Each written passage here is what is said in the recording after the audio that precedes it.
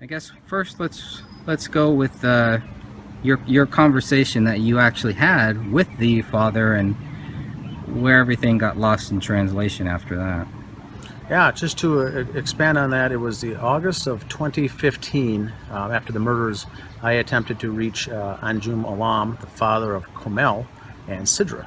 And later that afternoon, I got a call back, and certainly enough, it was Mr. Alam, confirmed that it was him, and it certainly was, and we spoke for 35 minutes. A nice guy, easy to talk to, was very pleasant.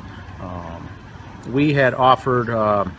he had made the comment that if money wasn't an issue, he would look into hiring an investigative team, and do some research to bring to what really happened here in this case.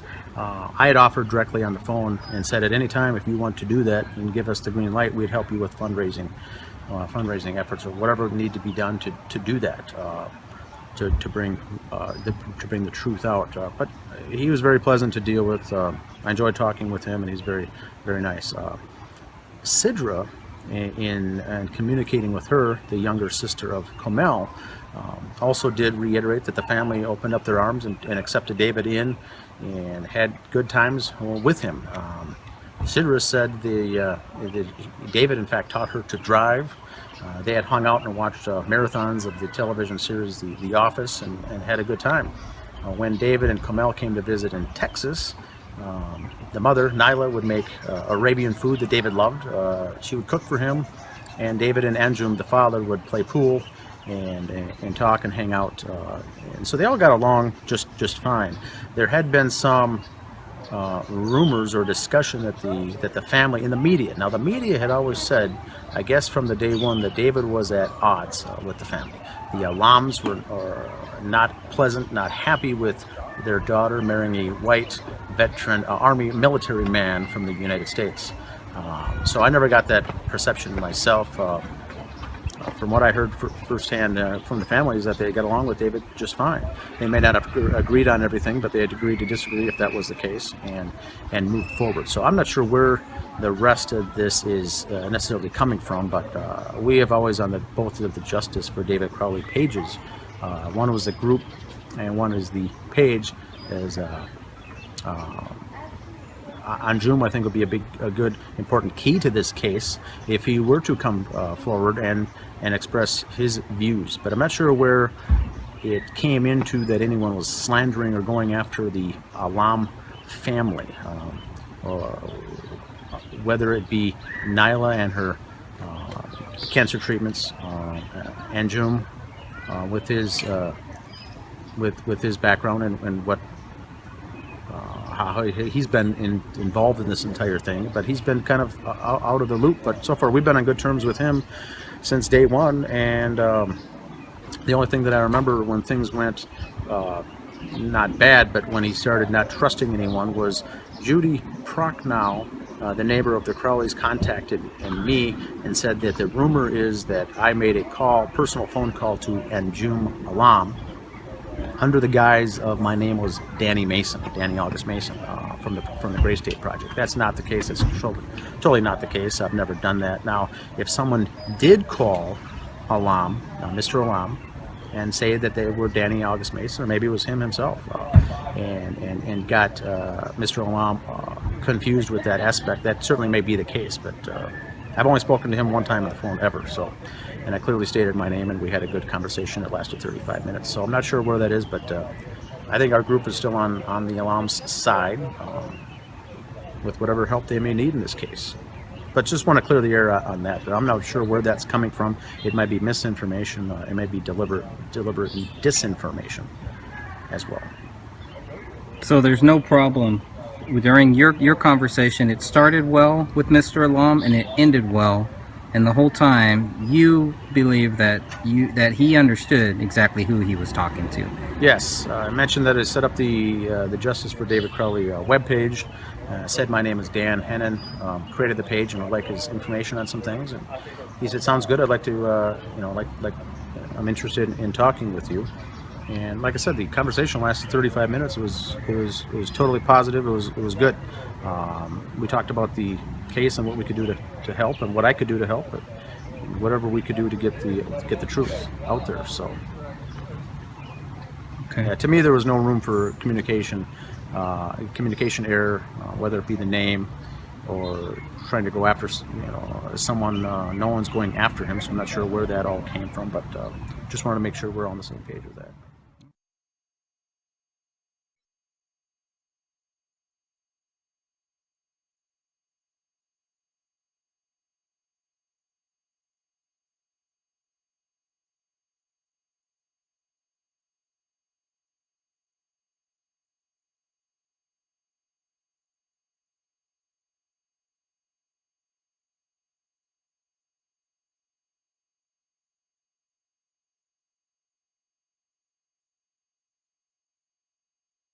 What I've seen after the New Yorker article came out, and then what I've seen in the interviews relating to the documentary that Eric Nelson directed, called A Gray State, is the common theme that I'm seeing in both of these things is the concept that David Crowley came back from the war, started understanding how things work from the big picture, and then the theme that I'm seeing is that they're pushing that he saw a niche market that he could exploit.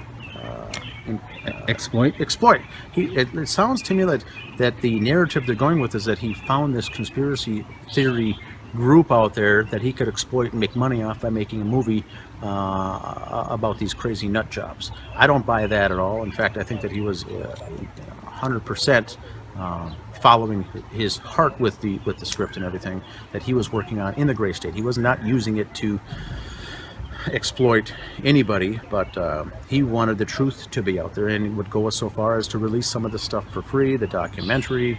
He was more, I would look at it as educating and giving people information that they could judge for themselves, but helping educate the American public, not something that he could exploit for a quick buck because he was trying to hustle someone. And that's the feeling I got after reading the article and watching the several of the interviews for the documentary, that they're trying to put a spin that he was trying to make a quick buck, is what it sounded like to me. What do you think about the demonic angle that they're going to try to push? Well, I think that it's with what happened in that house and what we've seen, it certainly seems plausible that if there was something behind that angle, it could have been the case. We know that David Crowley would not do this. Any normal person would not do this in their right mind if they were clearly thinking. Now, if he was under some kind of hold, under some kind of possession, perhaps he was, and perhaps he did this. But if that's the case, you still have to get around the angle that if a silencer was used to carry out the killings, why would you need a silencer if you were under this demonic possession of some entity, so no one would hear the shots? That's the one thing people have to remember about this case. The homes are close together. In the wintertime, shots of that caliber weapon that David allegedly used without any kind of suppressor or silencer would have rang through that neighborhood. So if you want to play the demonic possession card in this situation, although it's plausible, you still have to get around that fact that a silencer or something was used, as no one in the neighborhood heard anything. We've heard that neighbors heard something, but it didn't line up with the dates and times that this obviously happened in. So you still got to explain that scenario, because that still has to be dealt with, and that hasn't been yet to this day, a silencer or a suppressor. Any final thoughts here before we go? No, I think just to summarize, I think that once a documentary comes out, we'll be able to see that, whether it goes on to Netflix, whether it goes on to, I think it's A&E. A&E Films owns it. They're going to try to, I think, submit it. Some other people have requested it for some various film festivals to get it entered here. But I think after 6 to 12 months, whether it gets accepted or not, they'll start airing that on Netflix, maybe free for download, free movie to view. It might be on cable release after that. But it would be interesting to see what was all contained in that video footage of David doing those home videos. And I believe all that was legit and true. But to tie it into why he allegedly did this, that's a pretty giant leap, I think. The video footage that he had obviously happened, but the Eric Nelson and the film crew here took that footage, those 1,300 hours or 1,300 photographs, along with hours of documentation, and they basically needled it down to certain things that happened, and then tried to then make the viewer of the movie make the leap that he indeed did carry out this crime. Right, because that's what we keep hearing, all of these things. Oh, it was strange, but this is where they prove, this is how they're going to prove that David Crowley is guilty. To me, that always seemed very, very strange. Yet, at the same time, they're like, well, anybody else's theory is just as good as ours. So. Yeah, and I agree 100% right there. This doesn't prove anything. If this is just homemade videos and pictures taken by David on his cell phone, the things that he did obviously happened because it was videotaped. But to make that giant leap that this was the reason he did it, and now this proves that he did it, is nothing less than I wouldn't say a joke, but you cannot make that conclusion. Okay. All right. So we'll just wait for the documentary to come out, and then hopefully we'll do another show, maybe a few shows on it. Who knows, depending on how bad or how good it is. Death of a Dystopian by Alec Wilkinson. He writes a 7-page article in the New Yorker, and I find it fascinating what was missed in this article, all the different things that were not covered, yet what he chose to actually cover in this. Now, in speaking with Alec Wilkinson, it took me probably about 30 seconds to realize that this guy did not know very much about this case. Didn't know about the bullet hole in the living room that the police missed for 1 month. In this article, you're pretty much given two choices, okay? You can either believe that David Crowley is guilty or that the government killed him. That's pretty much all of the choices we're given here. How a libertarian's film project and his fate fueled the alt-right's deepest fears. I don't know what this guy is talking about here. I don't know what this guy is talking about here when he's talking about this alt-right crap. What does the alt-right have to do with any of this? Alright, this is not about alt-right, this is not about left, this is not about right, it's not about any of that. It's just about truth. First of all, has he read the police reports? Has he looked at the crime scene photos? Because I can tell you, when the people came out, when the documentary film came out to film me, the guy that I spoke with had no interest in looking at those photos. Well, if you're not going to look at those photos, if you're not going to look at the 94 pages, of course you're not going to understand where we're coming from. But if you're not willing to do that, don't write an article and don't make a fucking documentary. This is serious stuff. Now, if you have looked at these photos and if you have looked at the 94 pages and you still don't understand where a person like me is coming from, I don't know what to tell you. Here's what I can tell you. I don't know what happened. This article continually tells me what happened based on the documentary that I have yet to see. That also is going to tell me what happened. Well, I had many people from the very beginning trying to tell me what happened. And it all comes back to the same thing, the broken record of Greg Fernandez Jr. Where is your proof? So let's go through this article that fueled the alt-right deepest fears. I mean, what kind of crap is that? It all goes back to this secret knowledge that these people have, and this is why David Crowley is guilty. But we can't share it with you yet. First, we gotta go and go to every film festival that we could possibly get it into. Then we gotta sell it to somebody. So again, where does it come down to? It comes down to money. Yes, it is an interesting story. To me, the interesting thing is not just what David Crowley did, it's how the police reacted to what David Crowley did, to what they claim he did. So to me, there's many stories here. It isn't just, is David Crowley innocent or guilty? It's also, what did the police do to come to their theory? This article really doesn't cover that. Okay, it kind of glosses over that. Here's what I think really happened. I think Alec Wilkinson wrote a shitty article, 7-page article. I think there was a lot of things that he did not cover, and a lot of things he chose not to cover. Okay, but this alt-right crap is really bothering me, so I keep going back to that. Alright, so the journal was a life report, since I suspect my feelings right now in nostalgia and reflection might be of value. The timing of this article matching up with the documentary is not a coincidence. it's not an accident. Like I told the people that showed up at the house when they interviewed me, I told the guy later on, man, you guys did not have to be so secretive. If you're going to try to set out to find the truth, then be truthful. We didn't know who was making this film. We didn't know what this film was for, and we didn't care, because that's how strongly we believe in what we say. But on Facebook, there is a page called Justice for David Crowley and Family, which says that its purpose is to, quote, help to clear the good name of David Crowley. The page is overseen by an accountant in Minnesota named Dan Hinnon. He and Greg Fernandez Jr., a tech worker in California, conduct long discussions on YouTube in which they find fault with the police investigation and ask why someone whose future seems so promising would kill himself. I don't know if that's what we're discussing. We discuss more of how the police messed this whole thing up and how certain people jumped to the conclusion that David Crowley was guilty and totally ignored or totally just glossed over all of the things that the police did wrong. That's what we're talking about.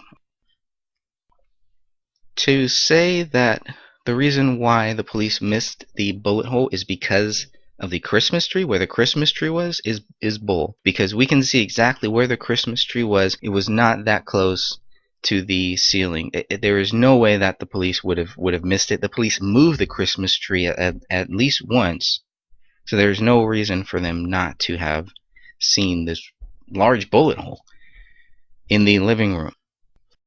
Alec goes on to say the journal is dominated by Crowley's notes as he wrote Gray State. What he wished for it to be, his anxieties about whether he could manage it, and the audience he imagined it would reach. He also wrote about his ambitions in general, to have a screenplay produced by 2016, to be a millionaire by 2017, his feelings for Kamel. And here's a quote from David. God, I love that woman. Strong, beautiful, ferocious, and deadly intelligent. And his determination to be a good father. So he's writing about his determination to be a good father, and then he goes ahead and kills his daughter. So as the entries go on, I guess, it starts to get darker now, okay, where David Crowley writes, I'm expecting to wake up somebody else. Vast personality changes are happening too fast to write about every day. I am being prepped for some slide into oblivion or destiny. This is what it comes down to. And this is what Alec Wilkinson says. David Crowley was losing his mind, and he didn't seem to know it. Somebody's feeding that to Alec. This guy does not know David Crowley, okay? This guy, I mean, that's a huge statement to really say. Somebody is feeding him information that will lead to that conclusion. Journals of people overtaken by psychosis are rare. That's the very next sentence. So David Crowley was losing his mind and he didn't seem to know it, and this is a rare case. It's pretty much what the guy is saying. I hope this guy is not a journalist. This guy cannot be a journalist.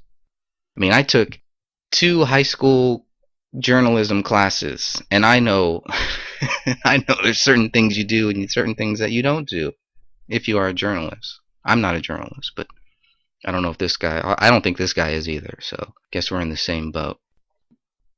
He goes on to say David Crowley owned a number of self-hypnosis recordings meant to overcome his insecurities. Again, somebody's feeding him that. The reason I say that somebody's feeding Alec this is because the guy obviously has not done a lot of research on this case. He thought that the convulsive things that were happening to him were the result of his endeavor to become more confident, poised, and commanding. He thought he was developing a new self. Where are all of these strange things, and where are all of the conclusions, the rush to judgment? Where is that in this article? It's missing. The only one who knows for sure is God. And that's good enough for me. Okay, in 2007, David was transferred to Fort Hood in Texas, and in 2008, he met Kamel at a bar in Waco. The next day, he introduced her to another soldier as his girlfriend. Kamel, who was a senior at Baylor University, lived with her mother and father, Nyla and Anja Malam, and her younger sister, Sidra. 3 years earlier, they had come from Pakistan. There, the girls and their mother had each had a driver, and the house was run by servants. In the U.S., they had to learn to manage for themselves.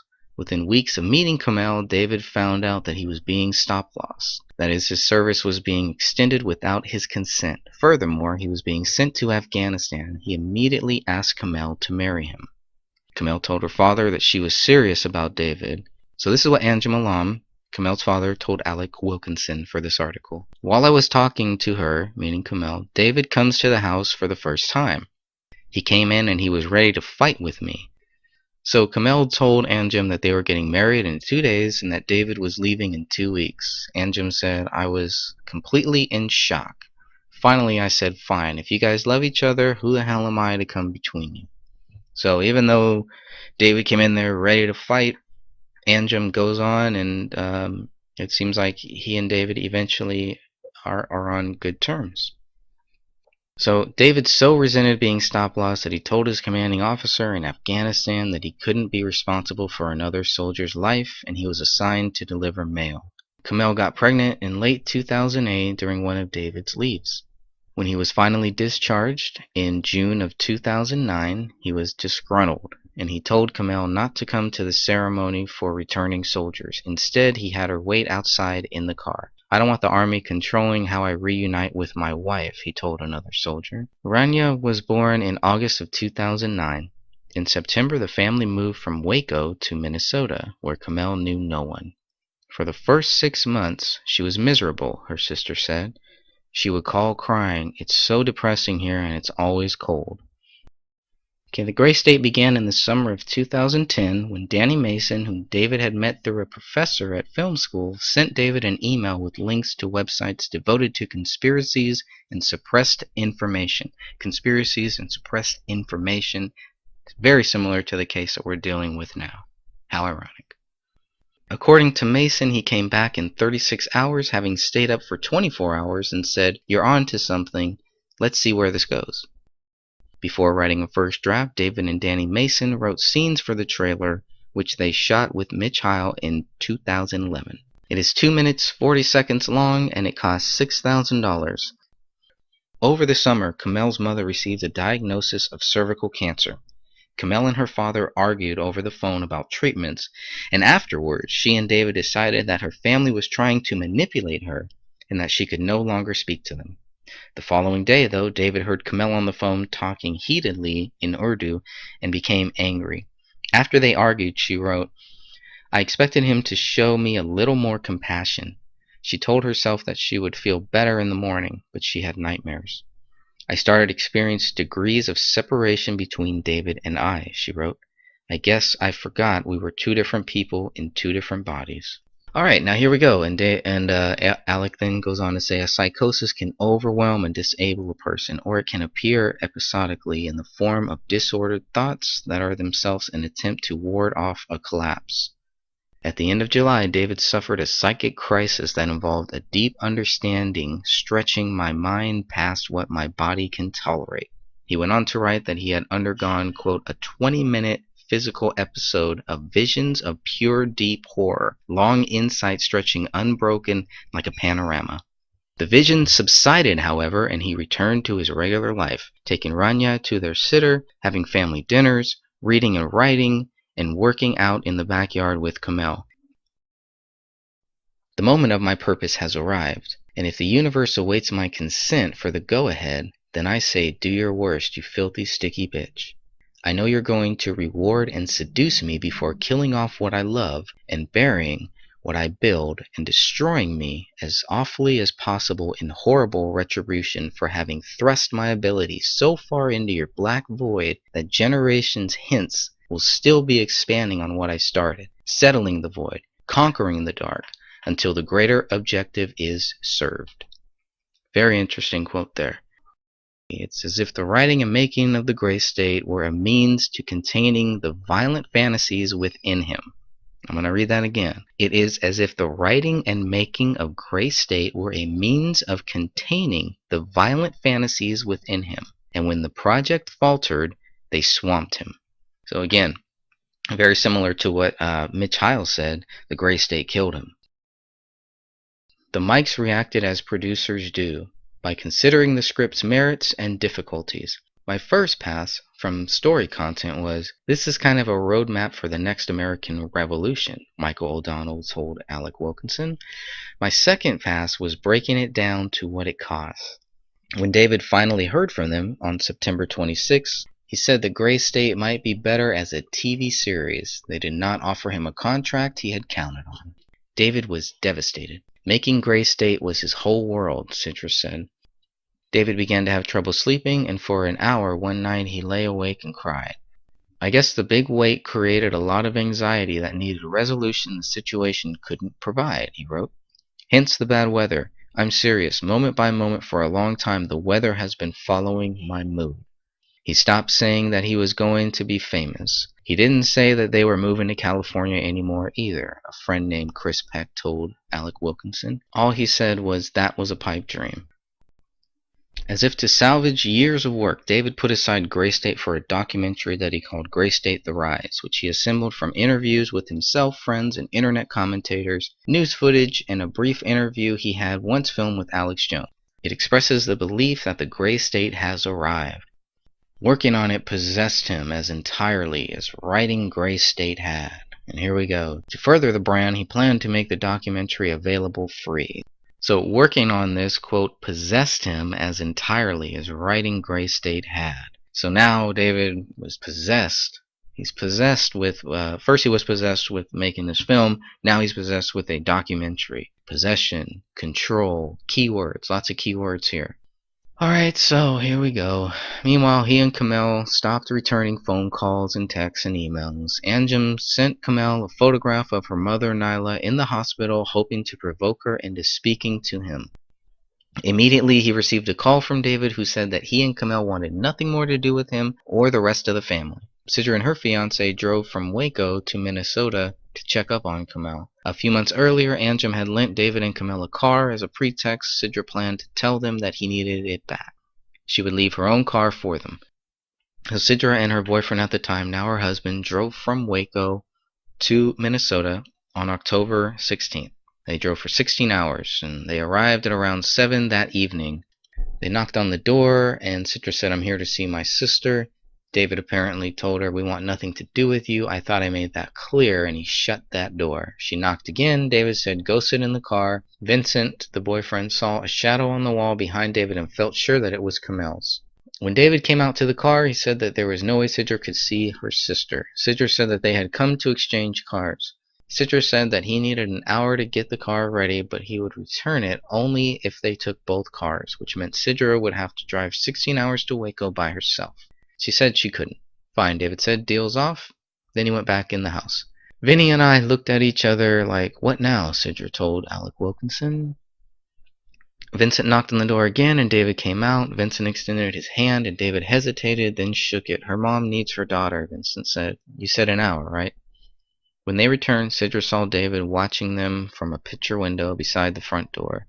The car was on the street, and on the dashboard there was a photograph of Kamel, Sidra, and Nyla. Kamel had written on the back of it, "I have always loved you and Mom, and always will." Sidra and Vincent decided to leave their car for Kamel in case she ever needed to flee. Sidra wrote, "I love you too" on the back of the photograph and left it on the dashboard, and they drove away quickly. Alright, so now we're going to get into the article where it talks about this pact, alright? You ready for this? A mania shared by two people, one of whom appears to be dominant, is called a delusion by proxy, and is rare. Again, this is a rare case. But hey, let's not worry about too much facts. Let's just call it rare and create a story that we want to present to the public that will conveniently match the documentary film that's coming out that's going to say about the same thing. But hey, two different sources, right? Wrong. Okay, the treatment begins by separating the people sharing the delusions. David's entry for October 30th, 2014 cryptically says, "Kamel got raptured today. She's still here." That morning he had gone to Home Depot, and when he returned, Kamel came into the kitchen and asked him to hold her. She said something was very wrong, something about "do not fear, sweet body, for we have felt this pain together," David said in a recording that he made immediately afterwards on his phone. He went on, paraphrasing her, quote, "Don't worry about the pain because you do not know how to feel pain. You will return to the dust in your dark slumber, and I will be gone. I have my mission," she had told David. She said she had heard a woman's scary voice and asked if he had heard it. Sounding distraught, she reproduced the voice. I've warned you. I've warned you. Then I want you. Please come with me. Please come with me. Your place won't come to me. There's nothing left here. David went into his office and shut the door. This took a lot out of her, he said into his phone. He had held her while she began to shake and weep and howl, and then she said, "This is what rapture is." Kamel came into the room then and lay down on the couch. "You said you were Egyptian," David told her. "You said you'd come from very far to find me and Rainey, and I need to come with you, and there's not much time."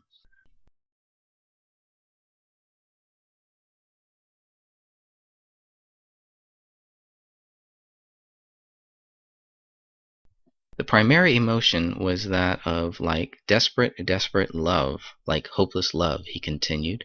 And on some level, your soul has committed to mine, and we're going to go somewhere, and Rainey is coming with.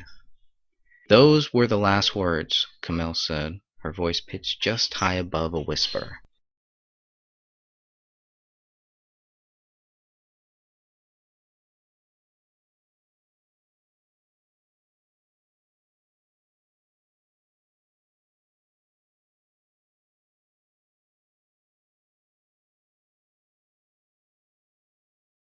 Demons don't just show up on your front door. You have to let them in. So that's where the occultist thing, where the spirituality thing, where the Bohemian Grove owl thing, that's where all that comes into play. And a very interesting quote where David mentions the Antichrist and having a soft spot for the Antichrist. These are not normal things. The week before Christmas, David and Kamel visited their friend Chris Peck. They were uncontrollably, zealously happy. David gave me some books, one about how to succeed in Hollywood, one about writing, and then he handed me a bunch of notes for a screenplay I was writing, and he gave me back video games I had lent him. He gave me back everything I had ever lent him. Kamel wished me Merry Christmas, and as quickly as they were in, they were out. High spirits, everything looks good, but somehow all of this is again leading to their downfall. This is 1 week before Christmas. They tell him Merry Christmas. They're celebrating Christmas. They're obviously celebrating Christmas. There's no doubt.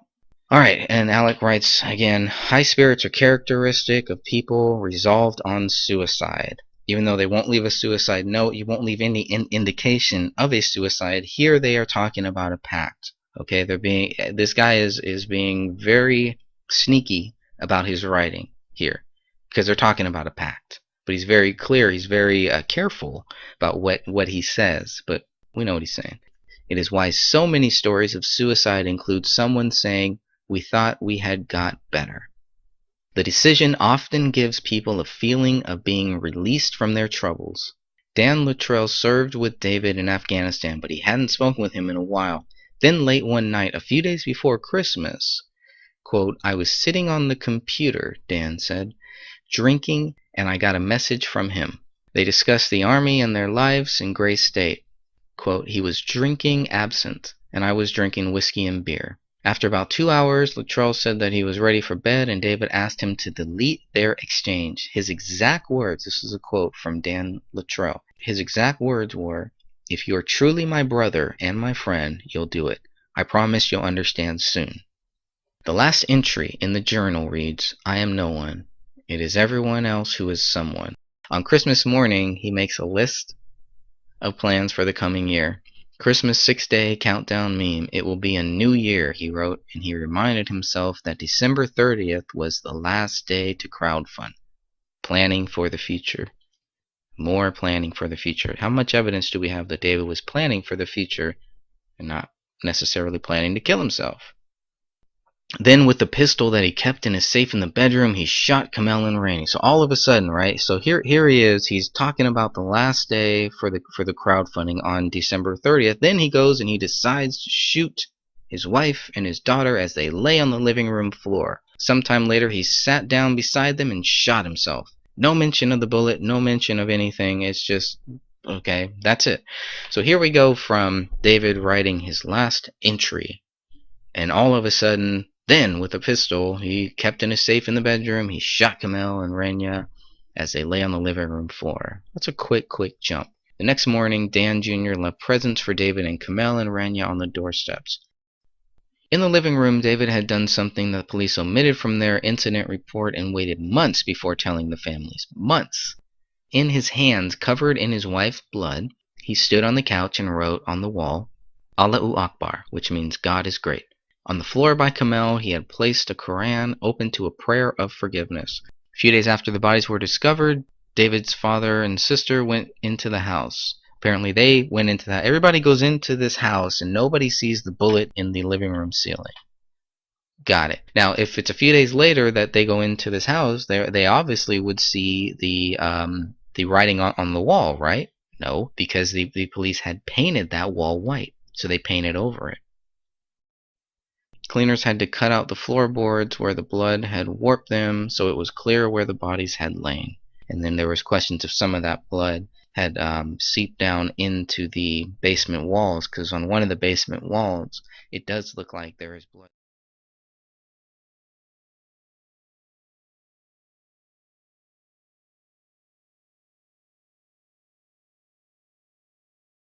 There is a reason why Allahu Akbar was written in blood on that wall. And yes, it does make sense to me that it is a satanic angle, that it is a demonic angle, an occultist angle. But that doesn't make it true. That doesn't make it fact. Mason Hendricks was also in the house and when he looked up and saw that there was a bullet hole in the living room. Again, not mentioned in this article.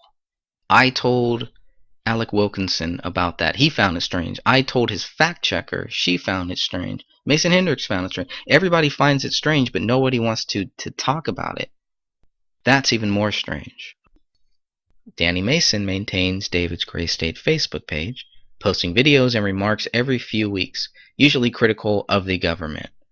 He and Dan Sr. own the rights to the concept, and while David Sr. is uncertain what outcome he prefers, Danny Mason still hopes to make Gray State. So even after the guy dies, even after the guy allegedly kills his family, you're really going to move forward with this movie? You must not be thinking clearly. Because if you really think you're going to make this movie and you're going to make money off of this, that's pretty sick to me. So I will debate Danny Mason on this anytime. Alright, so there's the article there. Just wanted to cover that and get that off of my chest. Feel a lot better now. Might be one of the only times I ever am forced to read an article from the New Yorker. Hopefully I never have to do it again. See you next time. Hello, my name is Dan Hennon. Today is July 11th, 2017. I'll be joined with guest host Greg Fernandez Jr. And between the both of us, we're going to review the movie documentary called A Gray State by Eric Nelson. This is the documentary that Eric Nelson and his team put together relating to the David Crowley and the family murders and the project called The Gray State. It was premiered at the Tribeca Film Festival. The film, once again, is a documentary called A Gray State, not to be confused with the Gray State Project that David Crowley was working on, or Gray State The Rise, the documentary that David Crowley did. But this is called A Gray State, which is really just a documentary based on this whole events of the deaths of the family of 3 in Apple Valley, Minnesota. Is that a good way to summarize it, Greg? Yeah, it's basically a documentary of the documentary and of the life of David Crowley, and more so, not really his life, but his death is kind of what it seems to really be focused on. And this whole alt-right thing, the key word that I keep hearing is alt-right, right wing, you know? It's like, wait a minute. Yeah, it's really pushing the envelope there on some of these reviews of the movie. Yeah, and there's no facts to really back up any of this alt-right crap. So.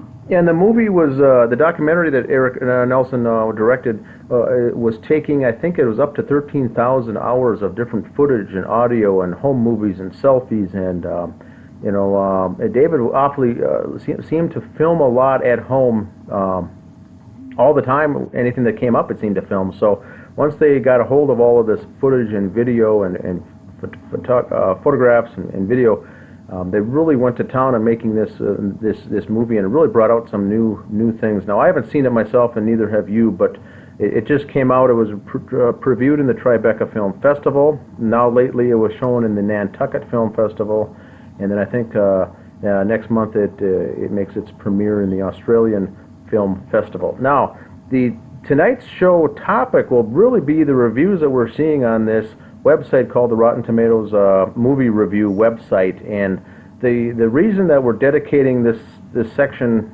tonight for this episode is there's only 5 reviews out there on this movie, and all I think were added in a 1 week time period, and they all say basically the same thing with a little different verbiage, and then nothing's been added since, and all the 5 reviewers give it 2 thumbs up, or in this case 100% really on the tomato meter as this great documentary, but yet there's no poster on the movie, there's no information on it, the audience has it written in, there's no other comments, there's just 5 critics, and they say what a great movie it is. So tonight's episode will be basically on this, and what I'll do is I'll pull this up, Greg, and there's only the 5 reviews, and we're going to go through one at a time and basically bring them up.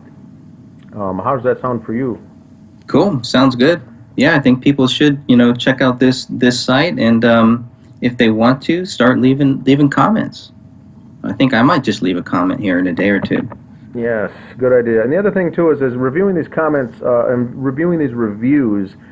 Keep in mind too, as many of us talk about the compromised media and the mass media as tools and slaves and basically working for the man. These reviews, as I read them, do not seem to be authentic reviews. They're still seem to be pushing a narrative. So, for the listeners out there, when you watch this, leave comments yourself below this video when we publish it, because hopefully it'll open your eyes and ears when you read reviews in the future. Right off the bat, we'll start with Frank Scheck. Frank Scheck wrote a Gray State film review for the Tribeca Film Festival. Although several self-identified citizen investigators, he's referring to us here, by the way, attempted to prove that the family was murdered, the quote, credibility means nothing to me, one of them ironically comments. And that's a shot towards you, Greg, there. I believe I was wondering who that was about. That was exactly, and I'll get to that too, because this is a good one to start with, because I know exactly what you meant when you said that, but he obviously took it the wrong way. It goes on to say the film makes its case methodically and persuasively. Nelson, who's produced such Werner Herzog documentaries such as Grizzly Man, Herzog returns the favor by serving as this film's executive producer, clearly knows his way around obsessive personalities, and in Crowley he's found a compelling textbook example of obsession descending into madness.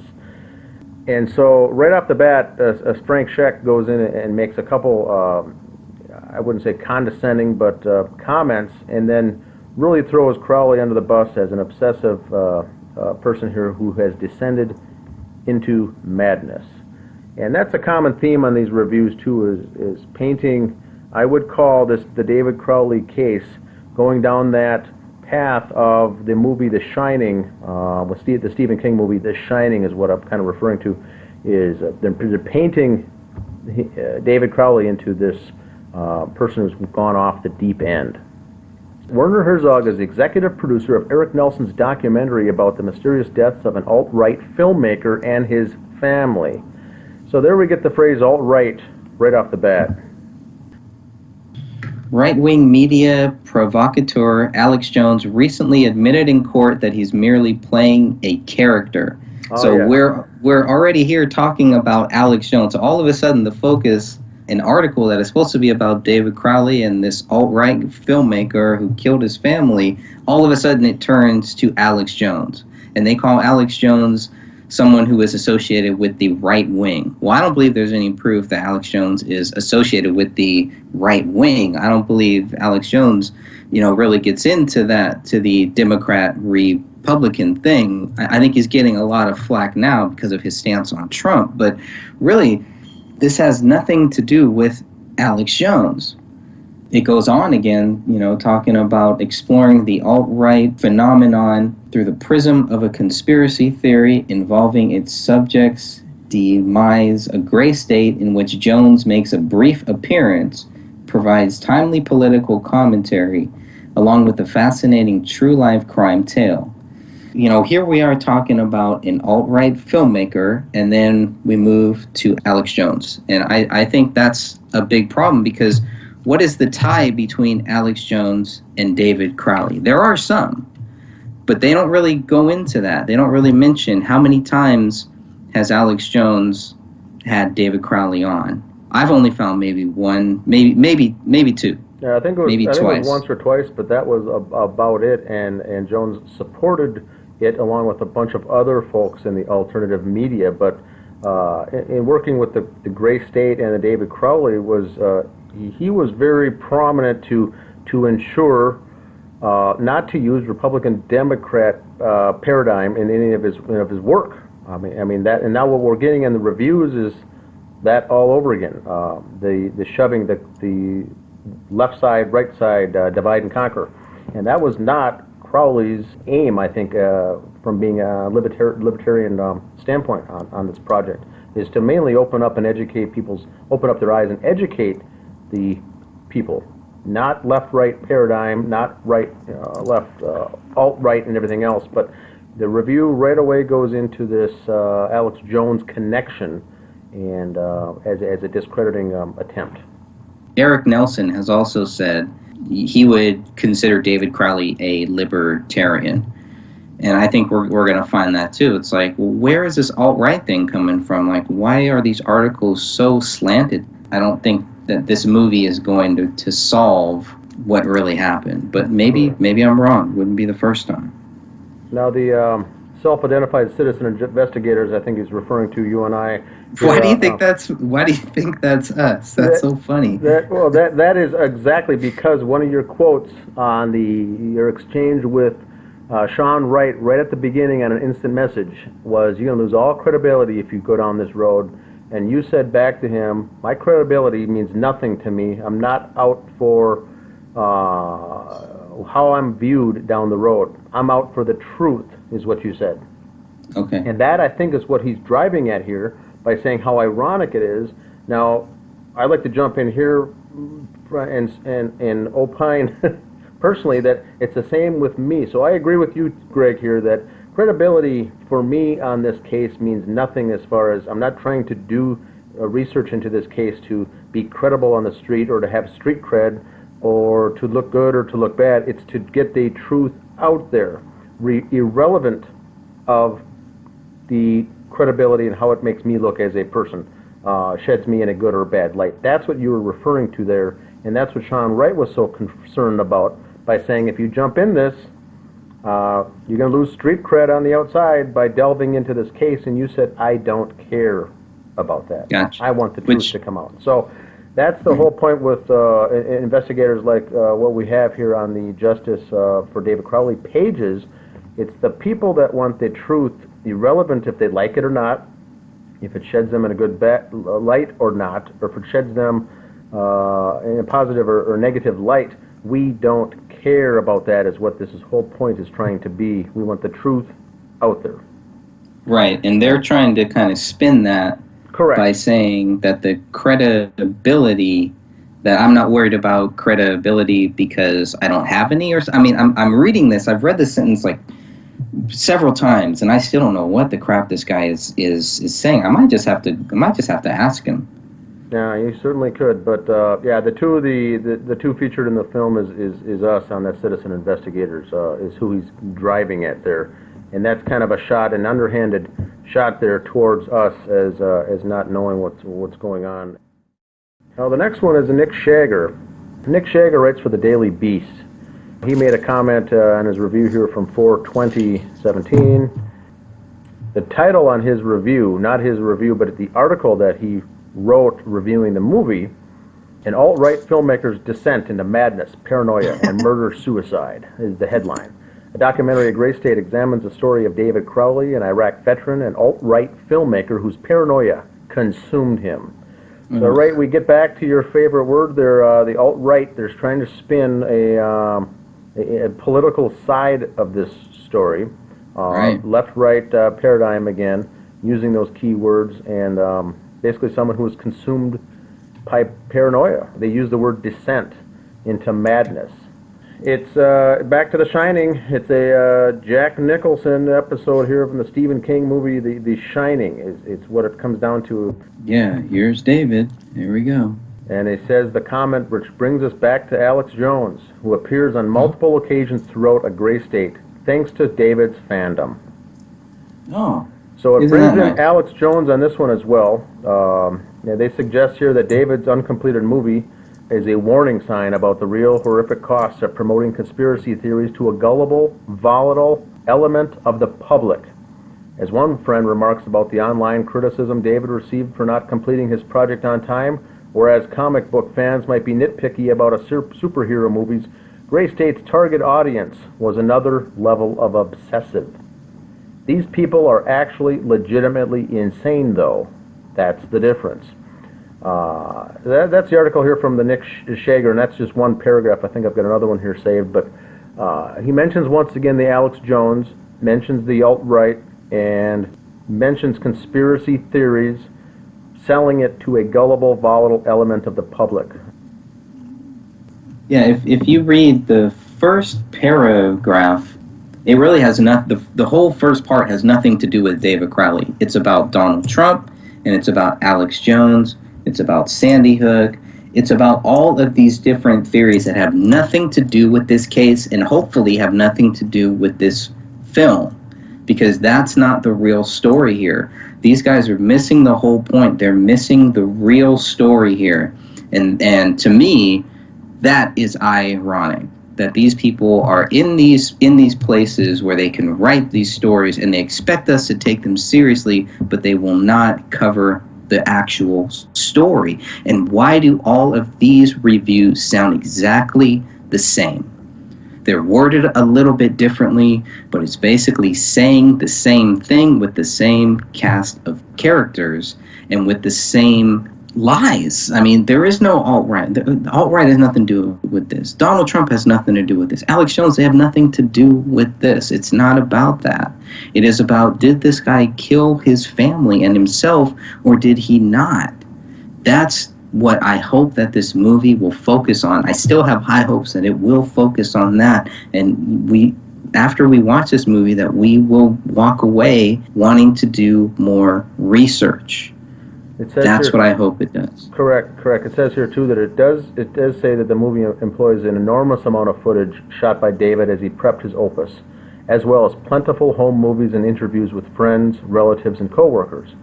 Eric Nelson depicts his subject as a vet so disillusioned by his combat tours of duty that he became gripped with paranoia about the military-industrial complex's nefarious intentions. Expressing that through his film, he gave a voice to those on the nascent alt-right who spend their days and nights dreaming of violent rebellion in the name of liberty.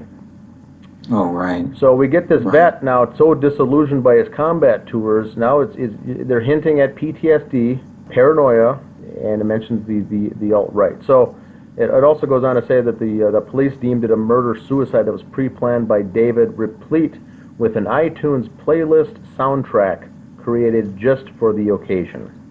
So it's just a very condescending note here written on in the review of a guy who went off the deep end. PTSD, military, paranoia. These words we're hearing is the paranoia types of phrases over and over again.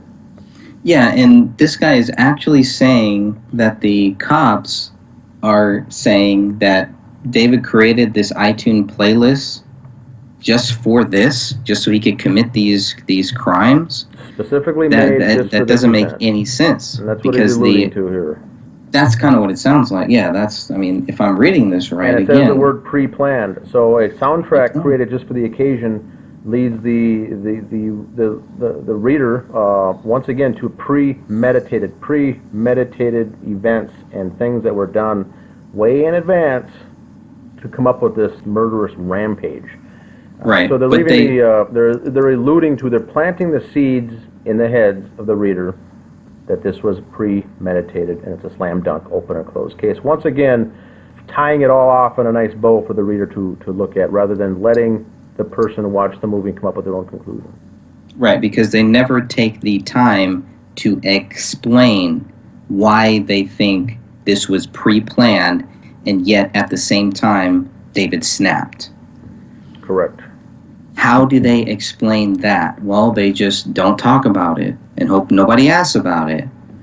But of course, people are going to ask about it. They know that a lot of people are asking. They have a responsibility. The police, from the beginning, had the responsibility to give the public as much facts as possible, so that way a lot of people wouldn't be jumping to conclusions and wouldn't, have all of these outlandish theories, blah, blah, blah. But it's just like, and then now it seems like this film is going to kind of, is it going to counter that? Is it going to really answer these questions, or is it just going to kind of gloss over some of these things that we've been very focused on? I'm kind of worried about that too, is that they're going to try to get everybody to focus on something else and not focus on the real story here and the real facts and the real questions. Correct. I agree 100%. It's all meant to distract and derail the person watching watching it, the film, and coming up with these various preset conclusions, rather than being open-minded and exploring and researching what really went on here behind the scenes. Now, Nick Shager goes on to say on his review on Rotten Tomatoes, is a gray state slowly peels back the curtain on David's private life to reveal an increasingly unstable individual, one whose suspicions about institutional systems quickly blossomed into distrust of everything and everyone around him. So once again, we see the words, we see the suspicions, the unstable individual, leading here to the psycho, to the person who's lost touch with reality, a sociopath, essentially, distrusting everything and everyone around him. So there are some other key words there from Nick Shager. Did the police see this stuff?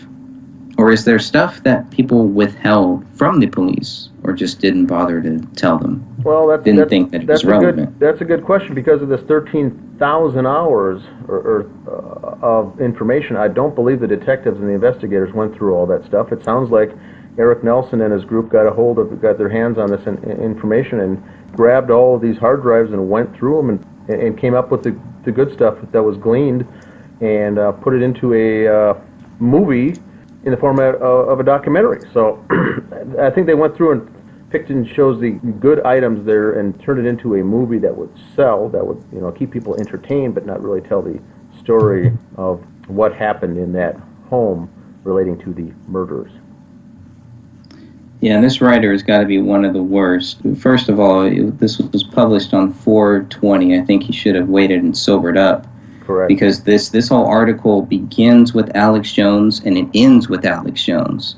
Why is he trying to push so hard this tie between Alex Jones and David Crowley? Maybe because a lot of people know who Alex Jones is, or at least have some false sense of who Alex Jones is. And the readers of these websites, the ones who actually go there, doesn't sound like they're fans of Alex Jones. They actually might have some ill will, some hatred towards Alex Jones. So if the author can psychologically, tie David Crowley with Alex Jones, then the people that don't like Alex Jones, well, maybe they won't like David Crowley either, and maybe they won't really look into what happened with David Crowley and his family. They'll just write it off. And I think they've been trying to write this off since day one. I think a lot of people have been. Yeah, it's more modus operandi, the MO of these critiques, trying to slam home the fact that David Crowley was a nut job who lost touch with reality. That's it. It's just that's what they're trying. It's a discredit campaign, I think, is what these articles are setting out to do. I think the good thing is at least he doesn't talk about our credibility, right? So that's good. Yes. Now, Anthony Kaufman is the next one. He writes for Screen International. Anthony writes, a tantalizing and fascinating real-life story. Now, keywords, real life, throw that out the word truth, true, real life, trying to send the message home that the case is closed, it's a done deal. A highly topical and resonant trip down the alt-right rabbit hole produced by Werner Herzog. This is They what had to go. Kaufman writes there. Alt-right comes up again. The word rabbit hole. Only took them 2 sentences. That's it. And the alt-right is back. And it's right on back. Oh boy. There it is. The alt-right rabbit hole. Okay, I don't know. I guess I'm going to have to figure out who is really a part of this alt-right and why are they connecting David Crowley to this alt-right thing? Now, he writes on this article that I did a screenshot, says, but if the documentary begins as some kind of American movie for the alt-right, keyword, portraying a dedicated outsider, filmmaker's efforts to make his very own blockbuster, the story abruptly turns darker. In January 2015, Crowley was found dead along with his wife and daughter in their Minnesota home. Crowley's fans and devotees were quick to call foul play, suggesting False. that the U.S. government assassinated one of their would-be leaders. But the truth, False. as Eric Nelson reveals in his carefully plotted out and sympathetic investigation, is more tragic and sad than shadowy. What are some key words that jump out for you, Greg, on this one? Well, so Eric Nelson has the truth. So basically they're saying this guy's saying this film is the truth. Everybody has their theories, and he's going to lump all of the fans, he's lumping them all into one small little box and saying this is what they all thought. Correct. Which is totally BS. I mean, there's so many different people that have so many different views or that don't have a conclusion. They haven't come to that point where they've said, okay, this is what happened. Yeah, there are many that have, but I think there are many more that have not. And this guy doesn't even address those. It's just, well, this is what the fans think. This is what these people think. And it's not true. And then he's going to actually use the keyword true in this. That's ironic too, to me. I mean, come on. It doesn't Correct. get any more ironic than Yeah, that. And it always comes back down to the theory that the government killed him, which they know that is a key word for many people that are just going to go, that are going to roll their eyes and they're not going to want to dig any deeper. Yep. And what I see here, Greg, is the phrase Hegelian dialectic jumps right out at me. It's suggesting two sides once again on everything that this Anthony Kaufman writes. He Sure. says Crowley's fans and devotees were quick to call foul play. That to me shows that the only people, what he's subliminally messaging here is the only people that call foul play in this entire case were Crowley fans and devotees. Now, I myself am not a Crowley fan before this case happened. I never heard of David Crowley, and I wasn't devoted to his work and even never heard of the Gray State Project. But I, on day one, was quick to call foul play on this case. There's many others like me and and yourself out there that called foul play that were not fans and devotees. So the article shows that the only people calling foul play were his big fans and supporters, what it makes the reader assume. Then he goes on to say that those who called foul play suggested it was the U.S. government that did it. Once again, Hegelian dialectic, one way or the other. If someone did kill him, it was the U.S. government. That is not what many of us are suggesting, that it was a top-level assassination. It could certainly be an option, but there's lots of different scenarios here, but this article is really pushing down the reader's throat that there's two sides. You're either with them or you're not. You're a nut job like Crowley's fans, or you're not. Everything that he's presenting here in this carefully crafted article is suggesting we, they, us, them, good, bad, all left-right paradigm. Now, he also goes on to say, but the truth, as director Eric Nelson reveals, is more tragic and sad than shadowy. So once again, it's bringing conclusion, it's bringing closure to this case that Eric Nelson has done the work with his team, investigated all the scenarios, and has put the truth here in one nice documentary that someone could watch and solve this case. The word truth is used, and that's what jumped out at me after reading this one. If I was a fan, I'd be pretty pissed off. It also says, it calls David a would-be leader, one of their would-be leaders, as if these people really need leaders. It wasn't really about leaders. I mean, I don't I don't see anywhere where David, at least publicly, considered himself a leader or where other people considered himself their leader. So it's always about, we need some type of a leader, you know. Then he has to talk about truth. You don't know what the truth is. Eric Nelson will tell you he does not know what the truth is. I haven't seen this movie, and I can almost guarantee you that when you watch this movie, it will not be what the truth is. I think it'll be a lot more questions, as it should be, because there are a lot more questions that have not been answered. And I think we're right back to that same thing where the focus is what they want it to be. It's not about what really happened. And that's what's sad and shadowy here, is that they don't want to focus on the actual truth. Correct. The leader, I remember reading one of the other reviews of this movie also, they called David Crowley a charismatic leader. They're trying to push that almost, I'm trying to think of the guy's name, James Jones, almost a Jim Jones concept is what they're trying to visualize, that he was some off-the-rails leader that people were blindly following. And I think that they're trying to make, to discredit part of this MO, to discredit David Crowley, that he was a David Koresh, Waco kind of a figure, is what they're trying to envision in people's heads because they can latch on to that. That's how I see these articles coming off, when they use the word leader, that is. Yep, you're absolutely right. All right, Jason Bailey is next. He doesn't talk about alt-right too, right? He takes it a little easier on us. Let's see what Jason writes. This is a harrowing portrait, how easily our own darkness can take us over if we let it. Jason Bailey, who writes for Flavor Wire. Once again, darkness, this whole dark, it can easily take it over. It's called a harrowing portrait. Jason writes about that, and I got a clip here, and let's see what phrases he uses. On Christmas Day, 2014, an independent filmmaker named David Crowley killed his wife, 5-year-old, and himself.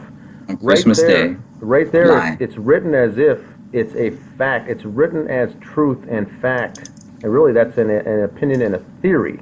But because of a cryptic clues that he left behind, and the fact that he was making a libertarian fringe thriller for the Alex Jones set, this horrible tragedy became fodder for conspiracy theorists who believe he was silenced for his anti-government leanings. Eric Nelson's sad and often chilling documentary argues that it was far less dramatic or extraordinary than that. Theirs was a sad story of a couple succumbing to despair and to the same kind of paranoia that infused his work. It's a hard movie to watch, as his private audio and video recordings serve as journals of a descent into madness. Ooh, there's that word again. But this is a harrowing portrait how easily our own darkness can take us over if we let it. So there's so many things on this phrase by Bailey here that it seems he got the script, tweaked it a little bit from what he was supposed to write, and then published his review. But once again, it's almost copy-paste items. Yeah. It sounds like this. It states the fact that he did the killing. He left clues behind. He uses the phrase libertarian as a fringe thriller, mentions Alex Jones again as an attempt at discrediting the fans, and then he uses the phrase conspiracy theorists who do believe he was silenced for his anti-government leanings. Now, and fodder. Don't forget fodder. The word fodder there is another belittling, demeaning word here for those. But Hegelian dialectic, once again, if you do believe that he was silenced and someone did it, it was killed by the government because of his anti-government leanings. Right. And that's it. That's all you get. It's either that or he's guilty. It also mentions that the story is sad. It's a sad story of a couple succumbing to despair. And it goes on to say the word paranoia that was infused in his work. And they serve as journals. These audio and video recordings serve as journals of a descent into madness. It's back to The Shining. It's back to that Jack Nicholson character descending into madness. But is it him now, or is this review calling him and Comel both descending into madness? You know, we've got this one theory where there's a pact that they both agreed to do this. There's people talking that David went mad and took Comel with him. There's theories that David and Comel both went mad at the same time. I mean, I can't even keep up with all these goofy scenarios going on here from what could have happened. All we know is that they had a descent into madness. Oh boy, that was a tough 3 sentences. I think that's just like, yeah, that's really tough. First, he's telling us when they were killed, which nobody knows. Police don't even know that. And then he's talking about a libertarian fringe thriller. I've never even heard that term. I don't even know what that means. Well, now they're talking thriller instead of, it's talking that the movie was made, to be sold as a thriller on the fringe. This fringe group conspiracy theories once again. That are libertarians, Libertarian, right? That yeah. are within the libertarians.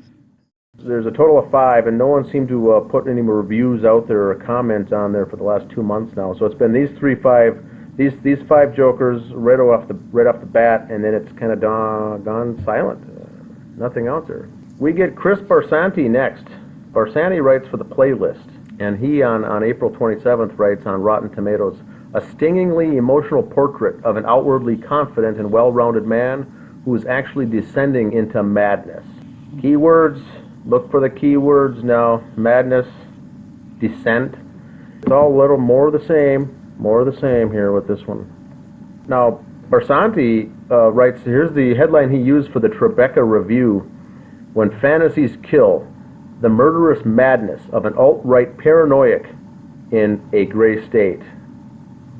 There's our same words again here. We're throwing in the alt-right, paranoid, and the word madness. And check out the first sentence and see how accurate this sounds to you. Discussing a December 2015 murder-suicide. There we go. Not long into Eric Nelson's tightly packed and disturbing documentary, A Gray State, discussing a December 2015 murder-suicide in a Minneapolis suburb that left filmmaker David Crowley, his wife Kamel, and their 5-year-old daughter, Rania, dead. Local journalist Corey Zarowski noted that it was catnip for conspiracy theorists, unquote. Why? Because for several years, Crowley had been trying to make a feature film called Gray State that looked like something cooked up by a room full of Alex Jones fans after a 3-day Red Bull and Googling marathon. What is that? Sorry, go ahead. Please continue. It only gets better. The idea that Crowley, an Army veteran and habitué of alt-right sites, would murder his family and write Allah Akbar in blood on the walls of their home before turning the gun on himself just wouldn't compute. So this is, now we get into some very condescending conspiracy theorists as considered morons, nerds, and geeks. They throw everything together here. Even using the Corey Zarowski. Zarowski had the article in the City Pages that talked about the case that actually was pretty good, pretty well-rounded, I should say, not too good, but a well-rounded article in the City Pages in the Minneapolis-St. Paul area. But he did throw the word in that he said that he thought that this story was catnip for conspiracy theorists. And so it also goes on to mention here that the feature film Gray State that looks something cooked up by a room full of Alex Jones fans after a 3-day Red Bull and Googling marathon. And so this is just giving the reader the visual of nerds in their parents' basement, surfing the web all night long, using that are Alex Jones fans. Red Bull, yeah, and this is all to discredit. Do these people not know that David Crowley was not an Alex Jones fan? I mean, do they not understand the vast differences between, Alex Jones? Do they not care about David Crowley's quote where he said, he didn't like the way Alex Jones was peddling merchandise to his fans and all that? It's every article has mentioned Alex Jones. I think they all got a nice little paycheck for writing the review and probably didn't do much thinking of after watching the movie at all. These are I think the script for these reviews are written by the propaganda unit, the propaganda arm of the CIA, and then these authors came in and tweaked a little bit to make them look authentic, and that was it. It made the press. It's sitting there now on the World to Read on the Rotten Tomatoes website, which a lot of people do use. Good, honest people do use that site for regular movies, but they're going to come here read this and say, I'm not interested in watching some Looney Tunes dude kill his family. This one, this article does mention as a self-proclaimed citizen investigators. Again, okay. Dismiss the notion that the crime scene was what it appeared to be. Again, it's like, no, that's not. They're missing so many things. There's so much that is missing here from what. If you're gonna mention citizen investigators, at least be accurate in mentioning what they're investigating. Correct. Not that they're investigating that, oh, the bodies were moved or this or that. We're investigating the whole thing. We're doing what they should be doing. We're doing their job for them, and we're not getting paid for this. Correct. That really kind of bothered me. And then they talk about Alex Jones again, and how they're clear not to mention Alex Jones. He's only mentioned once or twice. It's like, so at least they do go there. And it's just too bad that they had to spend a whole first paragraph on Alex Jones first, and then say, well, but it's not really about Alex Jones. If you get past that. Yep, they're all very, very cut from the same cloth, all these articles and reviews written by the experts, and the documentary was done by experts, and we've got the facts, we've got the truth, the case is closed. No need to do anything more of the research. You just pop in this movie for 93 minutes and you've got your answers and you can move on with your life, is what the intention of these reviews are setting. Once again, I got the Rotten Tomatoes front page here pulled up. It's showing 100% on the tomato meter for A Gray State 2017. There's no poster even for it. Hopefully we can encourage you to go out and make a comment on the Rotten Tomatoes site if you'd like to, but for certain, try to leave a comment here on this YouTube video, and we'll see if other people are noticing the same kinds of things, or if you could leave comments underneath this video here for anything that we have missed here tonight. But this is just the 5 reviews that are out there, and once again, it's just to help the reader look for keywords and key phrases and things like this when you look at things like this from a different set of eyes, being awake, being open to the truth. Some of these things I think seem to jump out at us when you start looking at it from that mindset. What other things have you gotten, Greg, on these 5 reviews? Anything else from a top level that you've seen on these reviews that you want to mention? Well, I think we covered it. We basically covered it all. It's to connect the alt-right with Alex Jones somehow, and then with Donald Trump, and then with David Crowley. And in this last one by Chris Barsanti, it goes into the soldiers, how David, it focuses on the fact that David Crowley was a soldier. It talks about Black Hawk Down. It talks about PTSD.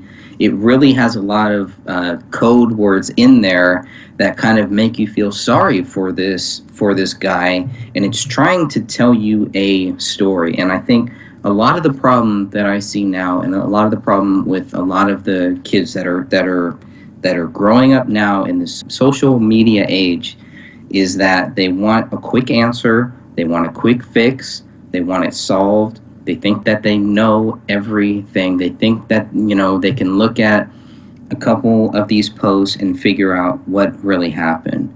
I think these guys that are writing these things, these 5 pieces, these 5 people that wrote these 5 pieces, they're going to move on to other things. They're going to move on to other topics.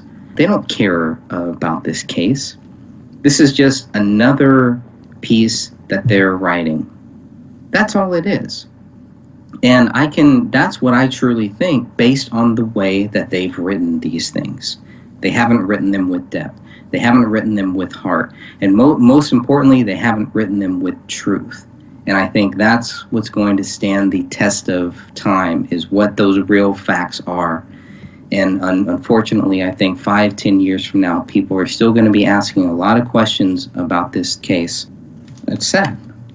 The other thing I'd like to add that I just thought about now, Greg, is for the listeners out there that haven't read the article in the New Yorker magazine written by Alec Wilkinson that came out, I believe, in March of 2017, is to get a full flavor of these reviews. Read that entire article and then read these 5 reviews, and when you put those things together, these phrases and keywords and things jump right out at you as all being done, I believe, in concert with each other to send a message, to tell a story, like you said, to leave the reader with, I've got the answers now, everything's done, it's all solved, it's a true life story, it's complete, and now I've got my answers, I can move on and move on with my life now, because this has evidently been case closed. So, and what we're here to say for Greg and I, if I can speak for you, Greg, is that this case is not closed officially. We don't know the answers, we don't have the truth. The people who have seen the movie, it does sound like there's just a lot of video footage and some interviews that were done, but it doesn't really solve anything regarding this case, is what I think. It doesn't solve, it doesn't answer anything. It's just a documentary filled with some video footage and home movies and interviews with the family. But I don't think it brings closure to anything, but I have not seen it, and neither have you, so I can't put the disclaimer on it officially. Right, but I can guarantee that after we do get to see it, I'm sure we'll have a lot more to really say on this topic. I'm curious about the family and the friends who have seen this. What do you think? Are you satisfied? Does this answer everything? Does this give you closure? I spoke with one friend of the Crowley family, and I asked him if it gave him closure, and he said that he already had closure. It's like, well, then why are you making this movie then? Why are you being a part of this film? What is the whole purpose? Correct. Is that the whole purpose of this movie? So that way, then maybe they can actually get this Gray State movie where somebody will purchase it and where they can make it a $30 million Hollywood film. Is that the real goal here? Correct. Or is it truth? Because if it's truth, then I'm not seeing it. I'm not seeing that. Gotcha. All right. Any final words to wrap up, Greg? And I'll just want to remind the viewers of this to please leave your comments below if there's anything that we missed or anything we overlooked. Hopefully, you'll leave some comments down there below. Any last comments, Greg? No, I think that's it. All right. Thanks for listening in. Today is July 11th, 2017. For Greg Fernandez Jr., this is Dan Hennon. Welcome, everyone. My name is Dan Hennon. I'm joined with Greg Fernandez Jr. today. We also have a special guest, Ann, joining us. Her name is Ann. The three of us will go over some of the response on the movie A Gray State. This is a documentary directed by Eric Nelson that is finishing its rounds on the film festival circuit. And Greg and I have not seen it. We were both in it, and then Ann did end up. She's from the Minneapolis, Twin Cities, Minneapolis-St. Paul area. She did attend the screening and jotted down some notes, and she'll be joining us today. Greg, how are you doing tonight? Hey, I'm doing great. Good. And welcome, Ann. Are you with us? I am. Oh, very good, very good. And so I think that we haven't had a discussion on this yet, but just for the listeners out there, David Crowley spent a bunch of time making the movie, I think it's called The Gray State, and then there was a documentary that he and his team made called The Gray State: The Rise, and now this is a documentary after the deaths of the family, directed by Eric Nelson. It's called A Gray State. Now this is just a documentary, 93 minutes, and it'll be premiering here. It'll be coming out, I guess, in the theaters in November. But so far it has been in several film festivals, the Tribeca Film Festival, Melbourne, Nantucket, Greenwich International Film Festival, the St. Louis Film Fest, Milwaukee Film Festival, the Walker Art Center, which was a free screening that included a Q&A afterwards. And that is what Ann attended here last month in September in Minneapolis. And then I think a couple weeks ago was the Downtown Film Festival of LA. This coming weekend is the Hot Springs Documentary Film Festival in Arkansas. And then also in October is the Twin Cities Film Fest. And then this film will be coming out as a theatrical release in November. And well, it'll go from there. So And I see you took some notes and you attended this. Can you give us a kind of some overview of some of your notes here, and we'll kind of chime in, Greg, if you can think of anything as we go. What was your kind of your feel and the ambiance and the demographic when you went in to go to that free screening? And you had some people who are fans of the Walker Art Center and attend the film. You had people from the community who were just interested. And then you had a mix of students and Gray State fans. The film series that they were presenting that included a Gray State documentary was to show films with the pressing issues of our times and the urgent issues that are presented by documentary filmmakers. So they showed the film screening first, and then afterwards was the Q&A. And I was taking notes throughout the film, so I pretty much accurately captured what happened in the movie as it happened. One of the interesting aspects of the movie was the amount of laughter in the audience when they were reacting to the film. Eric Nelson admitted during Q&A that the audience laughed more during the screening in Minneapolis than any other time when the film was shown. Now, I don't think the audience was laughing at the death of the Crowley family or trying to be insensitive. I think they were, basically I think the film was at some points that Eric was trying to make it seem intense or trying to make David look psycho, and they were just enjoying his sense of humor, or maybe they were laughing at the film itself, but I don't Excuse me, Ann, and this is Dan. I was sorry to interrupt there, but did you say laughing? They were laughing throughout the film quite a lot, actually, and I don't think they were laughing at the death of the Crowley family. I think they were laughing at the way Eric put the film together. There was one example I can give you. There was a home movie footage that David captured, and Ronnie was sitting on a chair outside on the deck, and she had a wooden stick in her hand, and Paleo was at the other end of the stick pulling on it. And you can kind of hear David saying off the cuff, you know, somebody may lose an eye over this, and I maybe have the unfortunate thing is I may be the one to clean it up. And it was interesting because the audience laughed. You know, they thought, I guess, David was making some kind of humorous joke. But Eric Nelson's response was to say, I can't believe the audience was laughing. This footage was where I was convinced David was a sadist. He was basically trying to tell us that David would have really let his daughter lose an eye or her play get out of control. But that's not how the audience perceived the event at all. And a Gray State, basically, it starts out with people close to Kamau and David, some of their friends, their family, a commander he worked with in the service, describing what they knew of the family from the time David was probably a late teenager towards the end. And it was a kind of a pieced together narrative showing how David had violent fantasies his whole life and went psychotic basically and murdered his family.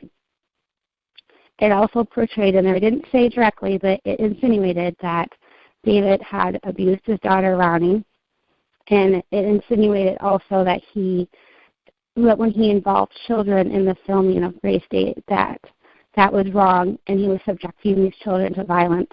And it was kind of insinuating that this is the kind of person he was. He cared more about himself than other people around him. And it also portrayed David as being controlling and abusive towards Kamau. But interesting enough, there really hasn't been any direct evidence that he was abusive. There are, events that family and friends maybe couldn't explain or didn't understand. But the way the film was put together, it didn't give you any answers either. The other thing that was interesting about Gray State was that it did not mention at all the rise, and it did not mention any of the forensic evidence or police investigative reporting. It just relied on emotion to carry the story, and I didn't find it credible at all. I felt there was a lot of places where the film either contradicted itself or didn't tell the whole story. The biggest area I felt was questionable was Eric Nelson wants you to believe David is psychotic. His psychosis and violent fantasies are what led David to create Gray State. It doesn't mention that Gray State was very thoroughly researched, and David's research included current events. David Crowley made a video on YouTube explaining and going into detail the depths of the research he made, and the video was like 45 minutes long. He was very educated. This wasn't just a film made out of his mind. It also did not explain that David's views in Gray State and in the Rise were things that his friends had talked about a lot with him. I mean, there are other people questioning and having these very same kinds of interests as him. So it's not like he just invented this. And many of these ideas in the movie were actually fed to him and encouraged by his friends. I mean, the other part of the movie I didn't find credible at all was when it showed a clip of Dan and Greg, and it was a very, very short clip, and it was pieced together, and it said that you guys are citizen reporters, and it showed a small clip of Greg saying, "I don't give a crap about credibility," and the audience laughed at that a lot. You guys are portrayed as being conspiracy theorists, of not being open-minded or accepting to other theories, and basically the situation is that you guys are both nutcases. I didn't find that credible because it didn't explain or elaborate on your views and why you have your views. It just had 2-minute segment, then it skipped to the next thing. And actually in the description of a Gray State that's promoting it in the Walker, that I'm looking for now, that line from Greg was in here. Let me find it here. And it's just like, I don't believe, if he has a theory, he wants to present his evidence, that's one thing. But his movie shouldn't be based on casting other people in a false light and not including all the information. I feel like he was duping the audience. Why not give the audience all the information and let them decide for themselves? When we're talking about the line, the whole, I don't give a crap about my credibility, was it prefaced by anything, or was it followed up by anything? No, it was just in there, and it showed a video of Dan and then you filming in what looked like your home. Did she drop off? Yeah, I think so. I was going to ask her a question. Maybe she'll. I was going to ask her a question. It sounds to me like the way she's explaining it is almost like this documentary is a biography about David Crowley, and that's not neither right or wrong. But the impression I got was that Eric Nelson was going to put this documentary together as a kind of an investigative piece to kind of close the loose ends on this investigation from a police and detective point of view, and bring us into it as well. I know that the group spent. She's actually back on, so if you want to. I am back.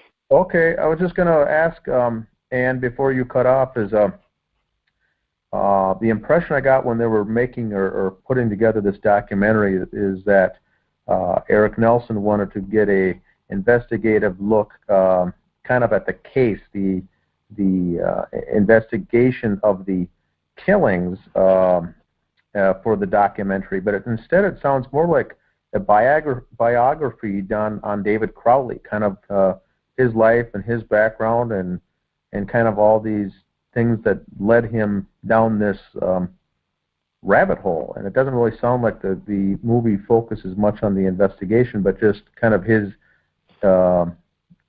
dwindling final days from a psychotic person or something like that. Is that what you're? Yeah. It's kind of a biography on David versus going into the reasons that the killings took place from an investigative or a forensic standpoint. So that's kind of odd, I guess, for myself, I guess, to understand. Well, it was interesting too. It was, if you could call it, I don't know if you could actually call it well, it was biography on David. It was biography through the perspective of he's a deeply disturbed, abnormal individual. You know, I felt like the family and the friends who were talking were very honest and sincere, but I also felt they were being exploited because I don't feel that their words and their memories were actually being presented. I felt like everything was being presented to push this psychotic narrative of David. Yeah, the other thing is, I know when the film crew was here, they spent, it was probably well over 2 hours, probably 3 hours at my home, and I think they were interviewing Greg as well for many hours. So we had lots of questions and lots of on-air time giving our thoughts and ideas and stuff. So not much of that aired, just a little small snippet of it aired on the actual documentary. Just one line from both of you, and it was made to make you guys both look like you were conspiracy theorists and that you were insane. What a waste. They spent a lot of money on that. Wow, that was a lot of time. It was an entire afternoon that, they spent looking for insight and ideas and things like that. And and I spent a lot of time with the talking on the investigative, on the forensic sides of things that did not add up. Certain basic things that on elementary items that a base level detective should have found and should have noted that were discrepancies. And I thought they were going to kind of take the ball and run with it on that.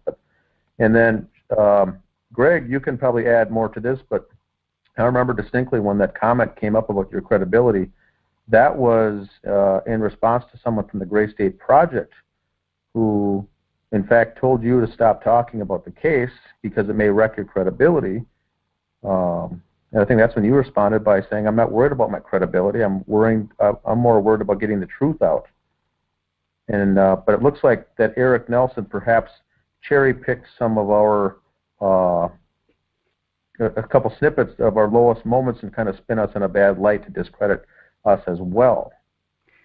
Well, they did ask me a lot about Sean Wright. I mean, a lot. There was a heavy focus on him. They were looking for different quotes. I felt like they were fishing for certain quotes. And okay, so there is that quote, because I can tell you that quote was taken out of context, because if it doesn't preface the conversation I had with Sean Wright, that's where that quote came from. But then if they're doing that same thing to the family, they're probably misquoting everybody in this movie. So it's kind of hard to look at this movie as a credible movie. So. Wow. I actually have my brochure from the Walker where it references that line, and I can read you exactly what it says. Yes, It says please. here, several self-identified, quote, citizen investigators attempted to prove that the family was murdered. Quote, credibility means nothing to me. One of them ironically comments, the film makes its case methodically and persuasively. Do they touch on the documentary on the widespread use of social media and how much attention this has gained on social media, how big this case is? Or do they just portray it as Greg and I are the two strange Crazy oddballs? I didn't mention anything about social media, and in fact, I felt like the film was trying to make people in social media turn against David. It had at one point a clip in there stating that David was deleting comments from Facebook. I don't know, and then it had a line basically stating from one of his friends that the people leaving comments were beasts or something like that. But if you weren't listening carefully, it could be portrayed as an attacking remark, like he didn't care about his fans.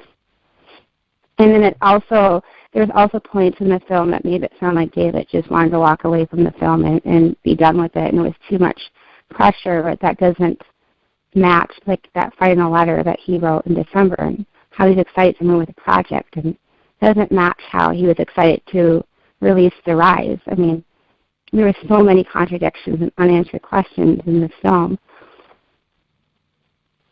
Did it touch, Ann, did it touch on the Alam family down in Texas, how they switched and pulled away their cell phone numbers and required David to get his own cell number and things like that?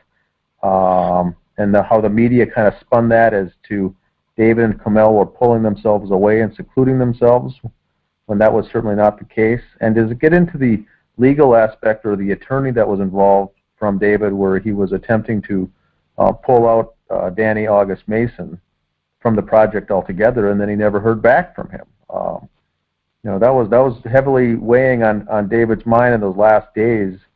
And a good friend of his, I think at one time he may have even referred to him as his best friend, who had turned on him, and he needed legal help to break the ties.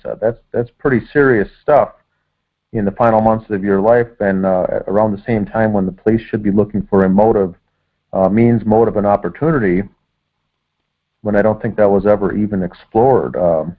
Anything like that, or the mother dying months after the case, anything to that effect? Well, Eric Nelson basically said he interviewed Cedra Alam and Mr. Alam, but that they didn't want to be part of the film, and then he also said he failed to get a signed release from them, so he couldn't use any footage he showed of them, which I, again, have a problem with. He didn't get a signed release? Yeah, apparently he did not get a signed release. Well, what in my case, and Greg, you could back this up if you want, before they even made efforts to come out here with the film crew, I had to have that signed release already done before they even set up the interview. So that's the very first thing that they do before they even start scheduling interviews. So I don't know if I would believe that from Eric Nelson, because they would have already had all that done for the interviews. I'm guessing that later on down the road, the Alam family says, "No thanks, I no longer want to be part of this," and then retracted it later. Because there's no way they would have gone and done interviews without having that paperwork in hand. So I'll bet they retracted it after the fact. Is that how Eric Nelson portrayed it in the Q&A? He kind of brushed over the retracted. He made it sound like, "Oops, I just forgot to send a release. No, my bad." That he just forgot to get the signed release. Well, we know that's not the case, because there's no way. Greg, was that an important part for your interview as well? I mean, they definitely wanted it, but there really wasn't a whole lot to what I signed. So, so for them to say that, we didn't get it or whatever, the fact that the Lom family did not want to be part of this movie should also raise a lot of questions. That also adds to the lack of credibility of this film, because here you have a key people that all seem to say that David Crowley is guilty. Why would they back out of this movie? That's a huge, huge deal. Huge. So Ann, just to confirm, they were at one point in it, and then they never made the final cut of the movie, is what you're saying. They were interviewed, right? They were interviewed, and he also said that he had access to some of David's computers and electronic information, but he did not have access to anything from Kamel, and that her computer, he said he couldn't access the computer because of a password issue, so he only had from David's side, and then what his friends were saying. Well, that may be correct, because from what we heard from Officer Gummert, from the lead detective, is that they also couldn't access her Microsoft Surface Pro, I think is what it was. They couldn't get in it sounds to me like the Dakota County Electronic Crimes Unit couldn't get the password to get into that machine. Is that correct, Greg? Yes, that is definitely correct. As far as what they've said, sure. That would make sense that Eric also Nelson couldn't get into it. It's fishy that the Electronic Crimes Unit couldn't gain access to her stuff. But Yeah, I don't so believe that. Sidra I and don't believe Anjum Alam were interviewed, but then later requested to be out of the film and didn't make the final cut. There's a showing in a couple of weeks here in Minneapolis when it comes to the Twin Cities Fest. One of the days shows a version called the Director's Cut that'll also be aired. Have you heard anything, either of you two, with what's going to be in the Director's Cut? Is that going to be maybe the alarm footage that was left on the editing room floor, maybe in that version? He didn't really elaborate what would be in the director's cut. If somebody had a question, he would say you just have to see the director's cut. I felt like he was plugging the director's cut, and it would just be a way to make additional money. Yeah, I think we were told by not Eric Nelson, but the other guy, Robert Erickson, I think is his name. I was told that they had too much film, so they were cutting this down to a shorter version. So I'm not really shocked that they're bringing it out. I mean, look at all the footage that they have from us that they didn't use. They probably have a ton of footage from so many people that they didn't use. It sounds like the footage is heavily focused on the friends and the family, those closest ones to him. Is that correct, Anne? Or yes, wrong on that? It was the people closest to him, and I think they're really brave for speaking out. I'm not going to say anything bad about the friends or the family, but like I said, I felt like they were being exploited to a sense, and I felt like it was hard to discern if this was really their real words and their perspective, or if it was being edited, or if information was being fed to him. I mean, there was a really memorable scene where one of Kamal's friends was talking about her memories of Kamal, and she's kind of trying to figure out, some of the more difficult memories, like why Kamal pulled out of the business. She shared that they had some difficult email conversations.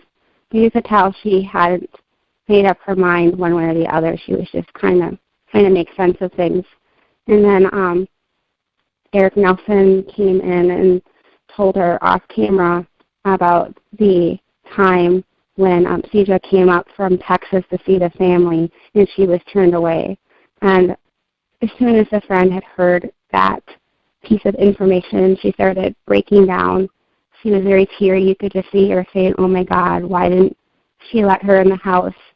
And you got the sense that at that moment, I mean, from what was portrayed in the film, I don't know what she really, thinks and feels, but at that moment, it was like she was starting to buy the psychotic narrative now, And then there was the underlying pressure of the friends and family should believe this, and we, the audience, should believe this too. And, suspend all thinking, don't look deeper, just believe it.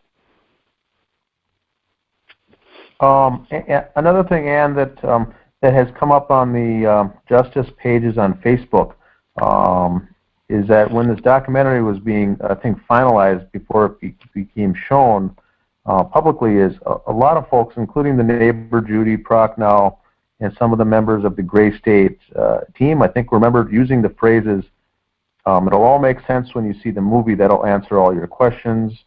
Anything that you question about why David did this will be in the movie, and that should close all the future questions." Is that a sense when you watched that movie that it kind of brought closure to what happened and why David did this, or not? I didn't have. I walked away feeling like we don't have the answers. It didn't answer anything to me at all. I wonder why they would say. Why would they say that though? It sounded to me like it was a very slam dunk. Like once you see this, it'll put all of your goofy theories to rest. Once you see this, because it'll answer everything. It'll tie everything off in a nice little bow, and everything will be solved once you watch this movie. So that's not the impression you received. Instead, there was. I mean, I still don't get all the laughter in the audience. David in the movie seemed to have kind of a quirky sense of humor, and he seemed to be original. I don't know why people are laughing. That's the only thing I can think of. I think that Eric Nelson was hoping that the bits from the electronic diary would somehow sway people to believe David was psychotic. But David was, I would like to say the movie portrayed David as almost having autism. I mean, he was portrayed as being such an unusual thinker and being so different from others that when I heard the electronic diary, it didn't sway me to believe that David did anything. I was questioning if this is just his way of speaking and his personality. You know, maybe he went overboard making David seem so unusual and, you know. Interesting. I mean, what about this electronic journal? Can you tell us anything more about how it was found or how it was discovered or where it was located and why it wasn't in the police reports and things like that? Did it mention anything like that as far as we've been hearing a lot about this electronic diary, electronic journal? It was referred to as an online diary at one point and then an online journal. And what kind of format was it and what kind of things did David put in this journal? that was like one of the big missing pieces in the movie that made me question the movie actually is there was no information whatsoever about where it was found, how they accessed it. It was just kind of something that was read once in a while, I believe, by David's father. And to be honest, parts of the online journal reminded me of some comments that David made on his Instagram account and maybe some of his Facebook comments. You know, it was just very hard to make sense of the journal because you weren't given any context. And not knowing where it came from, you didn't know how to judge if it was credible, had it been altered, you know, who had access to it, you know. You had no information about, you know, how did they forensically evaluate this? Was it date stamped? I mean, there's just nothing. It just appears in the film and it's being read. And then the other reason why the online journal to me didn't seem credible is because Eric Nelson didn't seem to understand what Gray State was or why Gray State is important to the fans and the people. It seemed like he was completely misjudging Gray State. So because he had that impression, I didn't trust his interpretation of the online journal. Nelson portrayed Gray State basically as senseless violence in a movie with a lot of killing. You know, when you sit down and you watch the documentary, the first scenes you see are images from Gray State of Danny Mason hacking people up. And you're watching this, and it's really shocking, and you're not given any context. So you see this, and you're just like, oh, man, this is a terrible movie. No wonder this guy did this. But you don't hear that David Crowley meant Gray State as a love story and as a human interest movie. And you don't hear that the trailer was made to grab attention, and the film was much deeper. And then at other points, Eric's showing only the worst things in Gray State. He's showing scenes where David has the actor sit down, and he's showing David pointing the gun back at people's heads and blowing them off for the scene in the movie. At another point, he made it look like David traumatized the child actors in Gray State by making them play the scene where the kids are ripped out of bed in the middle of the night and they have to scream, help me, help me. And David's telling the children, if you say, help me, where's my mommy? I'm not going to stop filming, but if you want me to stop filming, say banana. And, you know, it sounds innocent when I'm telling you about it, but when it's portrayed in this very intense, dark movie, it really made him look like he was subjecting children to trauma. And he didn't seem to understand the message of Gray State or why everyday people were attracted to it. I mean, you know, most people aren't attracted to Gray State to watch senseless violence. They're watching it because there's a human interest story, and it's hitting them at a personal level, and their eyes are opening to the world around them. And he completely misjudged that. So it was hard for me to believe that he could even understand David at all, or that this electronic journal, he could even read that. And I have a question. This is Dan. Do you think, from watching it, do you think that Eric Nelson himself ever sat down and watched Gray State: The Rise? It's a 2.5-hour documentary that kind of puts everything in line and sheds light on everything that David and his project and his team was doing. That's the groundwork, I think, for everything.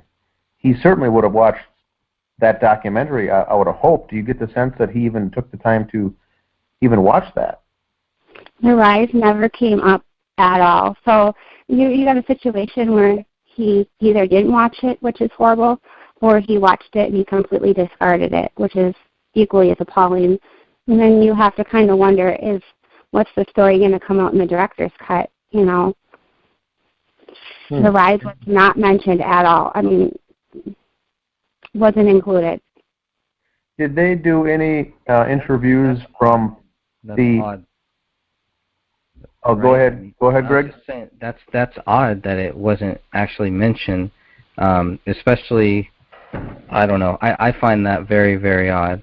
You know, why wasn't it mentioned? And you know, are people going forward with it? And it's this documentary is definitely going to be tied to that.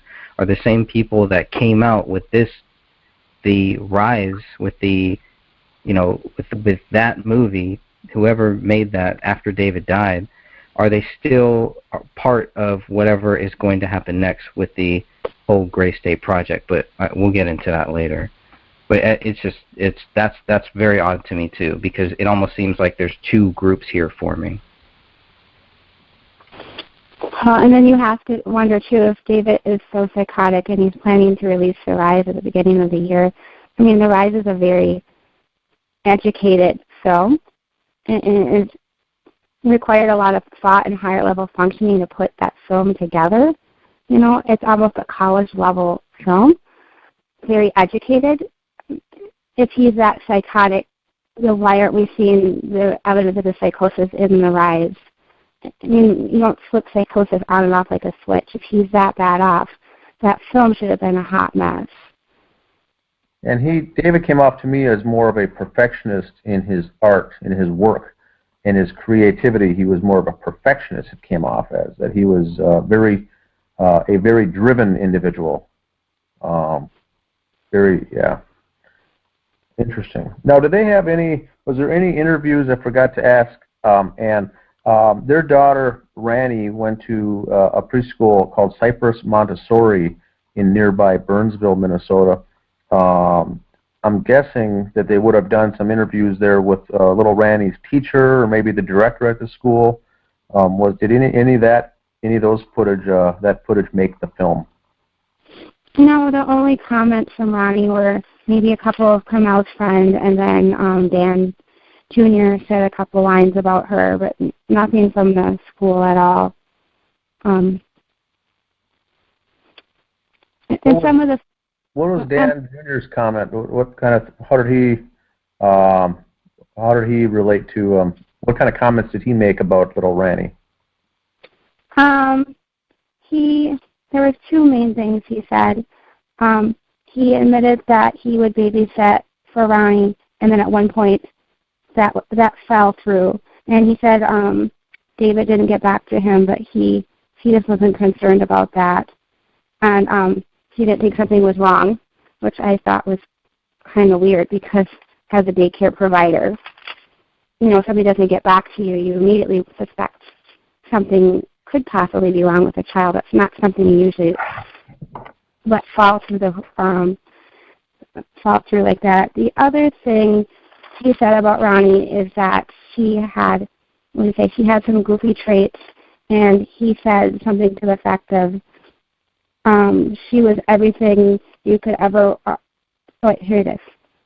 He said she has some goofy traits, and that she would be my dream girl. And then there was a noticeable pause, and then he said, "You know, as a dad," which totally creeped me out. I mean, it just did. Now, you followed the justice pages, correct, to some extent? Yes. You remember about a year ago when one of the cousins came out forward and mentioned, kind of blew the whistle on something that Dan Jr. did in the youth camp, sexually with an underage boy, and that caused the family to basically up and leave. And they got problems with him going way back to youth camp at a youth camp, something with youth kids and stuff. So was it awkward at all with him babysitting the daughter at all? But I do find it strange that, like you said, that comment does seem to be quite awkward. It wasn't just a comment, it was the noticeable pause. So I wrote down what he said. It says here, Ronnie was what every parent would want in a daughter. She had some goofy features. There was so much to love about her. She would be my dream girl. And it was like a noticeable pause, a couple minutes, and then said, you know, as a dad. I mean, it was the pause was what made it creepy. If he had just said it and you moved to the next subject, you know, the pause is what really drew your attention to it. Wow, that's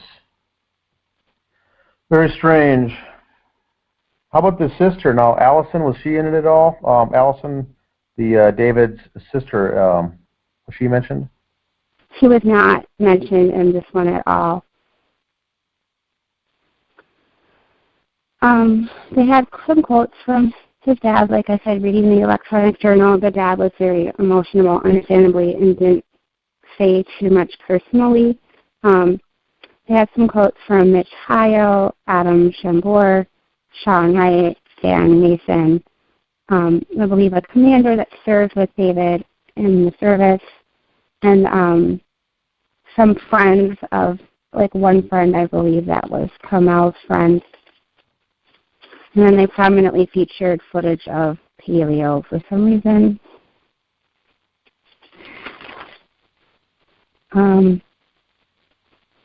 But like I said, the whole narrative was David was abusive and psychotic, so it was hard to determine if the friends really felt this way or what point did they believe this. I mean, there really wasn't a lot of context there. And then they had a small clip also of Judy and Colin talking about when the bodies were found, but they weren't featured very much in the movie at all other than that. In fact, the movie generally seemed to brush over when the bodies were found, the deaths, what happened, the type of injuries. None of that was really explained.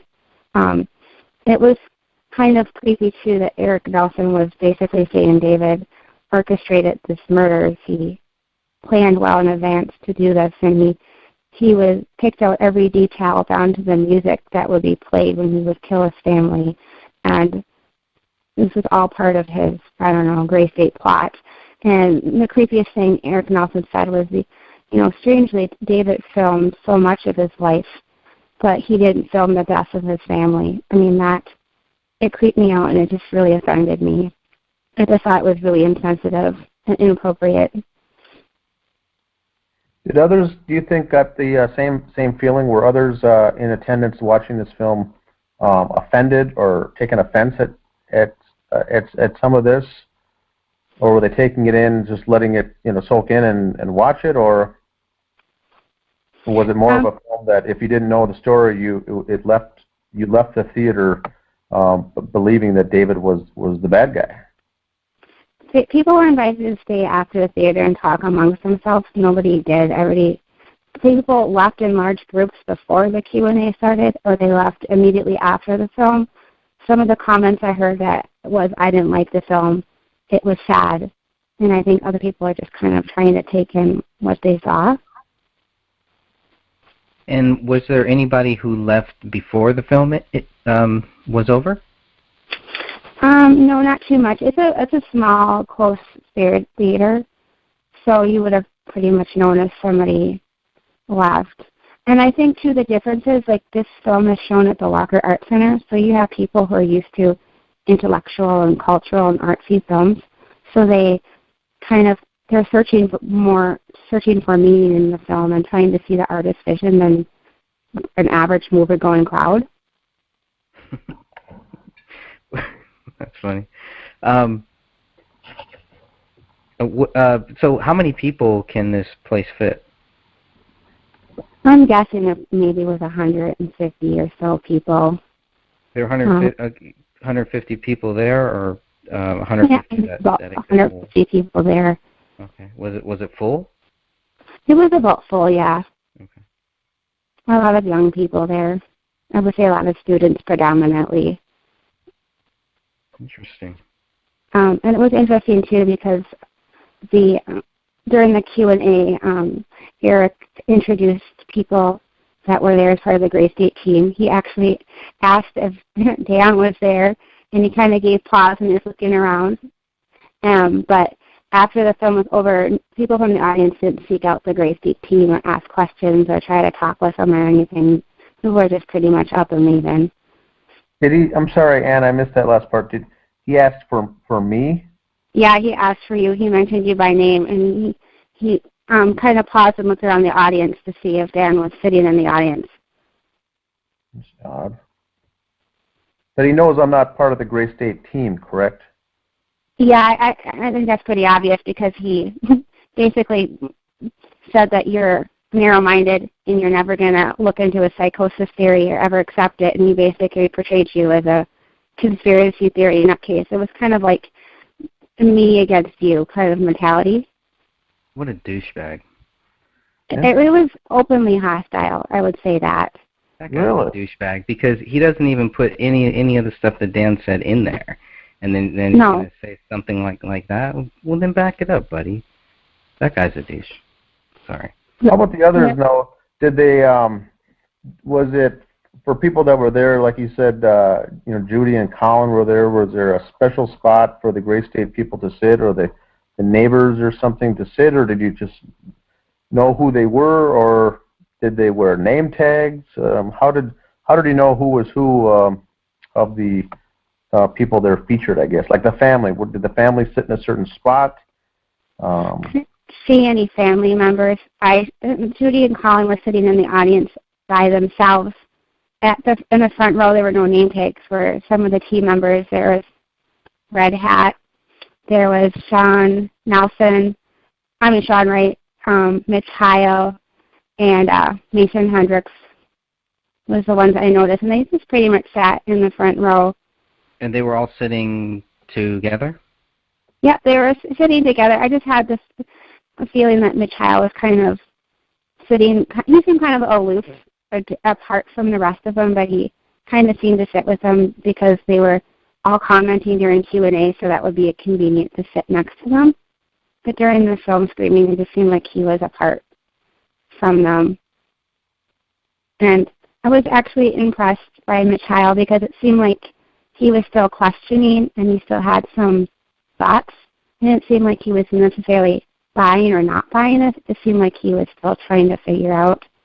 And some of his comments, I thought Mitch Heil's comments really added a lot to the Q&A, in that his insight was really important because you weren't hearing it from any other source. So I thought it was great that he spoke up when he did. He spoke up that he felt David did not have PTSD. He described his work with David in the Bullet Exchange and basically said he showed, in all of his years in knowing him, he showed no signs of PTSD. And then when Eric tried to say again that David's psychotic, you can see it in his script. It was disorganized. It's not how you traditionally write a script. Mitch spoke up and said that's just how David writes. It's normal for him, and it was my job to interpret it. So I felt that was good. He was giving some context. Did they try to push the PTSD angle again in this film, or was it more psychosis, or was it more like mental illness, or was it demon possession? What type of angle did you take away from it the most that they were trying to blame for all this happening? They were trying to throw everything in the kitchen sink that you could think of and just trying to make him look like he was all unstable. I mean, every theory basically was being thrown out. And then it was important to note, too, that Eric Nelson had a friend that was a psychiatrist, and that's who he consulted on the film, was somebody he knew personally to push the psychosis narrative. So you're not getting a neutral, unbiased professional. You're basically getting a hired gun. So he thinks that legitimately David could have suffered from all of these things? He can't be serious. Okay, well, they didn't. Eric Nelson, when people had questions that he couldn't answer, he would just say stuff like, "Oh, there's just answers we're never going to know," or he would say, like, "You'll just have to see the rest in my director's edition." So he didn't answer he was very evasive. The director's edition. This should show everything. The other cut should just add more to it, right? You shouldn't have to see that to actually try to understand anything. I don't know. Sounds weird to me. For the military, The whole thing was very bizarre, it sounds to me. but it's very, I'm looking at it with a critical eye. It's a very emotional and compelling film. I mean, I could see it would be easy for somebody to get swept away by the emotion and just not think deeper or not question. I would say, too, for the military PTSD angle, they basically had, I don't know if David's commander really believes this or not. It was hard to tell what he believes, but it basically said that he was, he fell in love with Kamel. He was unhappy about being deployed, and that the stop loss changed him and made him bitter towards the military. And that was the narrative that was used to push that he has PTSD or he suffered some kind of breakdown at that point in his life. And that was, to me, very offensive, too, because you have a civilian portraying this. This is not somebody who's had military service, who had personally had this experience. I don't think it's fair to judge if you haven't been through that and you haven't been through that experience and the pressures and the horrors that he went through in war and going through stop loss. I felt like looking at that from an outside perspective just wasn't enough.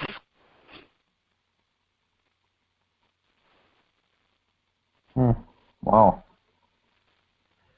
Well, interesting stuff. I'm glad you took some good notes on it because it's very interesting. Bizarre. I think the word would be bizarre because it's very different than I guess what I had imagined or it would be like. But wow, interesting. Well, maybe the demographic then is for the sheeple to see this, because if you're not going to watch it with an open mind, you're just going to go there and take it in as a movie. It might do well in the theaters. Who knows? Maybe the demographic, the focus here is for the American sheeple to see this. Well, were there people like that there, or was it? I mean, what was the whole demographic like there? You said it was very young people. I would hope that the younger people would actually be willing to ask more questions about stuff like this. Well, I think, too, if you're in a movie theater and you're being pressured that if you think outside the box, you're mentally ill. If you think outside the box, you're a conspiracy theorist. You're a violent individual. You don't fit in. There were so many of those kind of pressures, or just having the pressure and the peer pressure. And being filled with these images like, if you think outside the box, you could wind up like David Crowley. It actually encourages people not to think deeper, not to question. Did you sense I'm not sure if you're familiar with the phrase, the Hegelian dialectic, but was it more or less pushing that everything has got two answers, it's either one or something else, there's no third option, Republican, Democrat, conservative, liberal, is it more like that you left the theater with this director of the movie essentially doing the mind control on the viewer? You're left there buying into this whole story. Because I've read some interviews where it says that he's throwing it all out there, Eric Nelson has said, and he really wants the audience to leave the movie and then come to their own conclusions. But it sounds like the conclusions are being really drawn, set up, served up on a silver platter by the director to what answer you should leave thinking. It's a mind control movie almost. I felt like it was a mind control movie. I mean, there really wasn't any other conclusion to the movie than he's psychotic. And then the other conclusion was, if you think differently, then you must be part of those conspiracy theorists over there. And wow. It was even very negative towards the premises of Gray State. Gray State was portrayed as a very dark and violent film created by a guy with a disturbed mind. I mean,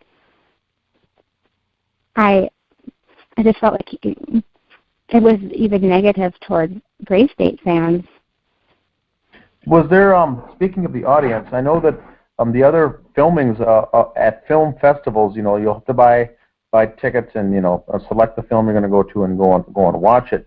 Whereas this was just a free screening, so this may have brought in just people walking down the street. It may have brought in just members at the Walker Arts Center that would just had an opportunity to see a free film. It wasn't necessarily people coming in holding banners and saying, "Here, we're here from the Gray State because we support Gray State and we're big fans. We're here to see this movie." It kind of just brought in whoever was available at the time, walking by perhaps, to come and see this movie, and probably didn't know what it all that even entailed. Yeah, it had a wide mix in that way too. But the other thing that was shown in negative light in the movie, they had footage of Alex Jones that was shown in negative light. Paul Fest shown in a negative light. They had looked like scenes where people were protesting in the streets, and it just seemed like anybody who questioned outside of the norm was viewed as a problem, was viewed as mentally ill. And I had a big problem with that, because if you don't understand the message of Gray State and why it's important, then you can't even remotely understand what David Crowley was about. It's like you're interpreting him from your own perspective and not taking the time to understand his perspective or what the people around him supported. Wow. Very interesting. It sounds to me like a propaganda piece that they're trying to push the narrative and to the masses that all these people who are nut jobs. It sounds to me like it's a propaganda push. Wow. And there was just so much information not included that was so important. Like you touched on, it didn't give any context to Danny August Mason signing away his actor's rights. Like you said, never getting back to the attorney, but less than 4 months after the deaths of David and family, now Danny is seeking copyright to Gray State. I mean, there was just so much missing from there, and you couldn't judge how credible this film is because so much was not included. Was the attorney Adam Gislason interviewed for this documentary? That was David's attorney.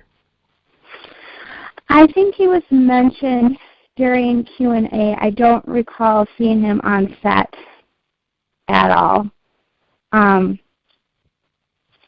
He was mentioned during Q&A when they touched on that he was negotiating David's Hollywood deal with the film.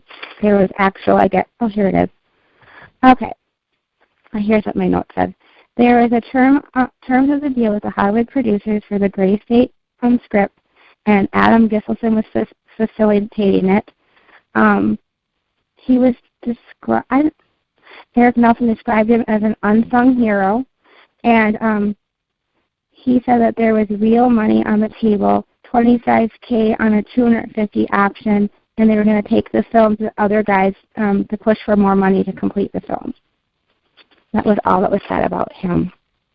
So they mentioned the part about wheeling and dealing about the rights of the movie, but not in the last month of his life.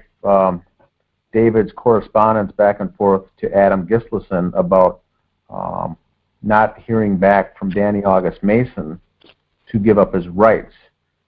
Was that mentioned? That was a very big part of the last weeks of David's life, was working with that attorney to get this form signed by Danny August Mason. That wasn't touched on or elaborated on?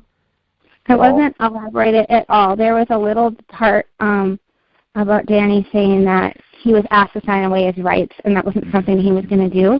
But that was followed up by a scene of David's dad reading the electronic diary, and it said something to the effect of, "I must destroy Danny Mason now." And his dad paused and kind of laughed a little bit, and he goes, "I think that's just David being David." But if you put the two together, ask to sign away your rights, destroy Danny now, I mean, it's very misleading. There's another comment that was made in the I think it was in the documentary, that the father touches on, and I think he says, "I must destroy my best friend." And they said that was that was him making a pact to kill his wife because Comel was his best friend, and that was how out of touch he was because David made that quote, "I need to destroy my best friend." But that wasn't Comel. People thought it was talking about Comel, but that was Danny August Mason. I mean, he needed to destroy him. He was after him, and Danny August Mason was not going to budge. That's why he had to get legal involved. Does the father just kind of laugh that off as just a snide remark? I don't think from what I could tell, I don't think the father really understood that context. I think he just thought that was kind of David's way of talking. The other thing that really wasn't mentioned in the film that was a huge question to me, they had the father on, but they never brought up or discussed why the father left that money at the door. You know, they never discussed how he was supporting the family, what his relationship with David was, what his relationship with the film is. They never talked about what happened with Gray State after the family's death. I mean, there's just so many gaps. Yeah, you're right. For the listeners out there, there was a $14,000 check written by Dan Crowley Sr. Around Christmas time to David Crowley, and we don't know why that was, just to help fund, help with money payments or not. That was, I think, at that point, the highest allowable tax deduction, I think, as a gift to a family member was the maximum annually is $14,000. So I think at the end of the tax year, end of the calendar year, is why he cut that check to him to get another tax break potentially in the form of a gift. But David never cashed it. That was sitting there on the stoops in January, along with the mail. Interesting. I found where I had that electronic journal. It was from 9/8/2014, and I believe Dan Sr. was reading in it. And it says here, I must destroy Danny Mason or convert to the cause, and or destroy him. And his dad said, it sounds worse than it really is. I think David is just being creative, I think. Wow, well, that certainly is not the case. Those guys were at odds in October, and in November, and then December 7th was the last correspondence when David asks Danny August Mason via an email, "I still haven't heard your answer yet. What is it going to be? When are you going to get back in touch?" And that's when I think Danny August Mason says, I need to run it by my attorney. I need to run it by my attorney first. But it sounds like in the film, Danny August Mason didn't really have to run it by anybody. His answer was no to begin with. There's no way I'm going to give up my rights. Well, right, and they never talked about Danny's background or his history or what drew him to the film. I mean, Danny was very ambitious and had his own ideals for making a film before he even met David. I mean, he probably took this very personally, like this was his film. None of that was elaborated on. Here's another question, and I want to, the various articles and reviews I've been reading so far of the documentary, it shows one man's, collapse and fall into, and then a bunch of people thinking that the government killed him. And Greg, he can speak for himself, but I think we're kind of on the same page that I don't think we've ever came forward to say that the government killed anybody. We just think, and I believe that there's no way that David Crowley did it. There's no evidence that shows that he did it. I don't know who did. I don't know what group of people or what faction or what three-letter alphabet agency or. But I certainly you'd be certainly bringing in Danny August Mason as a suspect along with some of these other characters in the film, in the project, as suspects to be looked at, interviewed, and then thus later on eliminated as suspects, but authorities never did that. And one of those key people that we're talking motive here is Danny August Mason. So for the father to laugh that off, to say that I think he was just joking, it wasn't much more than I think it was. That's a strange. That's a, I can't believe he'd be that naive to say that, but I've never met the man, so I don't know. Well, and that's a good point too, Dan, because, you know, everybody goes through bumps in their marriage or difficult times. You know, David wasn't a perfect person. You know, he might have had his difficulties, but even so, the preponderance of the evidence shows that the official story is not holding weight, that there is more that happened here, and those questions have not been answered. So think what you want to about David. Those are opinions. We're talking about factual forensic evidence. We're talking about tangible things that have been recorded, and none of that was addressed in this film, and so far none of it has been directly addressed by the team.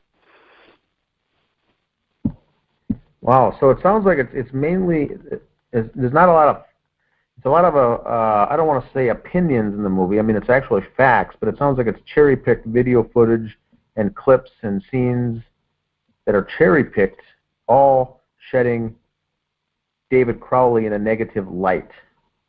And David Crowley is abusive and psychotic, and using emotional imagery to do so, using violence to shock the viewer, and then using the interviews from friends and families to pressure people, but you don't know if that's really what the friends and family really believe, because this film just seems to be one giant manipulation, and it's gotten so many things wrong. How are you supposed to believe this? Did Wow. the Q&A, did that kind of show that everybody, all of those people, all the Gray State team people, that they were all kind of on the same page, that they all liked this movie? You know, that to me was very difficult to watch, is the Q&A. Because this family was horrifically killed. I mean, like Mason standing there taking pictures of the audience, acting like he's the big man, and where's the emotion? Where's the tears? How can you do this? I really struggled with that. I mean, they didn't break down. They didn't. The only one that really showed emotion, I would say, was Mitch, but it was just so cavalier. Like, this was their film premiere. This was their race date, and I just really struggled with the lack of emotion and the lack of connection to David. Did you say Mason Hendricks was taking pictures? He was taking pictures of the audience. He was acting like, well, he's listed on the credits as a co-producer, but he was there taking pictures and acting like this was his film premiere. I mean, it was his big moment, and I really struggled with that. I mean, this is a horrific tragedy. These are supposed to be your close friends. How? I mean, there have been people who have been killed that are close to you that you can't even talk about what had happened, and this hasn't been that long. How do you move on so quickly and profit from their deaths and make this movie, and then basically defame the people that have supported you? This movie is defamation of the Gray State fans, it's defamation of the Liberty Movement, it's defamation of any free-thinking American citizen. I just had a huge problem with that. Almost like they were proud and movie star-ish, kind of a... It looks like this was their Gray State. That's the impression I got. Oh my God. And that is very creepy. This is not an action-packed feature film that you're proud of, and this is not the red carpet that you're going to be waving at fans and smiling and taking pictures. This is a documentary about a massacre. Did you not understand that? It looked like business as usual. I mean, I can't even compare the loss that I've experienced, for example, having a grandma pass away. When I talk about my grandma, you know, my voice still gets wavery, my eyes tear up. You're talking about intimate, personal memories that people are confiding in you about, you know, somebody they love and care about. A whole family was murdered, and no sign of emotion. It's business as usual. We're going to promote this. I couldn't understand that on a human level. I did understand the lack of emotion. Wow.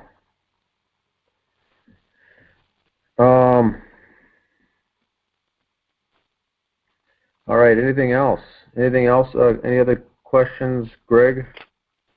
No, I think we covered a lot. Is there anything else that people should know before they go and see this movie? Or?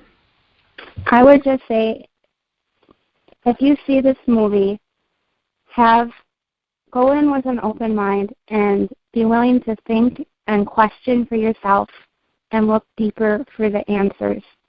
Just because this is on a film and it's put together in a very glitzy way doesn't make any of it true or accurate. So don't be afraid to look deeper and seek out the story and look for the answers yourself. Very well put. All right, well, Ann, thank you for your input. I've got nothing else really to share, I guess, other than kind of a sick pit in my stomach, but oh well. All right, anything else, Greg? Nope, I think that's it. All right. All right, so for the viewers out there, please listen to this. Comment on the bottom when we post this on the web. Feel free to comment below with questions and anything that we may have missed. All right, we are now live, and to be live. I'm a little bit under the weather today, but we're just gonna power through this here. Hope everybody can hear this okay. I got the chat on, just drinking some tea here, getting ready to start. So I'm going to wait maybe another minute or so to give people a chance to come on in here and check this out live. Excuse me, looks like the stream, everything is ready to go. Wish I could say I was looking forward to watching this, but I guess we'll have no choice, so...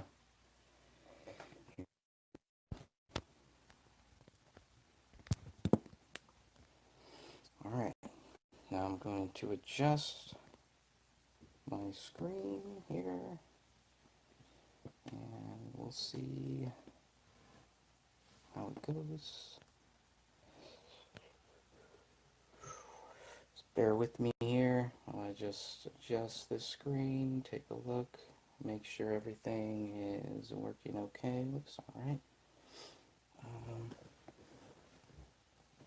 Oh man, I'm so sick today, but this is important, so I've got to do it. I'm just trying to adjust, trying to get the best view I can here. Maybe even a little too much headroom. It's good that I can see all that, so that's good. It does look like, there we go, let's adjust that a little bit. Much better. Okay, I'm going to turn this volume up. Got a little background noise, but we're going to just power through it. We're going to work through this. So let's go ahead. Maybe I'll wait a few seconds just so we can see. Okay. Sorry about the background noise there. Should I go ahead?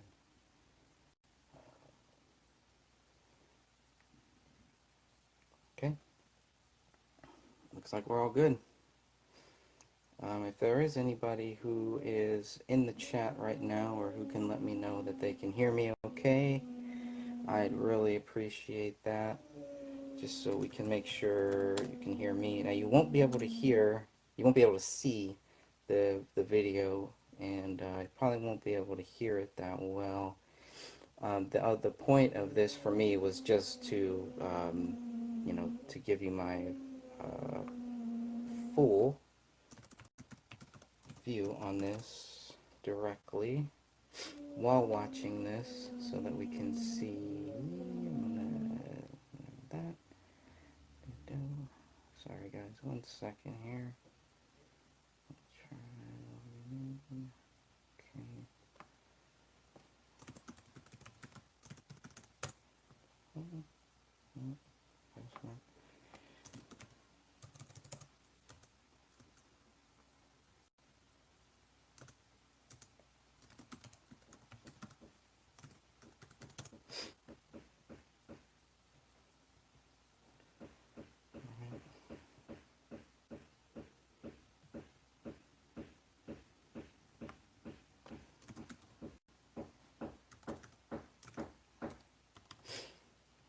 apologize for the background noise there. There's not much I can do about that. So hopefully it won't be too distracting.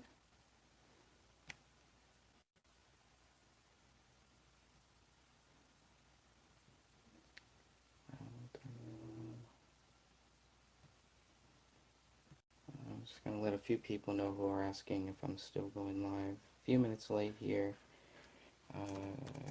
Just starting now. So I will give it a few more minutes. Oh, I don't like that. That was doing that there. I really want it to just stay. Okay. Awesome. How's my audio? Is my audio okay? Should I kind of speak up or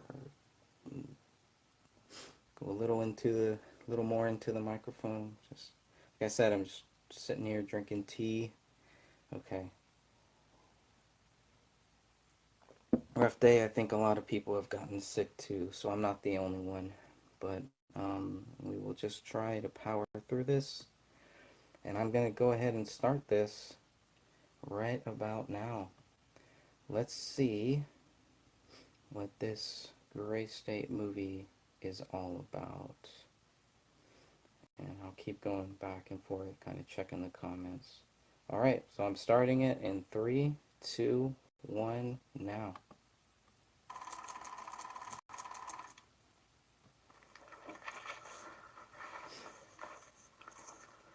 Shitty pen. Shitty pen. We hate you. Mike's meeting 2. The outline. Projecting power, confidence. Talk fast, easy, and project. Why do you think I'm here? Why do you think I'm here? I want a career. I want a career, and I want some coin, and I want to find the people who can make that happen. I'm here because I like you. Okay. You know, guys, this is my project. Every little part of this project is me. I write, storyboard, cast. I edited, composed, I did the musical score. If it's Gray State, it's mine. Yes. And suddenly, Gray State is a household name. Gray State is already a household name. Every time I poke this dragon, they all fire awake saying things like, "You guys are the best, keep it up, in the name of liberty." And blah, blah, blah, blah, blah. People love this movie. The things that we could do with this. Okay, there's your break. Shift to sincere. So you're saying 30 million. Honestly, I think we can do better. I think. Because that implies, like, I've got my own ideas. I think. So can we do better? No, don't say that. Don't put it in the negative. Can we? We can. We can do better. I'm here because I like you. But I want our film to be made right. Pen is broken. There we go.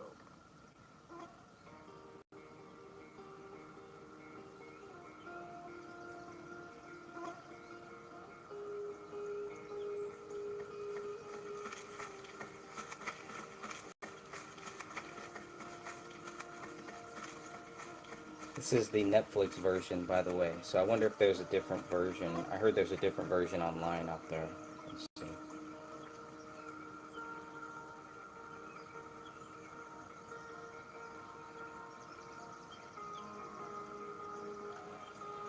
Alright. We're ready. Thank you for coming out, because as you know, this is an independent project. We have a quadcopter drone. We're going to be doing aerials. We're going to have you guys busting up these houses, sicking attack dogs on children. You know, it's going to get Not sure nasty. if it's a hit piece. And Good question. thank you guys for being a part of it. I hope you have the presence of mind to remain professional and not take it too far. It's on Netflix. I don't know what too far really It's on is. Watch 32. So just impress me, make it real. You're here for a reason, right? You're part of the Gray State team? Yes. Show it. Big family. Show it to me. Big family. Anything else? I think we're covered. Come on, leader. I want to hear you yelling to your guys.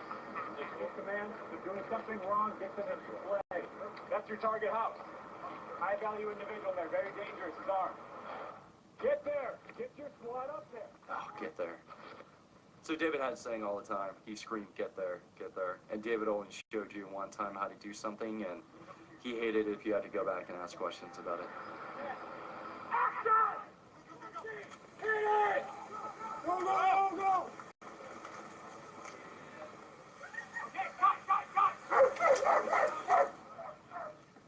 Wow. 43. Oh, 43. Hey guys, how's it going? I'm losing my voice, so I'll make this quick. Right now, we're getting to the fun stuff. This is the actual Gray State, so you guys have seen the trailer, obviously. You know, this is just a quick jump into the future. Can you do a loop of the house? Okay, I'm watching. I'm right here, watching.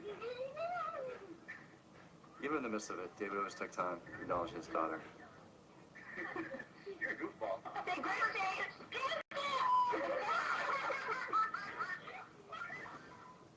It's interesting being here on this set, because this set here, where we're shooting this interview, is where we did a lot of the shooting for Gray State.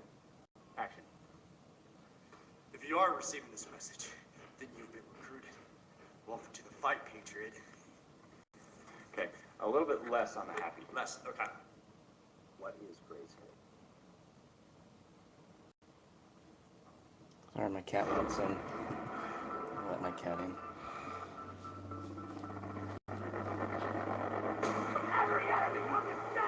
Gray State is less a movie than it is a warning.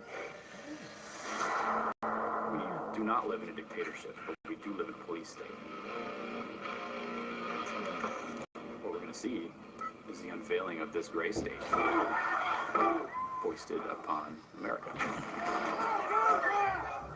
The thing that you have to begin to understand about conspiracy theory is that It's a hit at some piece. point, it's no longer theory.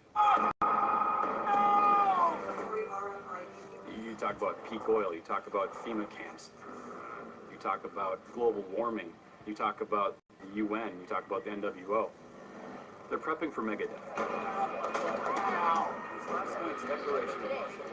Once the red carpet gets rolled out for this New World Order program, everything is free game. The bastard of it all is that you've heard of everything.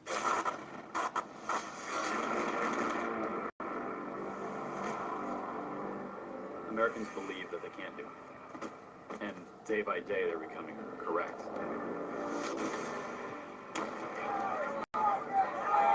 Ninja It's a game of action. numbers, and we're losing.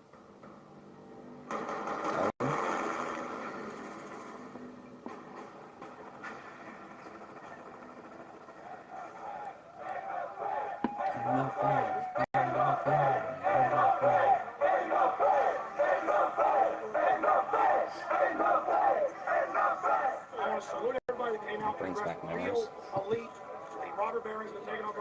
Oh, there's Alex Jones. He's not talking about David Crowley. Turn this down a little bit. Can we lock in a time with you tomorrow for? I'll be out here like 9 in the morning. What are you guys doing with Ted? You know that dystopian movie you're always talking about on air? We're the only ones doing it. So it's what happens if these guys win.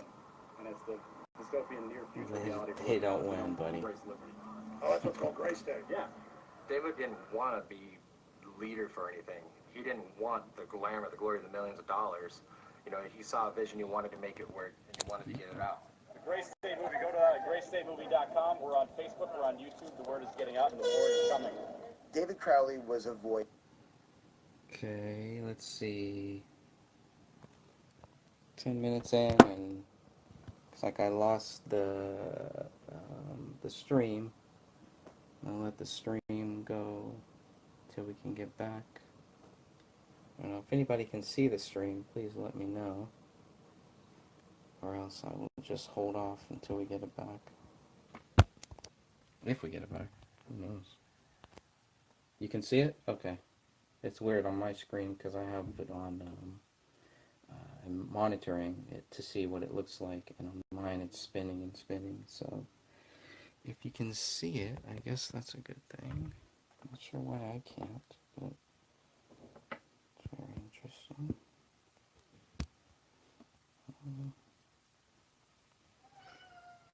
Okay. Sorry, I have a little minor delay there. But, okay, as long as everybody else can see it, I guess it was just my computer. So if that happens, I'm just going to go ahead and just stop it for a second, just to make sure that this is coming through, which is not really helping me. My cat's not helping either. She's very feisty. She wants to play. Alright, sorry about that. Back to the movie. We're at the, it's like the 8-minute mark or so. Alright, let's keep rolling. For a movement that believed Jason that Allen. a government There's Jason shutdown Allen. was imminent. That This is my first the time watching it. oligarchy Yes. and these corporate powers, the corporatocracy, could overtake our civilization, our society, and in turn our citizens. My and cat's first take time, too. away all of our civil liberties and human rights. Jason Allen was one of the last people to talk to David, I think, or email, or David emailed him. That's the gray state. Very late December. One of the last days before he died. He was a genius. I had never met anybody so analytical, so Joseph decisive, Seaton, not sure who that is. and so strategic. Thanks for coming. It's important to note that without the volunteer participation of people like you to give the project scale, all the best Mockumentary. ideas I and heard that. loftiest ambitions would never be realized. Or Slopumentary. Today we're I all like part of something mockumentary. much bigger. But So a lot of people, when they look at David, they could think, why does he make everything so difficult, so challenging, and so tough? And probably the easiest answer is because he was a perfectionist. What the fuck is this wall, and how does it work? So, the wall is just a writing tool. The wall is something that every writer probably does. I don't know how extensive they get. Maybe they're better at synthesizing story than I am. So, I mean, if you want to look at it physically, you have the story here, beginning to end, also up, or top to bottom. this is the wall that makes him crazy? In the story, you'll find out that it works on several levels. There's mythological storytelling, so it's the hero's journey as described by Joseph Campbell. Well, this whole thing has sort of taken on a mind of its own. We're still pretty new to this whole gig. Yeah, sorry, but, just a gal. it I is can't show developing. This the project has video. developed I'm sorry about momentum that. I can't even describe. It has run away from us. Action! Copyright stuff. Okay, so head in your crotch. Bloody head in your crotch. Sorry if that wasn't Hi, Chris clear. Peck. Nice to meet you, Slate. Oh, Chris Peck, the guy who was in Dan Hannon's house. I think what made David Yeah, go on Netflix if you want to see it. This might be very boring for you guys. I'm just watching it first time myself, that's all. He would lead his crew like we were going into war, and we might not come out alive. Who else could walk up to a group of 20 people and say, hey, you want to be actors in this scene? People with no experience at all. David would make them into actors. Are you going to be leaning forward more? Shoot this arm back. That's why I'm watching it on Netflix too, by the way. Here we go, here we go. If you guys want to be in the scene, Chief Weinzel told me that I can do whatever I want with you guys, as long as you're cool with it. Buffalo, Minnesota So if you want to Police. jump out and join the squads and make a show of it, I'm cool with that if you don't. I want to get away with as much as I can. So if I can have a snarling dog attack a family safely, I'm going to do that. Snarling guys dog have attacked to the tell me family. no. Interesting. David very much had a vision when it came to making Gray State. He knew how to be a businessman. He knew how to get people together. They were not filmmakers. All right, cut.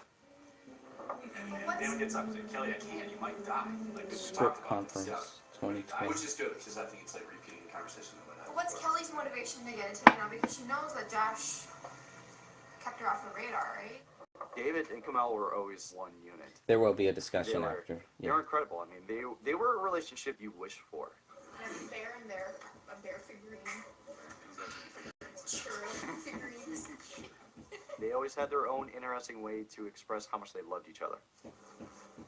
Yeah, that's better. I was just... You're fidgeting over there. Well, I'm not. I'm just laughing. I'm glad this is a being narrated because, like, Daniel feels a lump in his pocket from the expo. Give me a lot of Yeah. I'm glad no one's narrating. I'm at the 12-minute mark. Hold on, let me touch my Expo. mom. Okay, I guess that's a good place to Come on, kitty. What do you look? You want in? You want out? We're trying to do a broadcast here.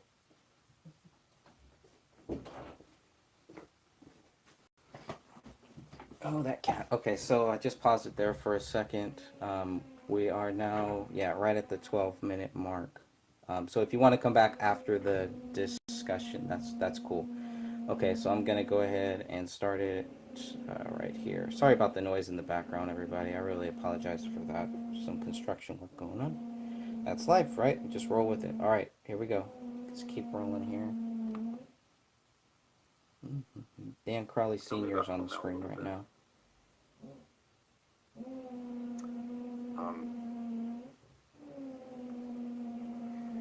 I hear it feels like a hit piece. A lot of people said that so far.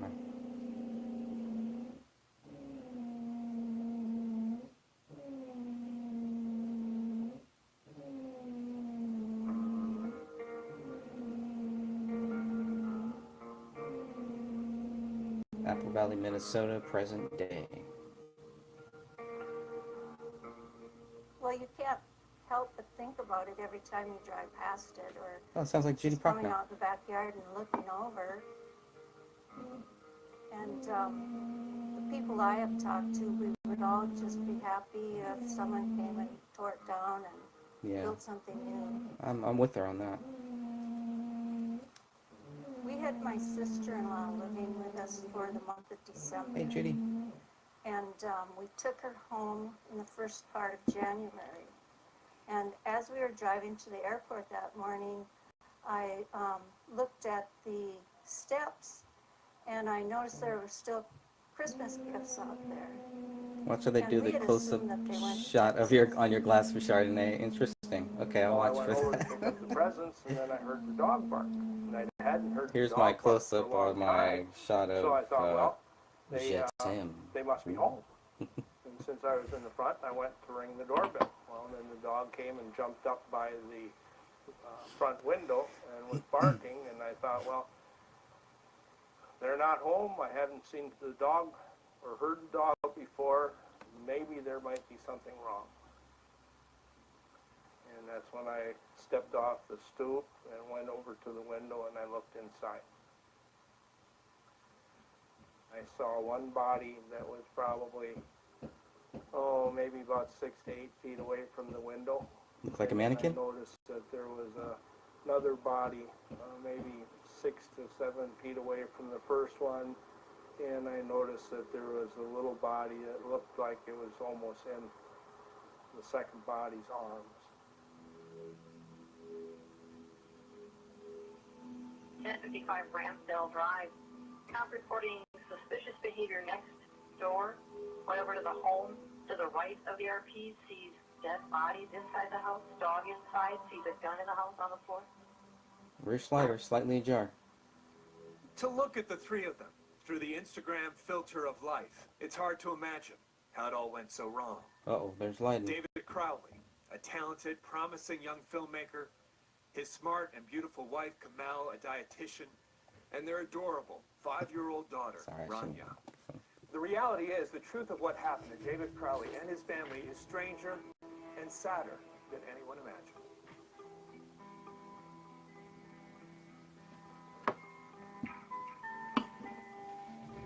The truth, huh? So this is the home in Apple Valley. The truth. Yeah, the truth. I mean, this is a total middle-class neighborhood. Lighting's going to show us the And truth, this guys. was Oh, mid-January. there's the rear slider locked. Closed. Not I open. discovered you can still see the Interesting. Christmas presents on the front porch. I was looking for that. Looking for that rear slider to be closed. But what a horrific crime to walk into and try to piece together. And so Physical quickly. Evidence scattered all over by the dog. I Yeah, mean, so quickly horrific. they came to the conclusion.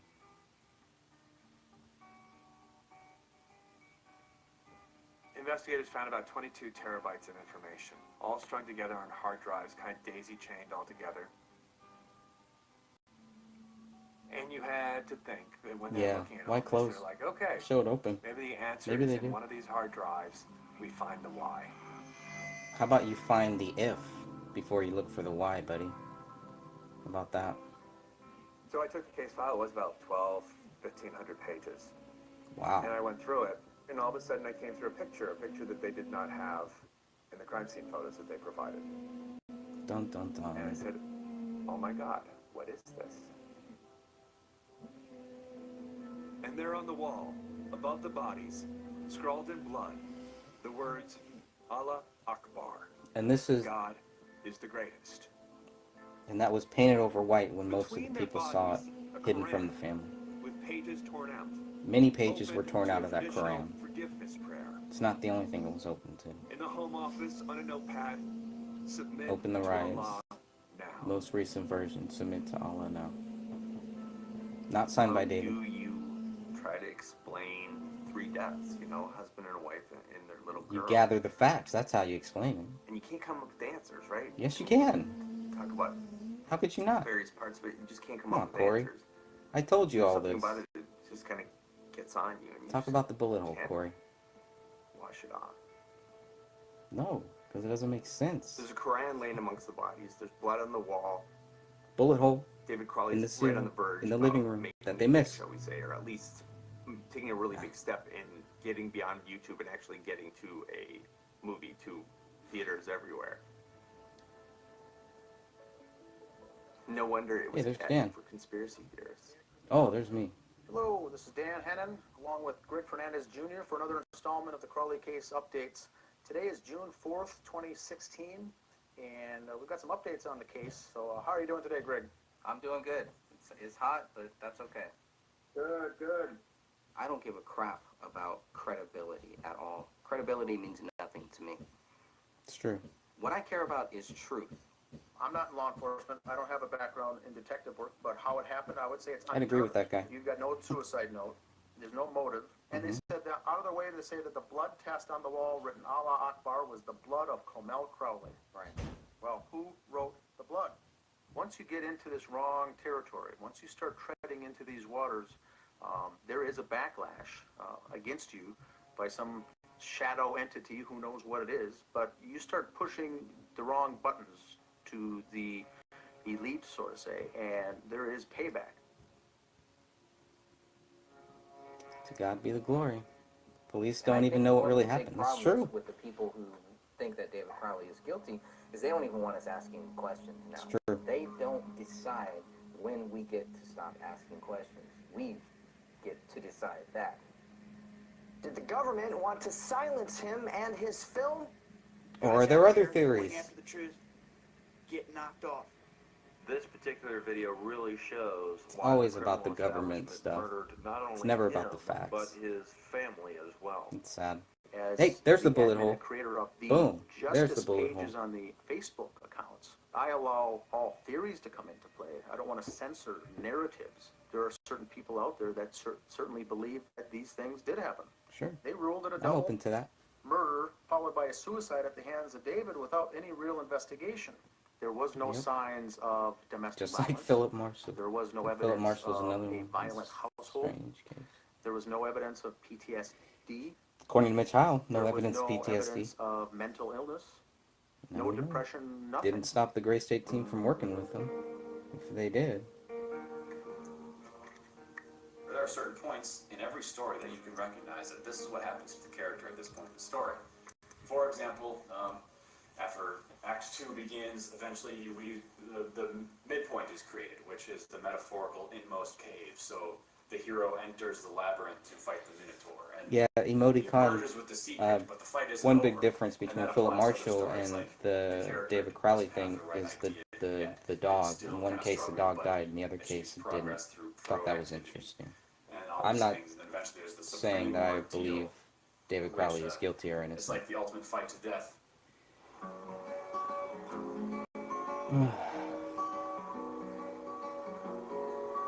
Now we go back to Afghanistan, November 20th, 2008.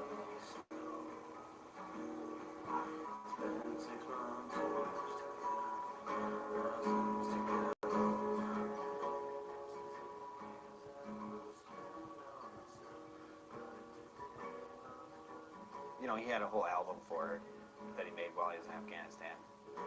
That's pretty cool. He's like picking away here, you know, like he's played guitar his whole life. So.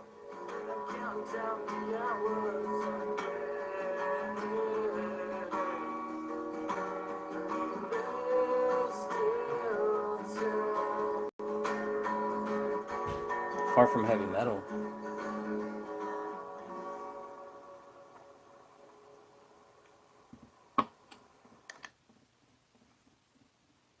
Well, David was good at whatever he decided was worth being good at. He was good at being a father. He was good at being a husband. He was good at school. You know, he did things differently. He thought differently, and he worked harder, and he was more driven. This is Crowley. Testing out the Spartan. Now we go back to Iraq, 2006. Oh, it's a little Going back in time here. Kinda. Yeah, maybe like 5 minutes. Yeah, whatever. Oh, we. I need the tape. Here. All right. Oh man, 2006. I know people were there then. Yes. It's terrible. Again. Finish him. These poor kids. Second screen. Awesome. Everything he did it Poor kids. to his utmost ability. He never I didn't know him half-assed at all. anything. He saw what he wanted, and he went. I knew of his trailer in 2012. Did not like it.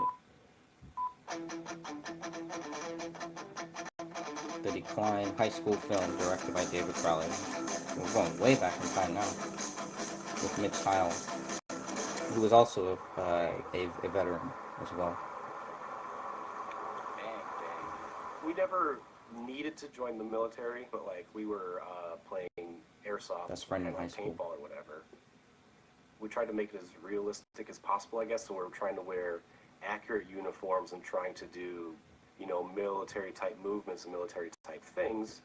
And for me, and I think for him too, it was just a natural progression of, I like the military, I like guns, I like, you know, that type of thing. So I'm like, I would like to progress from playing it to being it. It's a big difference. I can't ever remember deciding to join the Army, but of course we were all inundated with the whole glory aspect of it, having seen Black Hawk Down, which came out around the time that we were in 10th grade. And so at some point it became obvious to us that we were joining the military.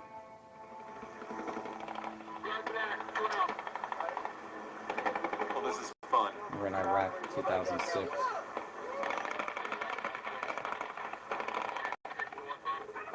I served in Ramadi, Iraq in 2006, and I witnessed directly what we're doing there, the good and the bad.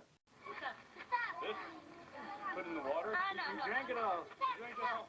Here, give it old boy right there. That's sad. So sad.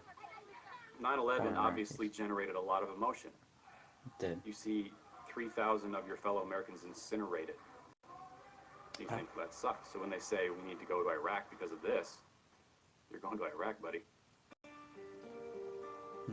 So he probably didn't believe 9/11 was an I've seen inside people job back shot then. in the head. I've seen people killed. I've seen people blown up. I've been in combat. I've shot people. I know how combat goes. You die like animals. We die like animals. You bleed out, and then you leave a corpse that looks surprised. And that's just how it is. Sorry, I'm still sick. I witnessed directly how the mentality of the American soldier is being used, and directly how the mentality of the American public is being used.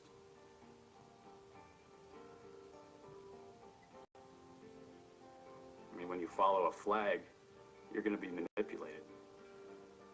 Agreed. It's not like following a person or following an idea. You're following a country, and whatever that country says to follow, you're going to do. You have to. They own you at that point. It is morally reprehensible what we're doing in the Middle East.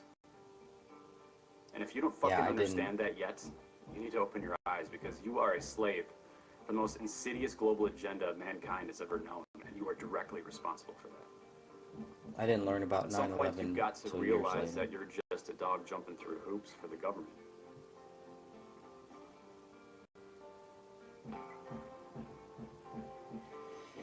Alright, he took a sip, I'm taking a sip.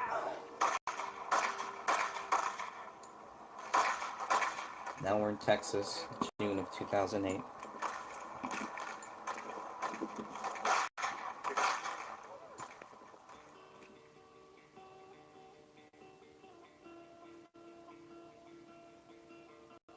Shout to the wife. David called me and said, David. "Hey, I met this girl and we're getting married." I'm like, "What?" He goes, "Yeah, we're getting married in 2 weeks." Was it pretty quickly? 2 weeks. I said, "I heard you were seeing somebody for a couple months, but wow." David, would you have this woman come out? Hey, sometimes you know, right? Got married in Waco, Texas, May 22nd, 2008. 6 weeks after first meeting, they were married. Wow. The way that Kamel would speak of David, it felt very high school, I think is the best way to describe it. Kind of that first love, the puppy love, infatuation. It seemed very sweet, but always would make me question how that can go on for so long. Kamel was a strong-willed woman, confident, assertive, very intelligent, but she followed the leader. Because I remember David telling me that she was Muslim. And then I remember David, exhibiting very much Christian-like traits and speaking a lot about biblical stuff. And then all of a sudden, when I'm hanging out with Kamel, she's Christian. Interesting. I wonder what Having changed been from then. overseas and having seen what like Sharia law had done to the people in Iraq, he did not like the religion Islam. He loved Muslim people, but he felt that Islam subjugated the people, and I agree. he felt very strongly about that. That's my view. I agree.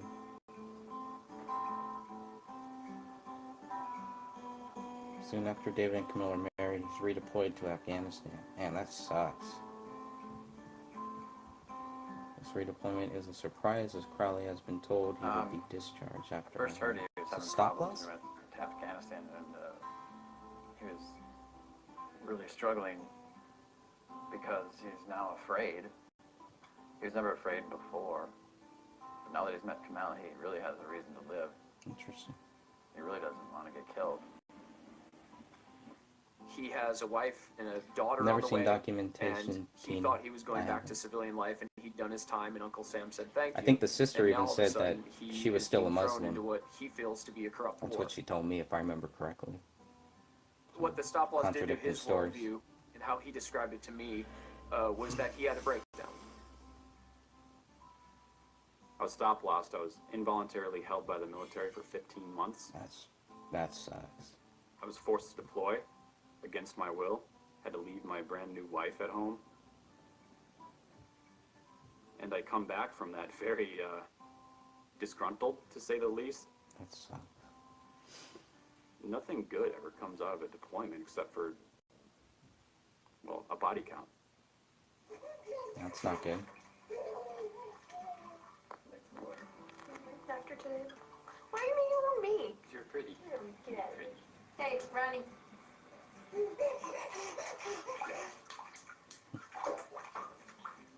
Kamel was very devoted and attached to Ronnie. Ronnie was her world.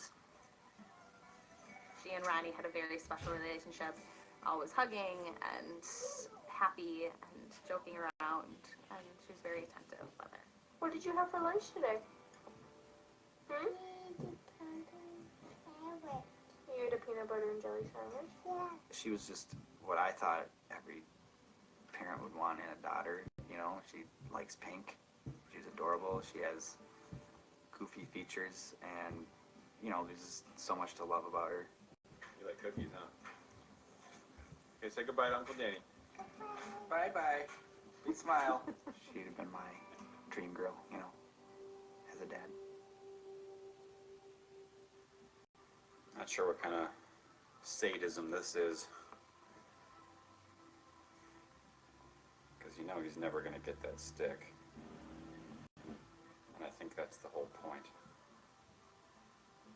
So no one loses an eye. Because then I got to deal with it. would make a lot of comments on the fact that David was very clear he did not want any more children, which at the time I thought was weird because they were so young. To sort of be that final about that decision at such a young age Could change surprised me. Sure. Hey, so what you looking at? This one. Are you gonna kill? No, I'm not. You're not gonna kill? Why? Because I'm not going to kill him. Well, that's Why would you nice. kill That's him? good. He's a baby. Ugly baby. And we definitely don't kill babies, do we? No. You shouldn't kill When anybody. I was a baby, when I was a baby, we don't kill my baby.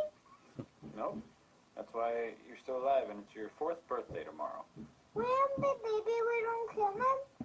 When I was a baby, and then you don't kill me when I was a baby. It's a Nope, weird no one thing to killed say to you. a kid. You couldn't pull it off.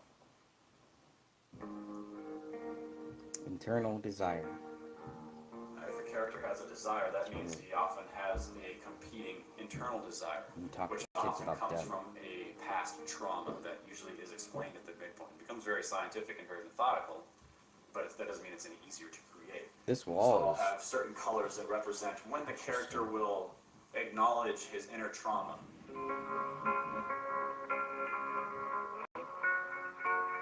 some drone shots. Alright, he goes to film school after Afghanistan in 2009. Kamel works full-time as a dietitian. Crowley and Danny Mason embark on the Gray State project. Gray State is shot everywhere, but mostly it's shot in a studio. But you'd never know looking at the footage. All this buzz that people have for Gray State, we didn't start it. The story is, I mean, the farther down you go, the story becomes bigger and it involves more people. It involves generations and generations of Americans and everyone else playing their part leading up to this moment.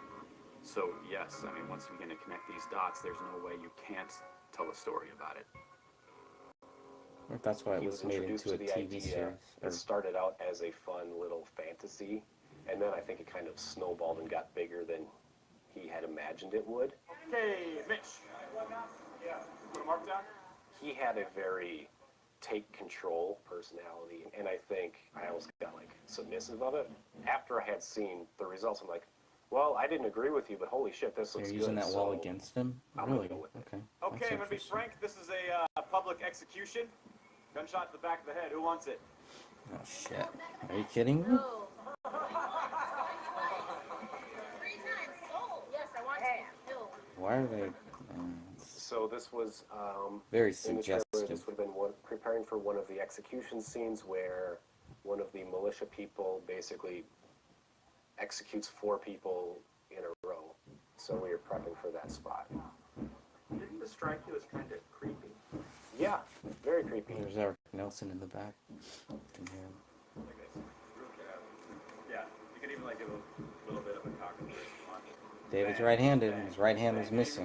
Don't even Let's walk not up forget before the that. guy, just kind of do it from a distance. So why police came to the conclusion so quickly that he was guilty is also another interesting thing. They didn't even have the hand. This is the grossest thing about this movie is that it comes home like this, all right? Okay, here we go. Here we go. Adam, first mark. Camera's rolling. Action. Here it comes, guys. Breathing. Breathing. Here it comes. Sorry, I'm gonna blow my nose from time to time. Good. Cut. That's gross. That's just gross, you guys. We spent days and hours with each other. Crazy 'cause he has That's a kind of how lot we of notes. became the That's whole little band of ridiculous. brothers, or the Crawleyites, as I would call it. Adam, do you know what's going on? Absolutely not. I just listened to you. We only hired the finest people here. Okay, Adam, you ready? I never felt like David was necessarily the alpha dog. It was more of David was the type of person that would literally give his shirt for you, or off his back for you. Anyone who's not packing should be. He turned into a pit bull when he was directing, but set that aside, I mean, he was a sweetheart. Awesome. Yeah. Awesome. What's next? What are we doing next? You're my AD, okay? Okay, it says I'm live. It's telling me I'm live right now. If anyone can verify that, that would be great. have gone ahead and just paused the video. So if anyone can hear me live, please let me know. That would be great so I can continue this. Okay, we're back. All right, we are back. Thanks. Sorry about that. You know, that's life, right? Go ahead and just set that there. So I paused it now. Okay. I just paused it for a couple seconds so I could get back. And we are at the, looks like we're at the 36:12 mark. So, okay, thank you everyone for letting me know. I'm going to go ahead and keep working on this. Okay. At his beck and call, night and day, to get this project pushed and done. You know, because David's success would ultimately mean their success. We got to like him, otherwise we do not care. And when he comes in at the end, like, oh, that guy again. I don't think you're supposed to care. It's not about him. Trying to save Kelly, and then he throws his beautiful funeral for this girl, which I like. And, you know, there's just something mysterious about him, and I'd like to leave it there. I don't want to know him yet, because I'm trying to figure Daniel out. Kamel still is a mystery. I mean, the vibe that I always got was free-thinking, independent woman. How's that so mystery? The idea that she somehow becomes a puppet of her husband, just that's the question that's still there, right?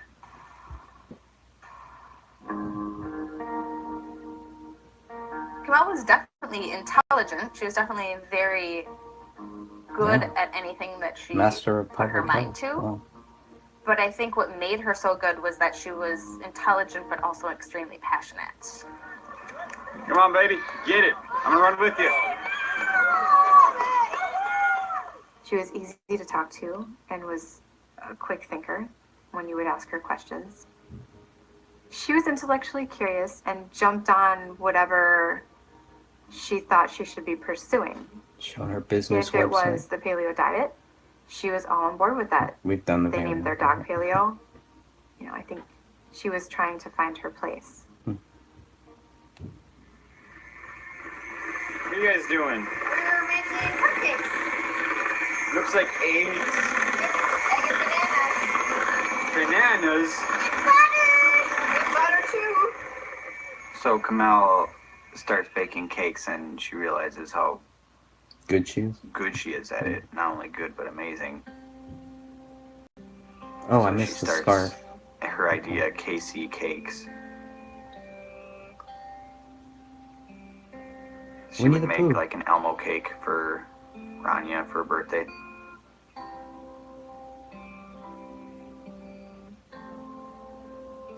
This could have been huge if she wanted to. She's that good.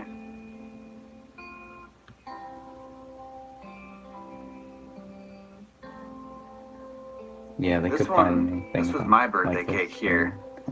Notice the golfer taking the divot and not even hitting the ball. So, like, she's very perceptive.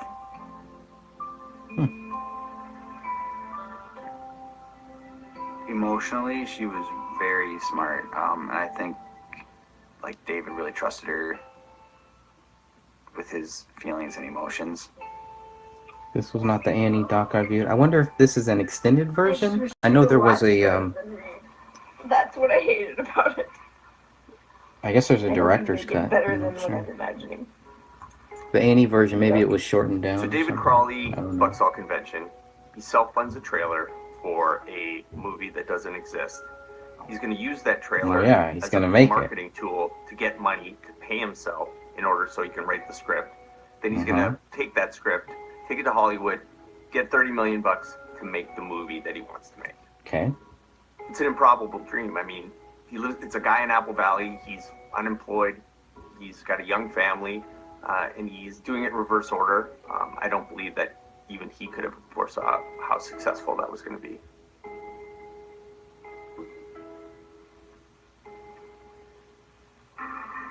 Seems weird.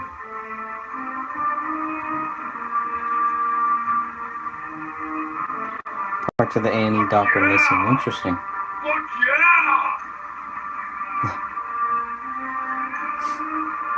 Team America.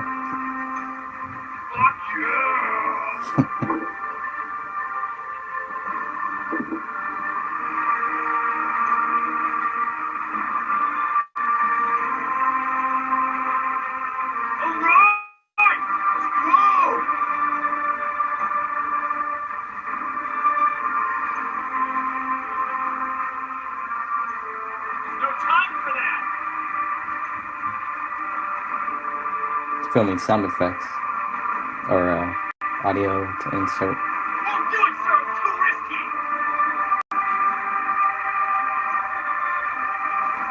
Why don't they say what he's really doing here?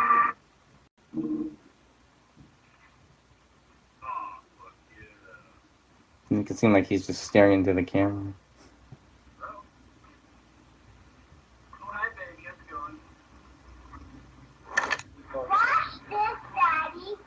Okay, parents, once we get everyone together.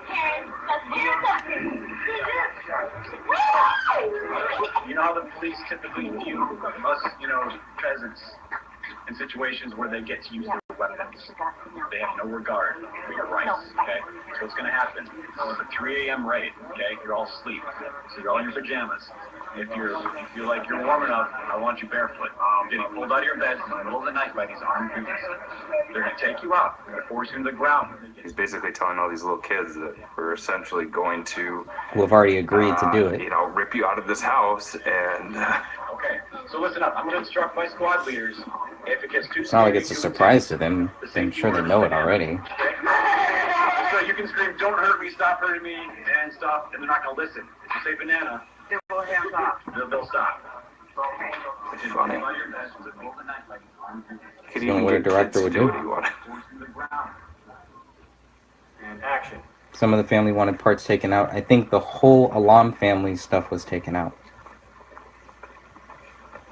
Look at the clock there. It's 9/11.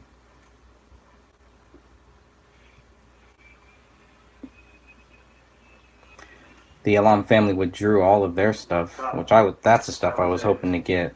There's some interesting stuff there. Very interesting. Hey, what does stuff. dangerous mean? Dangerous means scary monster. That what dangerous means. When you push the red one, then the monster is gonna get you and you're bloody. No, when you're a little girl, and then you get an owl. Bloody monster's coming. No, it's gonna get mommy, cold mom, and then when she's a little girl, and then she got blood on her face, and then monster's gonna get her, and when she's a little girl, and then she got blood. And then she. Look at all her dramatic effects. And then, Very dramatic. And then you got bloody. And then She really thinks about these blood everywhere, and then this room, and then this room is bloody, and then this room is the floor, and then lots of bleeding, and then the red man's gonna get you. And Who's the red man? And it's gonna get.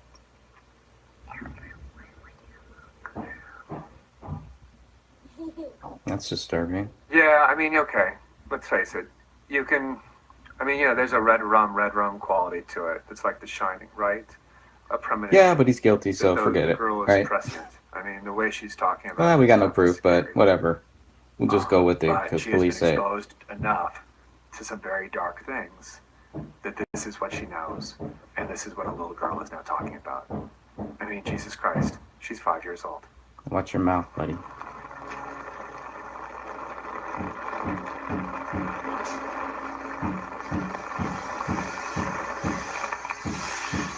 Here we go with the Freemason scene, the guillotine. Disgusting. Here's the fear point, everybody. Bring it in. I wonder how the Freemasons felt about that. We all do. Oh, how many Freemasons are in Minnesota again? Ooh. Who has ties to Freemasons in the Gray State? I'd like to know that. We have no common goals. We're just a bunch of individuals in a collective state, and we don't support each other. So once I identified that, I'm like, that's my villain.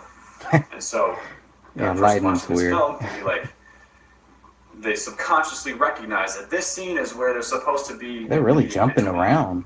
The hero and the villain.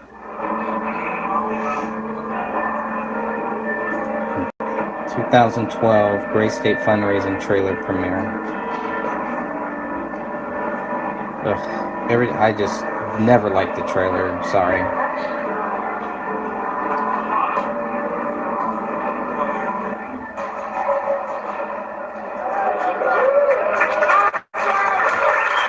Oh, they did. Some did. Promotional tool. We're going to throw, I mean, now that the gates have been lifted, the veil has been breached, as it were, we are ready to go.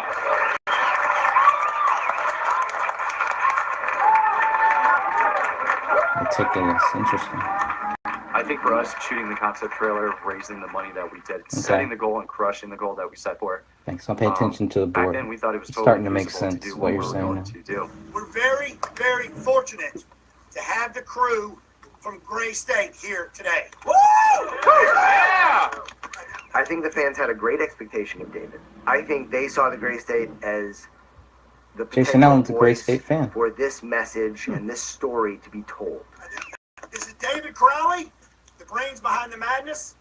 These guys are working very hard to put out this incredible film. Big time stuff. He owns the So rights. to hold David to that standard of excellence that he set himself up for. this Danny Mason wouldn't amazing give up the concept rights trailer to that Gray he put State. together, and this movement of videos. I wonder what and Danny social Mason's media going to try to do with and Gray State. press attention. They expected an incredible Make movie. money? Obviously, the things that we're showing, the things that we're saying are appealing to people. Yeah, Mason Hendricks said he was going to send me some posters and some project Gray started State as sort of memorabilia. like, I'm still waiting for that, What am I going to do Mr. this Hendricks. spring? But it's developed into this beast that we can't even keep up with. So in the fall of 2012, the trailer comes out, and it very quickly just explodes online. He becomes a YouTube sensation. It's shared everywhere on social media, Facebook, Twitter, I remember whatever that, it may be. and I conspiracy theories. immediately, This guy red is flags, a messenger. immediately with this trailer for me. Did not like They've it. ordained him in some Didn't special protest way, against it, but and they're did not wanting like him it. to deliver. Kept my mouth shut, but observed.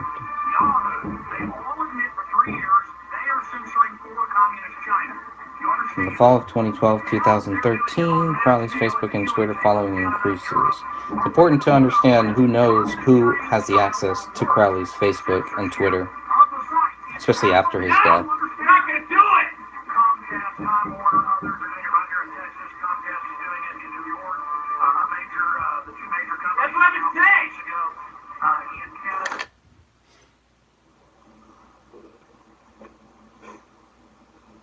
Hey, Alex, good to talk to you again. I'm David Crowley. I'm the writer and director. Why is of Gray Alex State. Jones so quiet what will on happen this? in the film So is quiet the reason on we call this it Gray topic. State, or one of the reasons, is that it's a division of reality.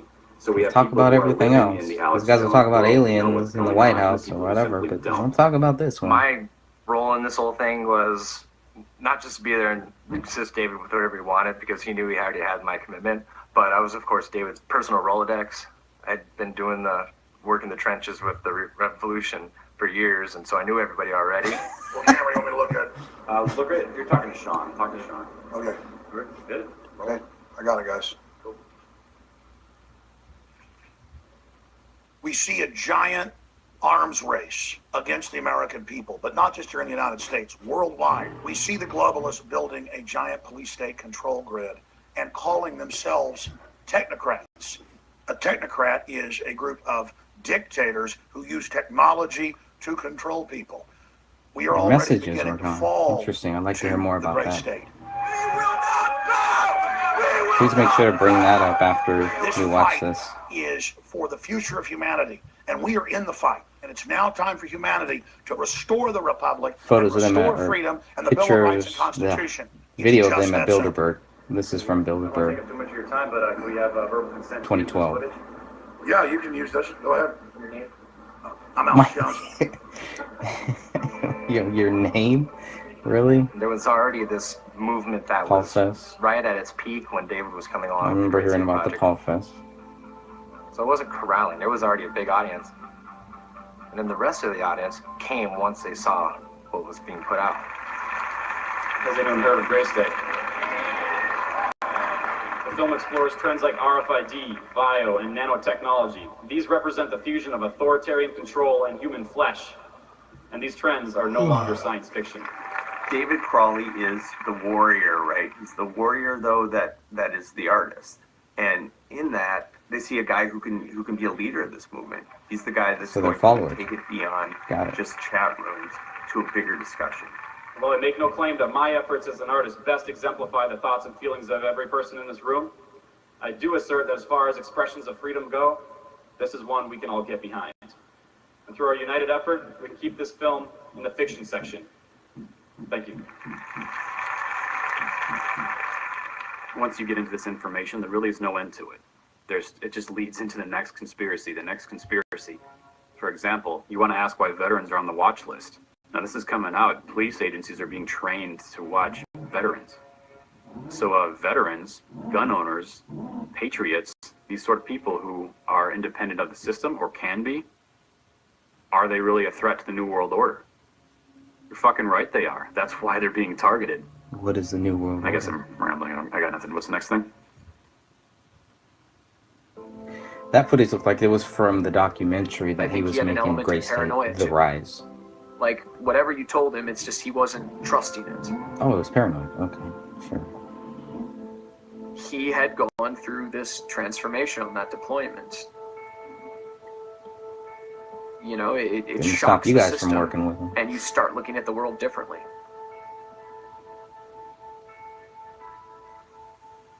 Oh, I don't know that much about the FB page, guys, the David Facebook Crowley, page. I'd Gray like to State hear more about Project. that Tonight too. I'm going to be shooting a little bit for the I documentary. think a lot of Gray State people Rise. removed a lot of It's things. something that I'm Admins were taken out, for and the awakening moment that is interesting the stuff. eyes opening to appreciate the truth about our surroundings and our reality.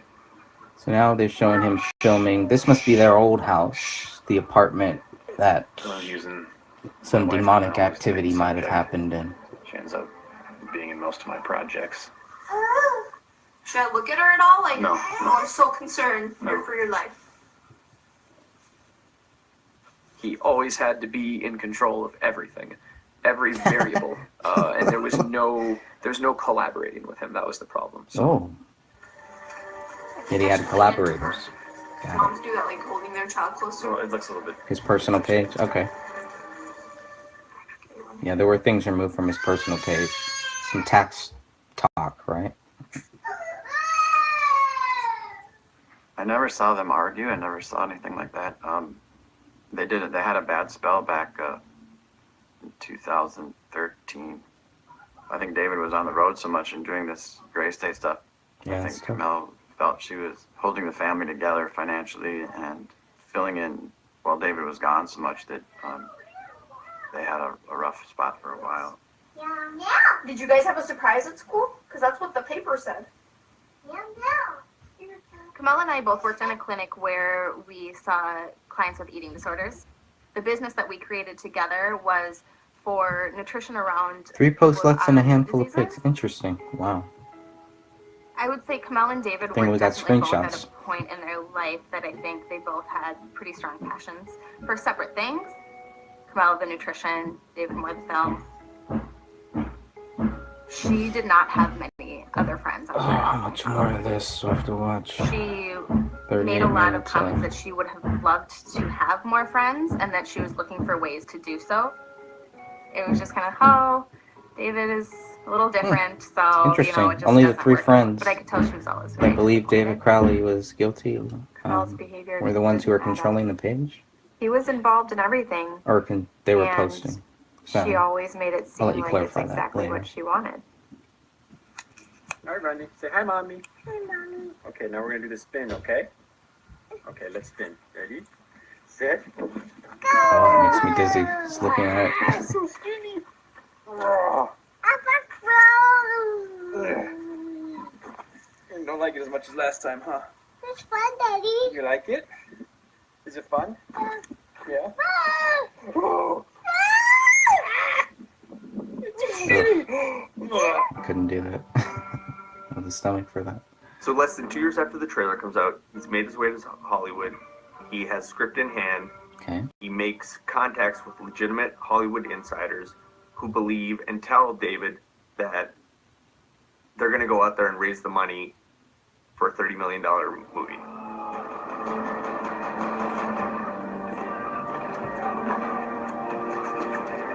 So David got a development deal based on the trailer. Hey, there's Mike Boggio. Boggio. Okay.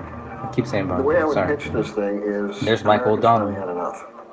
It's the population of this country has had enough of the corrupt government, and they make a stand. I think to this day, there's still a built-in audience for a film like this. David did a phenomenal job grassrooting No this domestic project. violence. You know, we see all that from our aspect, Nothing and we everything know. that David put into this was phenomenal in our eyes. I wonder if any of the Gray State team how has records this of thing domestic grew. violence. It took on its own legs and grew and grew and grew and grew.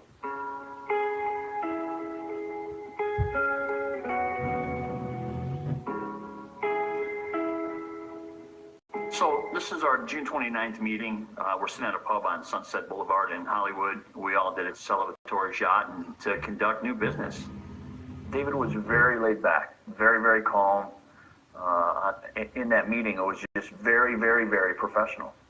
No sense of just, hitting his lines or, No, I never got that impression at all. If he was acting, he was one of the best actors I've ever Yeah, seen. I was going to say the same thing. Shitty pen. Shitty pen. We hate you. Mike's meeting 2. The outline. Projecting power, confidence. Here comes the smear campaign. Talk fast, easy, and project. They want the Cole's mics right. to Cole's really right. You're wearing something black. go You against gotta show David some here. arm veins. Watch on the left wrist, bracelets on the right. A necklace that's long enough to be tucked in, nothing too flashy. Just enough to indicate that you're confident in Here your comes the personality. deception. Yes, this is that the not a Netflix fleece, documentary. I'm not just a quick fleece. The mics say David is psychotic. Talking to me because this is my project. You should listen to Dan Hannon's interview that he did with Mike Boggio after this, Before there was even when the mics realized that they had been tricked by a lot of things in this, by what you're seeing right These are the now. proverbial fish in a barrel that every Taken out of time say context, New maybe World not Order, they tricked. get out Okay, their taken out wallets. of context. So, how are the rewrites? This will probably start it. How are the rewrites? First thing you're going to do is see what they do to each other. If they look at each other, are they measuring me right now? Yeah. Like, I see I one wonder producer, which just Mike one says he's producer credit on psychotic, because Mike This tells Boggio me that either said that he thought David was normal and they were working with David up until the day he died, working on the deal. You're achieving a dominant position by matching their experience with your Excuse me. enthusiasm. So let them answer, but your wrap up now. Here's the sunset on your beautiful day with your partnership with the mics. Wow, that's kind of messed up that they played that. That's really in bad taste. It's hard to express it. I got chills actually. It's the most divisive bullshit I've ever heard in my life. It's not the David who I met. I wonder if the divisive This BS is manipulative, coming this is from them. psychotic. Yeah. I'm very insulted by it. And then Eric Nelson He's apologizes taking later adversarial to the position mics. towards us and playing us for chumps from day one. And yet, from day one, it was a collaboration and a collaborative effort for the project.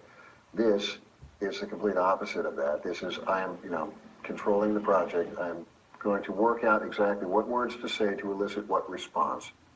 This is craziness. That's personal stuff. I don't know. I don't even have to write it. I just have to have the idea, and people Okay, I'm will listening. start to do things. Oh, I will make money off it. there's the Illuminati sign. The pyramid. Because this thing exists in my head. Whatever comes out of this first deal, I don't know what'll happen afterwards. Because we're creating this thing that exists outside of all of us. You were given this thing. Wonder if they played any of that stuff for the mics, or if they just played some of the things David was doing to psych himself up. We worked so hard and stuck together, and Everything we've stuck together with everything. I'm so happy I understand you better. I love the bitch in you. Passion, intensity, love is a lot of things.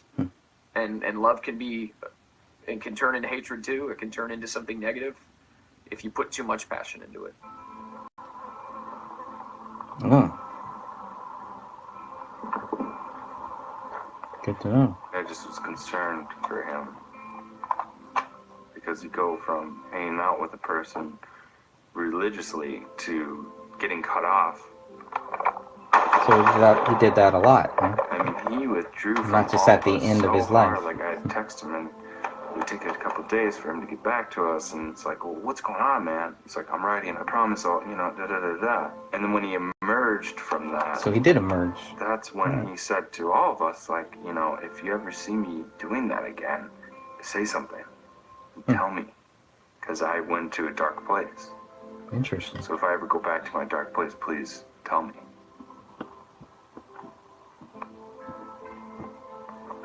Kamel came to me one day and out of the blue said, I want to separate the business. At first it was a shock. I would receive these long emails from her, which never matched up with the way that she would speak to me in person. Interesting. I remember saying to her at one point, Kamel, I feel like I'm speaking to David, not you.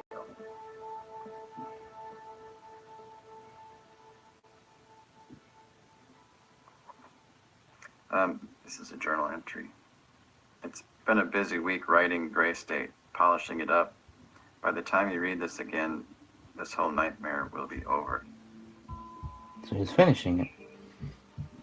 David started journaling in day one. It's a program for journaling. And where stopped you put when? pictures in every entry. There were random pictures, I think, but then he just journaled what was going on in his life at the time, mostly. And that stopped when? When the journal He stopped. liked his dog a lot. I think his dog was one of his best friends.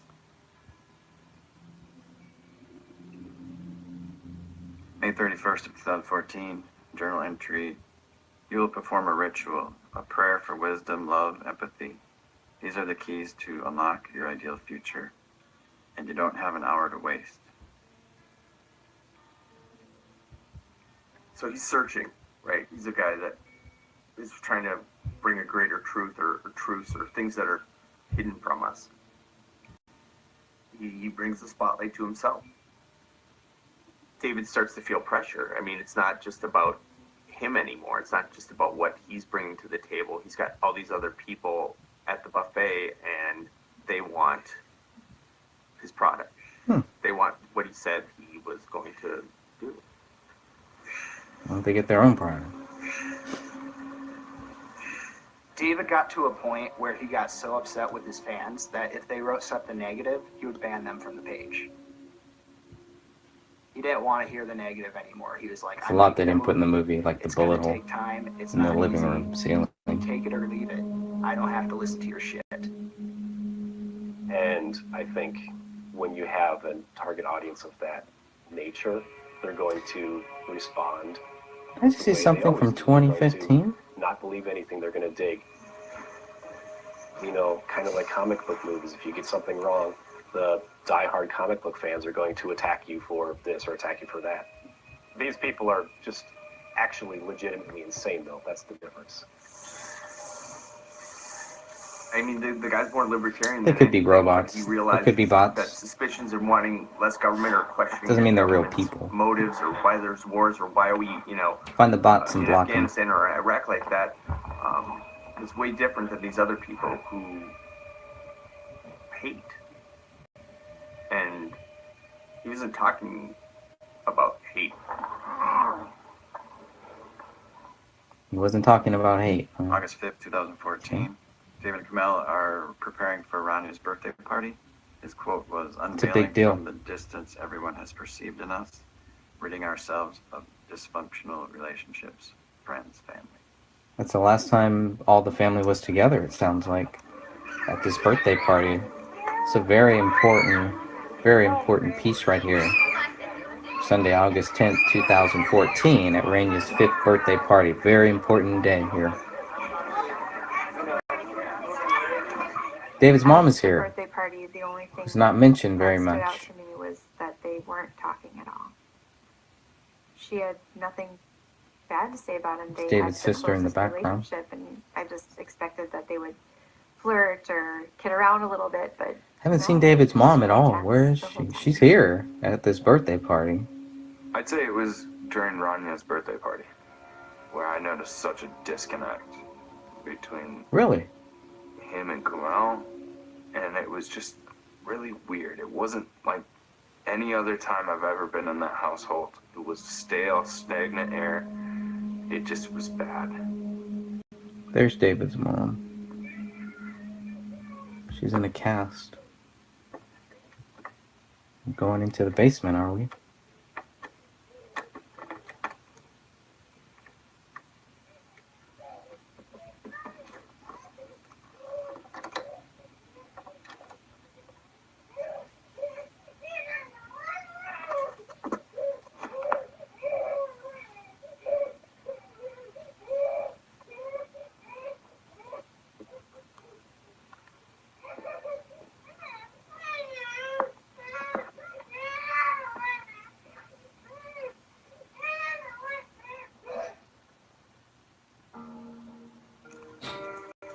Here we go with the occult stuff. Fortunately, this is the part I've been waiting for. The story, you'll see almost nothing until it spikes. But then a hint starts to rise. It's too bad Sidger's stuff was cut out. Come from, and have I planted it appropriately in the past? And able to see, like, when the bad guy is introduced, is there enough of the occult hint? Has it been properly set up in the inciting incident? The Freemasons? So I can ultimately bring it from nowhere and create this emotionally Chopping people's heads off. charged climax that is loaded with meaning that you didn't see coming. I moved back to Minneapolis in 2014 and linked back up with David. Who's He was doing talking to this me a lot about spiritualism. weird, At this dark, point, Jim shadowy and Kamel had converted. walking in a sense. towards They the were camera? no longer talking about Christianity. They were talking about and the resonance of the universe That is and just ridiculous. transcendental philosophy and connecting to higher levels of consciousness. And whatever that was, David tapped into it. It's just for us. It's August 29th. Ronnie came home with a fever, and we were connecting and playing. yeah, we were painting nails and doors right here to her room. I was sitting on the floor and she was sitting facing me, and I had my back towards her bed. And then There's a scar. we both felt something come through the door. David An never evil really presence. got into a lot of details of what was going on with Kamel spiritually or what would actually take place. Danny's He would done more some ghost propose hunting of his questions own. of, so if With Paranormal Sarah, some kind of spiritual attack, what would that look like? a demon. And then, okay, cool. And then as I'm going back to painting my nails, I know where her voice is because I've been talking to her, so I'm a voice higher than that. So I just feel like the height was higher than where she was at the bed. Do you didn't like the song? I just froze. I'm like, Ryan, did you say something? Makes me think of maybe Ronnie was talking to an evil presence in the basement. She's awake, where it came from. She's like, what? No, I didn't say anything. I'm like, did you hear that? She's like, no, no, I didn't hear anything. And I came out and told her.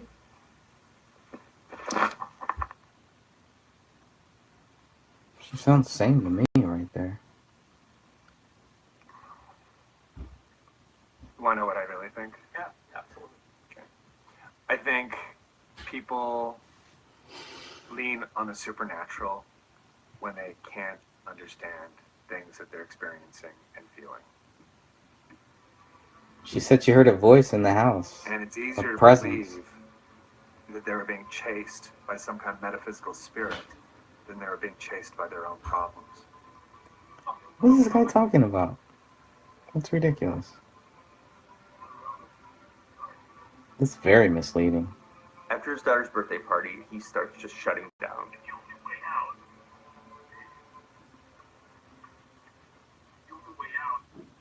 Guy who was on social media all the time stops. Okay, Stops returning what they're phone calls. showing Very him important doing, people who he needs to doing, know holding the who gun and all that. And nobody really knows Hmm. why.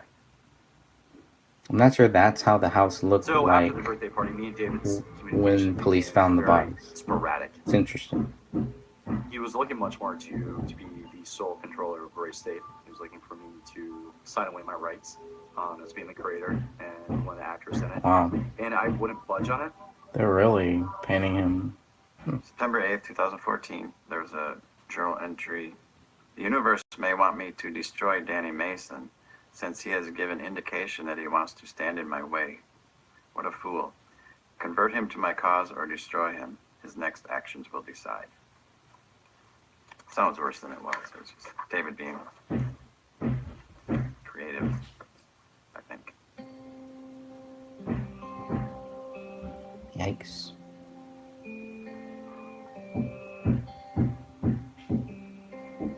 I was showing Kamel and Rainier sleeping. They Everybody's were sleeping now. in it together. Like the disconnecting, which was weird. Because here they are disconnected at the birthday party. But yet, they as a couple are disconnected from all of us. And then it starts just going downhill from there.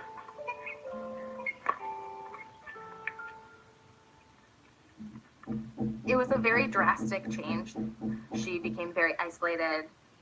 Nobody would really see her. You wouldn't even know if she was at work, except for the fact that she was seeing her patients. She would take the back ways in and the back ways out. If there would have been any little clue, if I just would have known even about what it looks like for a woman to be nervous or whatever, like I didn't know.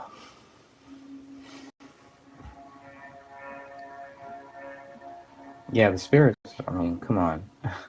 September I don't know. 30th, 2014, a journal Sliding. entry. Utterly bewildered and spent. I think a part of me is broken. People are just creatures to 2013. tolerate and get around so I can be on my way.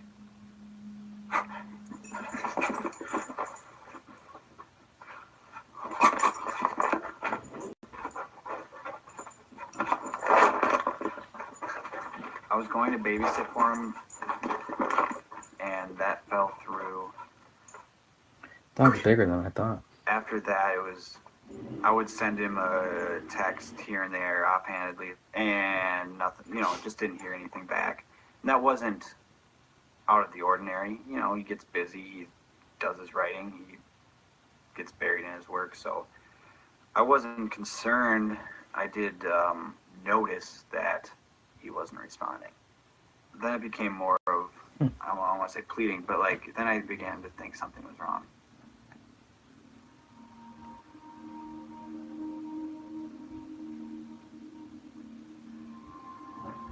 According to the police report, Kumail's sister drives 17 hours from Texas, pretty much as a desperate intervention. Her sister's not returning phone calls. I can't get in contact with David. Thought she'd drive there to pick up So the car. She takes it upon herself to drive 17 hours from Texas and show up in Apple Valley. Thought they went there to pick She up gets the to car. the door, rings the doorbell, and Kumail is home. And who appears in the door? It's David, who ends up telling her, "No, you can't see your sister." She never does. She came in late October? That's insane.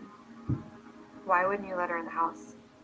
I mean, what possible motivation, what possible reason could you have to explain that? The only reason is if Kamel didn't want to see her sister, which to me is hard to believe too. That's hard to believe. But we don't know. Oh, now we're back to the wall. Third plot twist. The third act twist. Oh, the third plot twist. There has to be a Oh little god, bit of this willingness guy's... to be killed at the end. She's basically becoming a martyr. 18 minutes left, thank god. Just by taking out a gun, or just by letting him do it. But when she dies, he lets her go. Yes, David wouldn't let Spiritually Kamel's sister in the understanding house. That she got out, and that he will too. I remember saying to her in her office one day, "Kamal, I feel like I'm speaking to David, not you. I want to speak to Kamal." And her response was, why? Do you think I'm not intelligent enough to come up with these things? October 30th, 2014, there was a journal entry. It said, Kamel got raptured today. Period. She's still here. How's that possible? You're either raptured or you're not.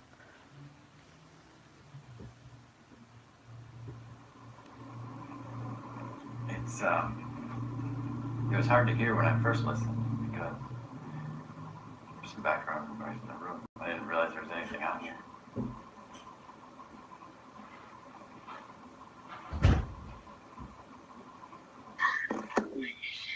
What is it? I just told you. I'm so terrible. You sound scared.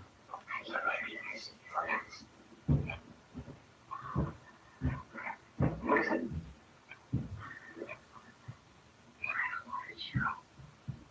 Of course you have. You decided. What I understand. Don't you want? Thank you for letting me. Of course, sweetheart.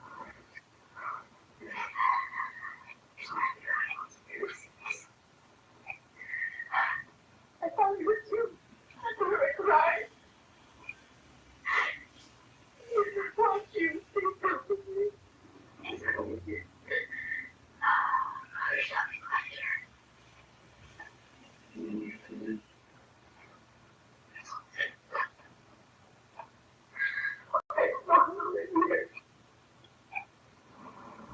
There's another recording here. They should have added the David, right dialogue after to this that. vision happened of going into a room and trying to explain right away. Did you lose me? Kamel had said, and that's here too. 1:48 p.m. 30 October. Looks like I'm still here. 2014.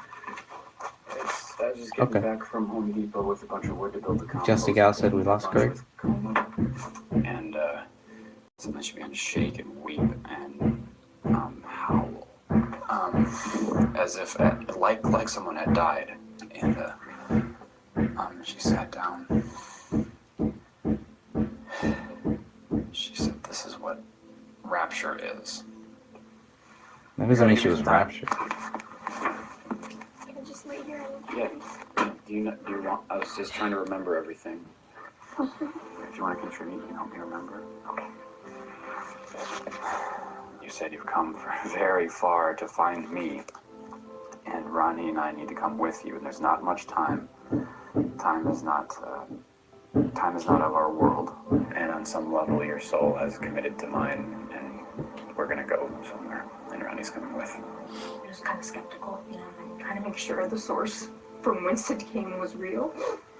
I don't know. Yeah, she's hearing My visions. skeptical side right now, my scientific side, my brain's questioning where it came from. I was like, oh, is it something to confuse us?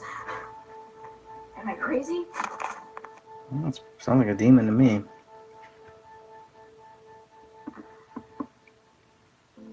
Sid and Nancy. I think what happened was Sid and Nancy. I don't mean this to speak ill of Kamel, rest her soul. I don't mean this to speak ill of David, rest his soul, and their daughter. But something was planned. Planned?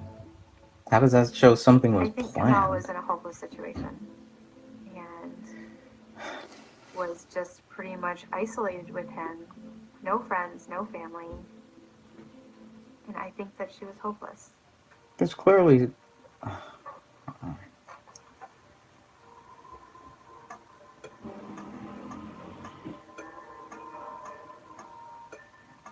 The last time I was at his house, I went and brought him some lenses back. It's like they think there's a presence. Kamel thinks there's some type of a presence there. Why are they not... Why aren't they focused on that? 2014, the journal entry. The world is an inverse perversion of light. We are made of it and its weakness, a flashlight in the mind of Satan. But There I you am go. darkness. There you go.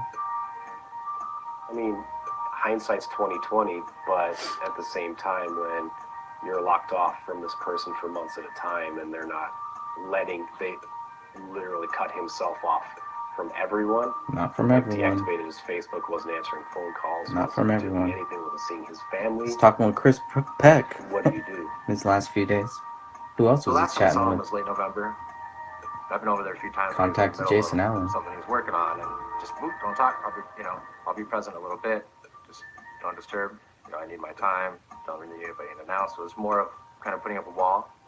But yeah.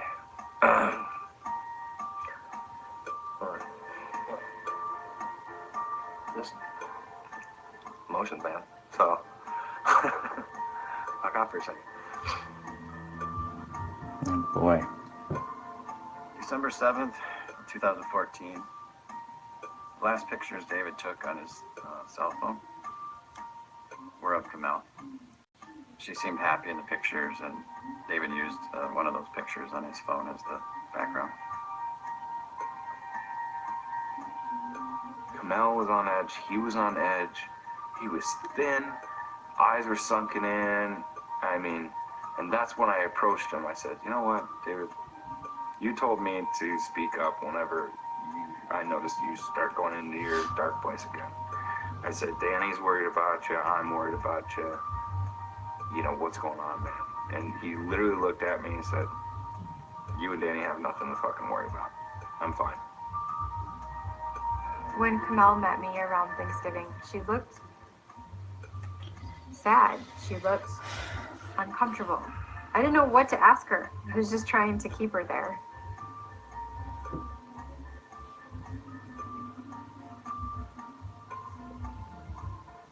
I don't want to start crying right now. I don't want to talk about that anymore. December 19th, 2014. David and Kamel pick up their daughter, Rania, from their last day of school before the Christmas holidays.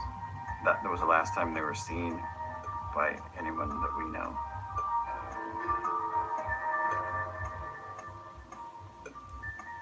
Driving to his house on Christmas Eve, there was a voice in my head. I don't know if I want to talk about it. The voice in your head too?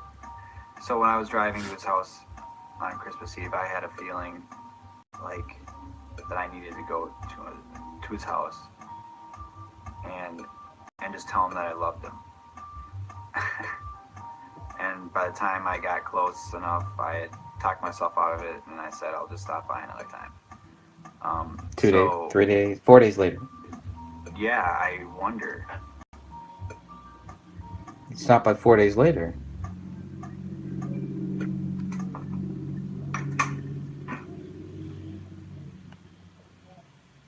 December 25th, 2014.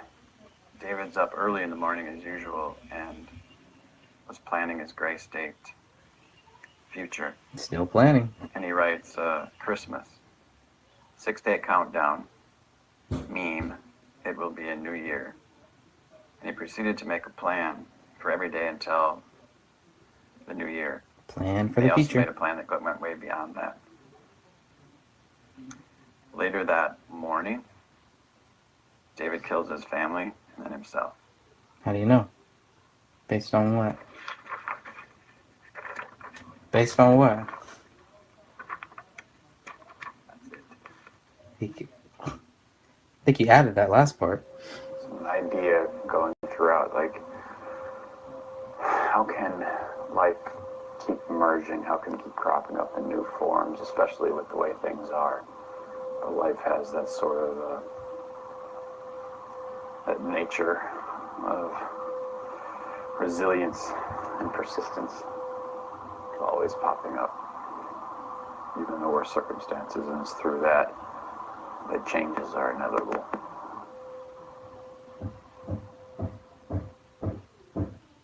I got a call from my dad, and he asked if I was sitting down. He says, David. And I was like, oh. And then he goes, Kamel. And I was like, oh. And Ronnie. Pretty much. And Based on be quiet. Yeah. I've never been stabbed, but it felt like something was going into my stomach with each name. And I couldn't Yeah, it's hard breathe. to And I just thought, this is like scripted almost. Apple Valley Police recently closed their exhaustive year-long investigation. Exhaustive? And for the first time, we're sharing their findings Yeah, with right. the Fox 9 investigators. It looks like David snapped and took the lives of his It wife, looks like it. daughter, Based on what, and then buddy? ultimately himself. Nothing. Who wrote Allah Akbar on the wall? Ask him about where's the evidence David did it. In her blood, yes. Why did he do that? We believe. La That la was la. kind of Ba a ba parting ba. shot. Based on what, buddy? Who is we? David Crowley seemed like he was very specific in how he wanted to be perceived. They to the just outside brushed world. right over the death, don't they? Wow. Right over the allegations. It was almost like David gave us this plot twist at the end. Almost. Of Allah Akbar. You know, this plot twist that wasn't going to have any resolution, but that people would continue talking about. No resolution because you guys can't prove He it. walks into a house and sees Allah Akbar written on a wall and goes, "Oh yeah, David Crowley, someone who is not a Muslim, all of a sudden now he's writing it, and that somehow proves." Why do they always forget the Greg from the junior in my name? I don't get that. Allah Akbar in his wife's blood on the wall and leave the Quran open. He never brought up that issue once. If he did, how do they prove it? Or they just walk in and say, "Oh yeah, oh well, obviously David wrote it. He's only got one hand, but hey, must be him." You know, to me, it was, my thinking is that it was throwing off the chains of the bullet hole pressure in the living from room that I'm gonna forget. delivering this movie, pressure from people You're telling reaching, me he had to reaching, make this movie, stretching. pressure as a man who has to provide for his family, Da da da. I have no proof, but I'll just say he's guilty. emancipating himself from all of it. Yeah, he's guilty. That's it. I'll go back to the David New planned Yorker. ahead. David was 10 steps ahead. I thought he 12 snapped. steps ahead. I thought he snapped. And Now he's his planning military ahead training, if it taught me the same thing, I guarantee it taught him the same thing. to kill your Have wife and alternate daughter. Courses of action for every event that Please. occurs. Please. Okay. Still no evidence.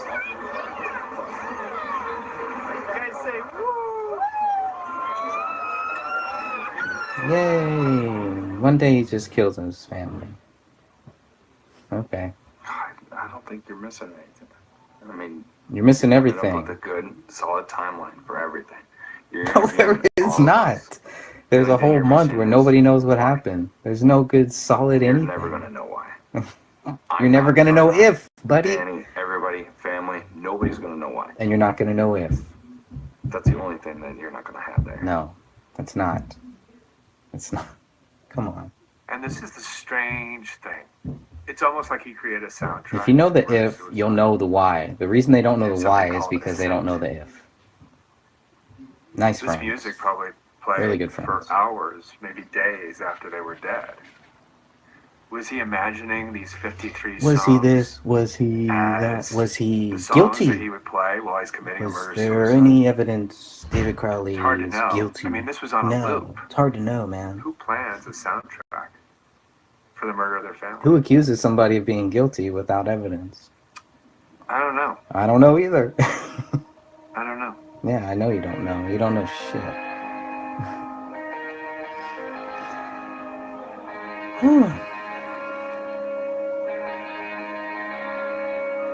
Creeping around the bend, nothing ruminates and lines me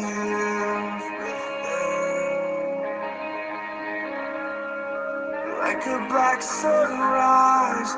There is no proof that David killed his wife and daughter and then killed himself. But we'll just act like he did because we don't want to look at any of the evidence.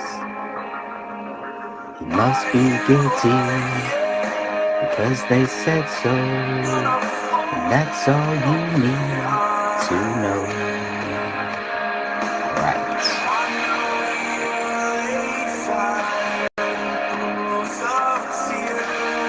And accuse your friends of being guilty. There's the wall painted white that they hid for a month from the family. Ready? Oh, you need to encourage me. What? Need a free bite? A free one? You can have it. 1 minute. 1 minute? Mm-hmm. Summer shows to your graduation music. You like the dog more than most people. Well, except for his family. You probably like the dog more than every person. I told you, buddy. I told you. Yeah, this is cute. I want the dog now. Back. I already had him.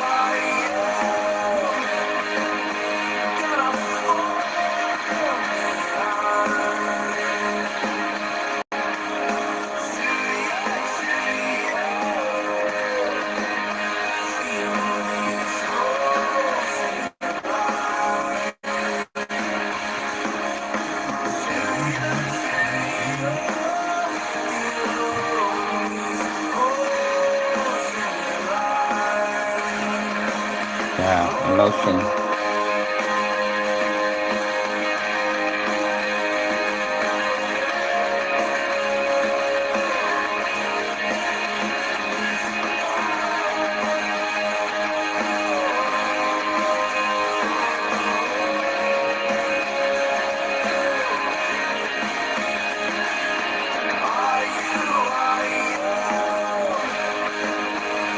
Oh, roll credits.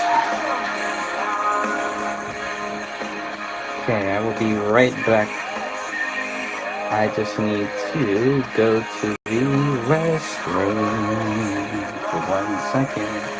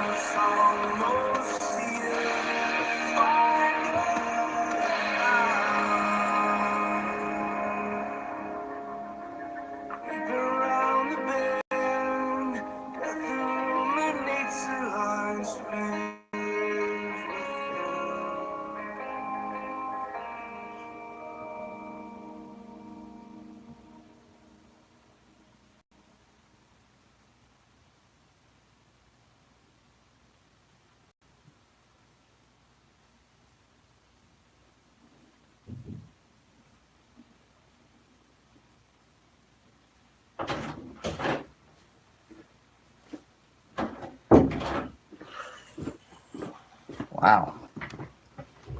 All right, I'm back. I would like to know what everybody else thinks. Okay, I'll look at that right now. Emotion, emotion, emotion. Yeah, it's all about emotion. I'm just gonna check a few things. Yes. Yes. Yes. Yes. Yes. I have to check something. I'm just saying yes. Okay, so I'm really curious to hear what people think. Sorry, I had to step out. I just had to go to the restroom. So, I guess my first thoughts are, yeah, everything that they left out, everything that they put in did seem very calculated. That's just my first thought. I don't think it's really something that will need to be seen a couple times, but I'm just gonna read through. Sorry, I'm gonna read through some of these comments that people have been leaving here. I really do appreciate all of you joining in, and now that I've watched this documentary, I do really believe, like, okay, well, it doesn't answer the one question I think everybody came here for, right? The one question we all came here for was, why did they think David Crowley is guilty? So you'll also notice that the police were not in this film. Now they were in Tom Lydon's video, But the police were not interviewed the way that a lot of other people, including myself, were. And that is because the police did not want to be involved in this film. Eric Nelson's team did reach out to the Apple Valley Police, and they declined to be a part of this documentary. So you have to understand why. You have to wonder why. The Alam family was supposed to be in the documentary, and I believe that they were going to discuss more of the spiritual presence that was in the Crowley's house, and for whatever reason, they pulled out of this movie too. So you have to wonder those few things. There's nothing in there that really leads me to believe that there's any pack theory or anything like that. I was also looking for that too. The most intriguing thing, and the thing that I think is highly possible, is the demonic presence. And maybe that's my bias because I am a Christian, and because I do believe that you can invite evil spirits in, and without Jesus Christ, those evil spirits can cause you to do harm to others or can harm you too. That's just my personal view on it. So I'm not sure how everybody else feels, but please try to leave some comments right now, and I'm going to try to address you. I wish we could have a real back and forth where we're really talking, but since we do have these comments in here, I'd like to really get some of your feedback on this. What did you think? What did you feel when you were watching this? And how many times have you watched this? Because I don't really feel like this is something that I need to watch for a second time. And at the same time, I don't really feel like if anybody is really researching the David Crowley case, I think, yes, they should at least watch this once. But there's really nothing in there that is groundbreaking. There's really nothing in there that we haven't already heard. It's a lot of public stuff. So let's just go through some of these things. I like to think they fake their deaths and are watching us, watching Greg, watching them. That's a Inception type thing or something, right? When I spoke to Sidra, Kamel's sister, she kind of thought the same thing. She was upset that people were saying that the Crowleys faked their death. And come on, put yourself in her shoes, and you can definitely understand that. And she was like, I would love to. I would love to think that they had faked their death. At the same time, Sidra, from when I had email exchanges with her, she was also not convinced of any pack theory. She did not believe that Kamel was involved. I do wonder if that's why, or maybe partially why, the Alam family did not want to be part of this film after first agreeing to be part of this film. What did they see? How did they look at this movie and say, we don't want to be a part of that? Now, I would say that, I don't believe, as far as I know, I don't believe that people are attacking the family or going after the family. But if there are people that are doing that or accusing the family or going after them or anything like that, of course that's wrong, and of course we should stand up to that, and we should definitely try to do our best to make people not do that. They should not be going after this family. They should not be trying to bother this family that doesn't want to be bothered. That's one of the main reasons why I hadn't contacted a lot of people in the beginning. That was the reason why I did not contact Sean Wright. And unfortunately, he chose to contact me, which was fine. But to me, that opened up a dialogue that I felt like then I was free to ask any questions that I want. Mason Hendricks, same thing. Danny Mason, same thing. Sidra, same thing. When they contacted me, I don't know why they contacted me, but when they did, I felt like this was my chance to really ask them questions. One of the only people that I really reached out to contact was Detective Gummer, because I was not interested so much in what the family thought and what the family had to say. I wanted to hear what the police said. I wanted to hear why they thought David Crowley was guilty. And it was wall. We talk about David's wall. It was wall after wall after wall after wall. Nobody was talking about it, but they all claimed that they had the answers. They all claimed that they knew what happened, but they couldn't share it with us. Come on. Of course you can. Of course you can. If you really care, if you really care about truth, you would share it with people. You would put all the speculation to rest, and you would allow everybody, including myself and everyone else, to move on because now we have the truth. The problem is I don't believe they have the truth. I don't believe any of them know what really happened. So for them to try to speculate and try to pressure other people into believing what they want to believe, I think that's totally wrong. Totally wrong. Let me go back. I need to go back a little bit here. This makes him look like the movie was autobiographical. Yeah, the movie was not autobiographical. We have to remember all of David's footage, all of that stuff was, all of that ended. Now, this written journal, it sounds like from what Dan Crowley Sr. says, this written journal ended on December 25th. At the same time, he also says, and then David killed his family. It's like, okay, man, okay, that's your son. That is your son. So to just say he killed his family and we just drop it, like, we just leave it at that. Really? Come on. Come on. There's got to be more to it. Why would you not want to share the evidence that shows David Crowley is guilty? The only reason I can think of is because certain people do want to move forward with the Gray State Project, which in of itself does not make sense when you talk about moving forward with a project of a guy that killed his wife, killed his daughter, and then killed himself. Anyone who really thought that this movie was going to move forward after that, I don't know. There's something very, very strange about that. Let's see. I think they are just not from the. Oh, sorry. I'm reading. There's some conversations going on in the comments.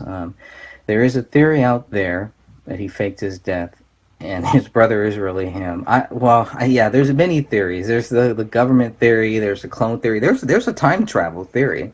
There was actually somebody in those early days who was part of the Justice for David Crowley and Family Facebook group that was talking about a time travel theory and a numerology theory. And we let that theory, or Dan let that theory play out there, and rightfully so, because then people could say, okay, well, you think there's some time travel here involved, you think they're this or that, well, okay, then prove it. And it's the same thing we put to the cops who also claim that David Crowley was guilty. Well, if you think that, you should be able to prove that. If you can't prove it, then this case should not be closed. This case should be open. It should be a cold case. It should just be, you know what, we don't know what happened here. Okay, we walked in, there's Allah Akbar here. Most of their hands were missing. There's no signed written note. There was an open door, and we don't know what happened. That's what they should have said. Okay? By not saying that, they fueled, and hopefully not purposely, but by not saying that, they fueled a lot of these different theories that were then put out there so that people could purposely discredit them. That's what I think. I think a lot of these theories might have actually started from the same people who would later come out as the heroes and as the defenders of the family and say, nope, there's no government hit, there's nothing this, because that's what Eric Nelson's team, I think that's what they were looking for from Dan and myself. They wanted us to say that this was a government hit.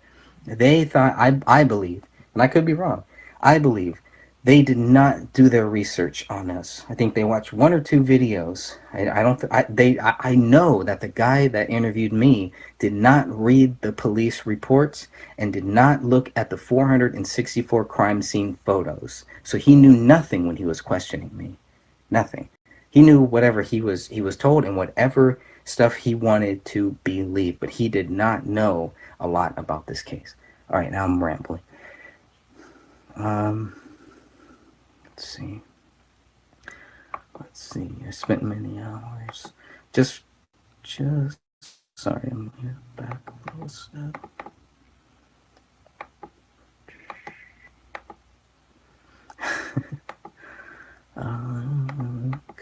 Come on. Just for the record, this is from Cecil.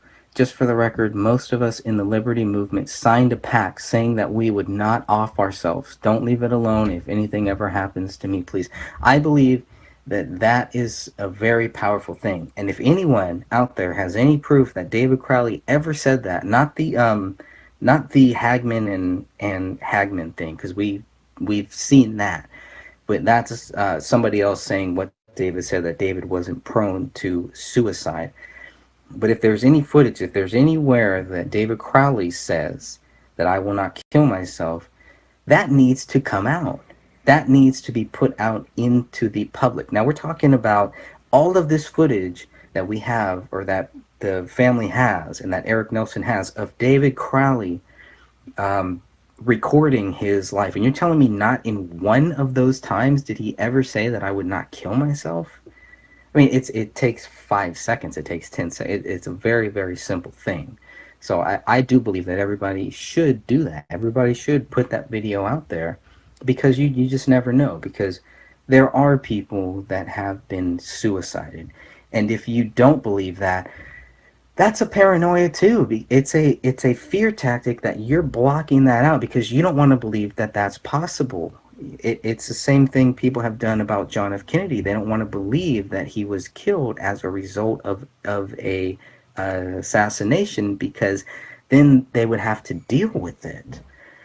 They don't want to believe that that that the government at some level, some people within our government had to have helped cover up September 11th, that some people had foreknowledge, that some people might have actually been involved in bringing those towers down and in everything that happened in September 11th.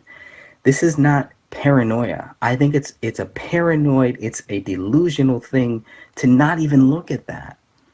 And there's nothing wrong with looking at it and saying that you don't believe it because A, B, C, D.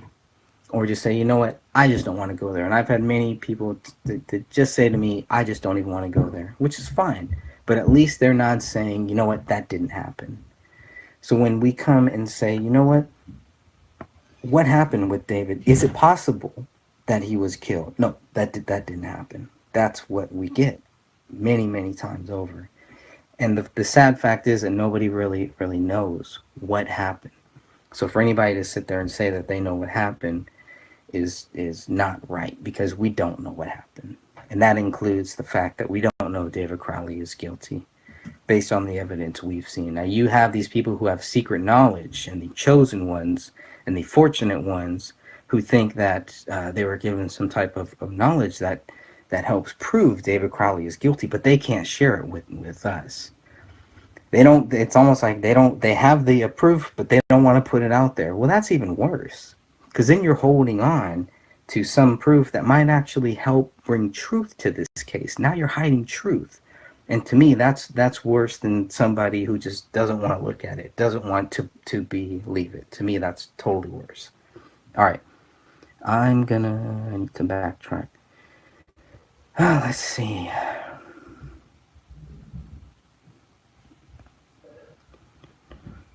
To me, this is Mason's film. Liz says, to me, this is Mason's film. I think that he's a very suspicious character in all of this. She says that with a question mark. And there would be a lot of people who would jump on that and say, oh, well, she's saying this, or she believes this or that. It's like, we are just talking. We're at the point now where we are just talking. We're sharing ideas. We're sharing our views. And that should include the people that believe David Crowley is guilty. It really should. What I find is a lot of them are very defensive and don't even want to hear some of these other views, or they attack certain views on it. They latch on to those views because they know that they can try to disprove those views, instead of saying, okay, like what we're saying here is, where is the evidence? Where is the proof? So looks like Humpty Dumpty was trying to say the same thing. Let's see, father and brother looked very fine. I'm not sure what that means, but maybe you can elaborate on that. Maybe Greg can put up that thumbnail with his fake mugshot. Yikes. Is that the Danny Mason mugshot? I think that was for a movie. So, that was something that I posted in the group, and maybe I shouldn't have posted that without the proper context because, I mean, come on. Danny Mason is an actor. That was part of a film, and it doesn't necessarily relate to anything that we're seeing here. Some people might post photos of us and say, oh, and try to make that connection. It's kind of what this movie kind of felt like. It was just like they were reaching for conclusions that just were not there, that nobody was really buying.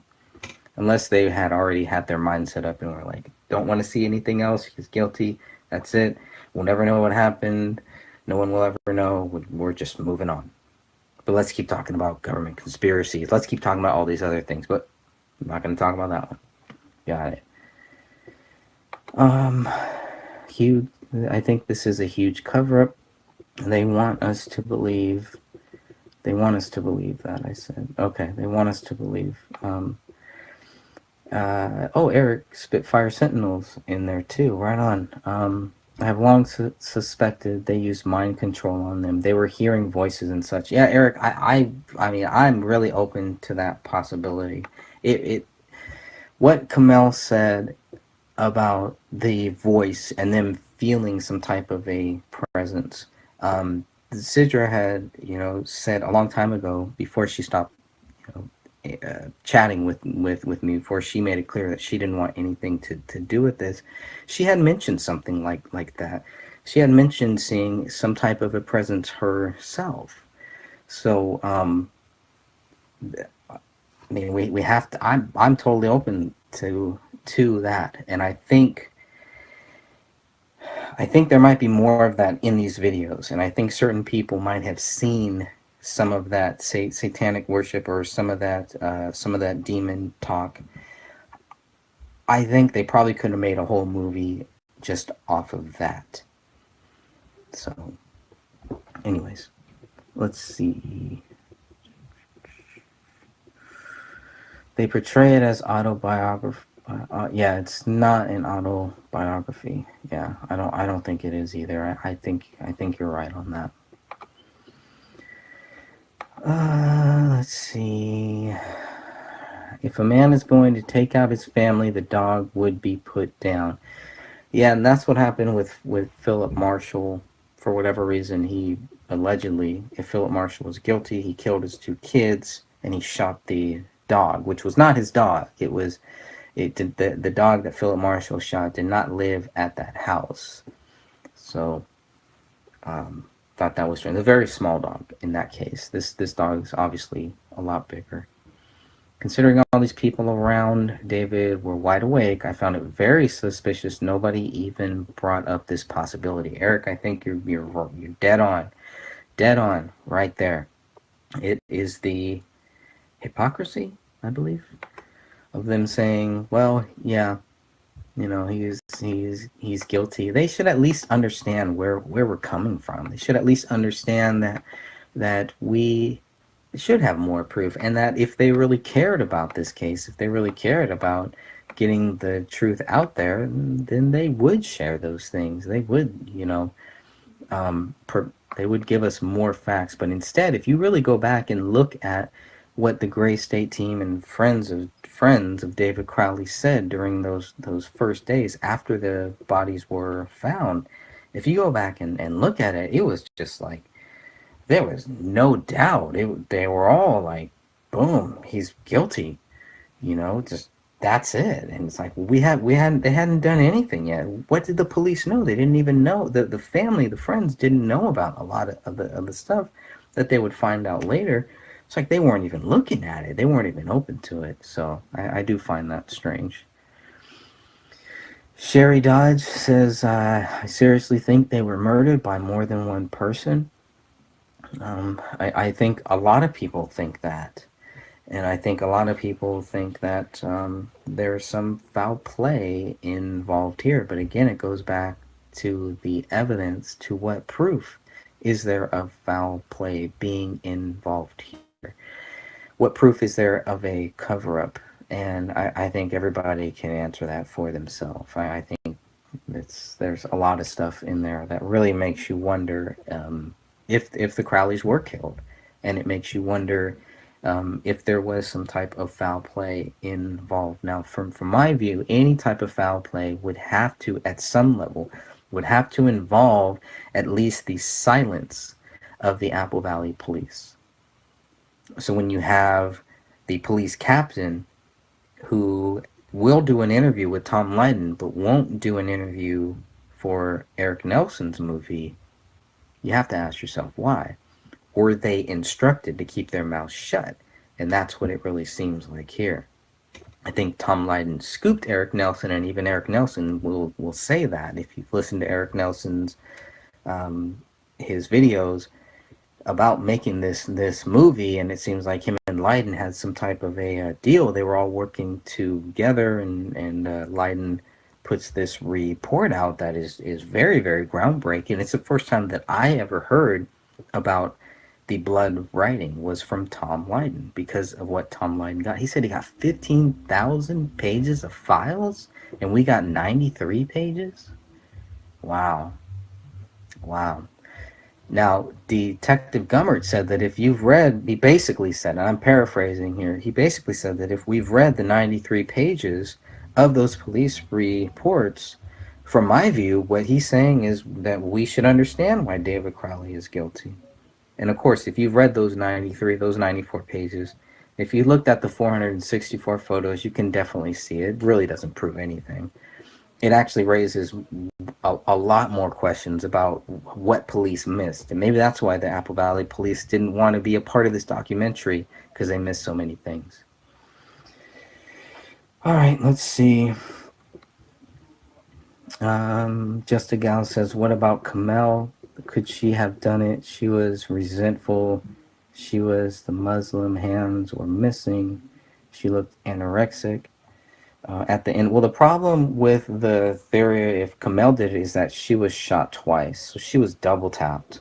It's hard to believe somebody is going to double tap themselves unless they're Gary Webb or something like that. It's hard to believe they're going to double tap themselves. But it's valid questions, and I think what we have is there are a lot of people out there, a lot of cyber bullies who, if you even raise those questions, if you even go there, they come after you. There's something wrong with you. It's just a person asking a question. So they need to just chill out and just... It's okay to ask the questions, and then it's okay to give a respectful answer, even if you disagree with it. That's okay. A lot of people need to be more open-minded about it. She was anorexic and she was having these paranoid delusions. So why not her? Yeah, and it's just because she was shot twice in the back of the head. It's hard to believe that. Now, there was, I do believe that they said that the daughter's blood and flesh were not found on the mom, leading people like Mason Hendricks to think that they were shot at two separate times, which raises even more questions. Makes the story even stranger and sadder. Because if the daughter witnessed the mom dying, or if the mom witnessed the daughter dying, that is really sad. That in and of itself does not prove that it was David Crowley that did it. So again, we're back to the same point A. They want to get us to point C. The guy Corey Zorowski, I believe, and what's the other guy's name? Alec Wilkinson from the New Yorker. They kind of always threw it back at us like, well, what do you think happened?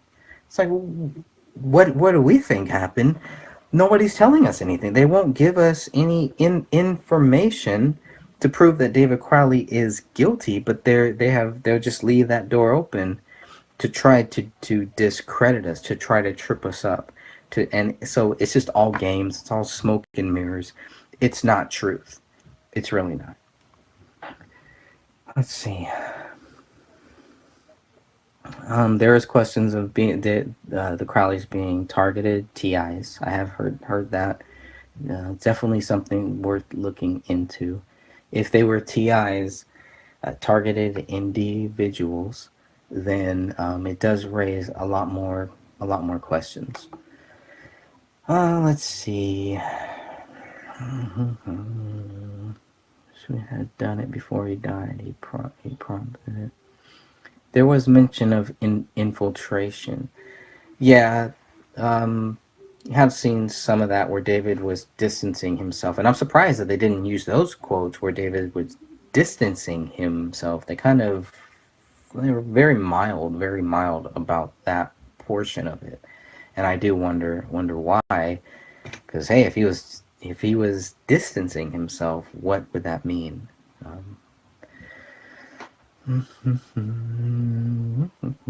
They never mention mind control one time. Yeah, they're not going to mention mind control.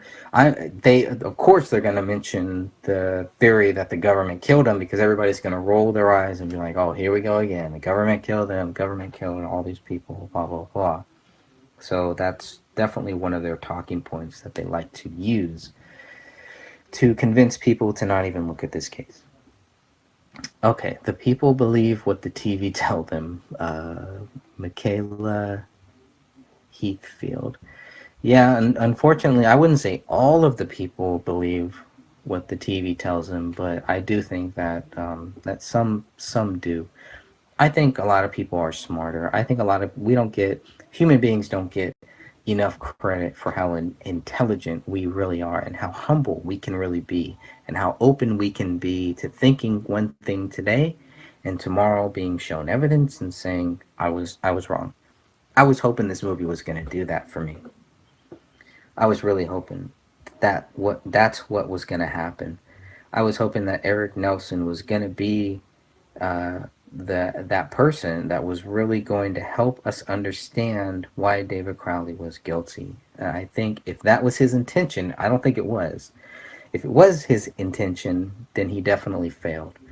So then, if that wasn't his intention, then I have to ask myself, what was his intention? To just spread more disinformation, to just kind of muddy the waters, or was it just to get people thinking? Was it to get people thinking about, ooh, maybe there's more here? The fact that Eric Nelson never challenged anybody on why they believe David Crowley was guilty is very upsetting, and it does raise red flags. It really does, because that's what he should have done. They tried to challenge us about why he wasn't guilty. It should be fair play to say, well, okay, then let's look at the people that think he is guilty, and why do you think he's guilty? I didn't see that a lot. So let's go here. If they thought this was going to quiet people down, it actually just opened up Pandora's box. Just a Girl is definitely right. I really believe that is true. It just opened up more people's box. Humpty Dumpty retracted a couple messages. I'm sorry about that. I hope it wasn't anything personal. So, Humpty Dumpty, consider if you meant to say something that didn't come out right, come on and say it. We're all just chatting here. Okay, yeah, we'll just focus on questions. Okay, you're right. Let's see. Trump the Kosher Pumpkin. RFB was going to do a live stream today on the Netflix Gray State propaganda documentary, and the power was cut out in the area. He lives in Boston. Yeah, I saw that. I was really gonna listen. I was gonna sneak away for a couple minutes so I could listen to what they were gonna say. Trump, do you know if they're going to do that? If they're going to do that in the future? I would love to. I'd love to know if they're going to go ahead and talk about that in the future. I'd love to do something like this, a live stream, maybe like a conference call, like we've done with other people. Do a conference call with RFB, Robert from Boston, I believe it is. Robert from Boston has put out a couple new videos, and I think the title was a bit misleading, blaming Netflix. I don't think it's fair to blame Netflix. I mean, we've seen this stuff on Netflix, right? That would fit right in with a lot of their fictional stuff. So maybe Netflix should have put it under their fiction section. I could see that. But besides that, yeah, you can't. I don't blame Netflix, and maybe he doesn't either. Maybe that was just his title, his catchy title of it. Let's see. Yeah, voice to text is not the best, but thanks for trying. I really appreciate you commenting on that. Corey Carlson, this movie made me think there really is something strange going on. It was a complete hit piece. A lot of people have said that it's a hit piece. I hear that a lot. And if people could elaborate a little bit more on why they think it is a hit piece, I would love to hear those comments and try to challenge some of them. It's hard. It's really hard for me to really try to give Eric Nelson and try to give these people the benefit of the doubt when they've been so secretive and they played so many stupid games that didn't need to be played, done so many stupid things that didn't need to be played. For anybody that doesn't know, when Eric Nelson's team was inside Dan Hannon's house, somebody pooped in the upper portion of Dan Hannon's toilet, so that when Dan Hannon flushed his toilet, you would see, you know how water runs out when you flush a toilet, poop would run out. That is disgusting. It's called an upper decker, I think it is. I mean, this is just childish behavior. We have Judy Prochnow saying that Chris Peck, who was the lighting guy or the sound guy inside of Dan Hannon's house, while they were interviewing Dan Hannon, Chris Peck is in this house and doesn't introduce himself, doesn't try to have a good conversation with Dan Hannon and question him about some of the things that maybe he disagrees with Dan Hannon on. But from what Judy Prochnow said, that Chris Peck wanted to reach out and choke Dan Hannon, wanted to cause physical harm to Dan Hannon's house.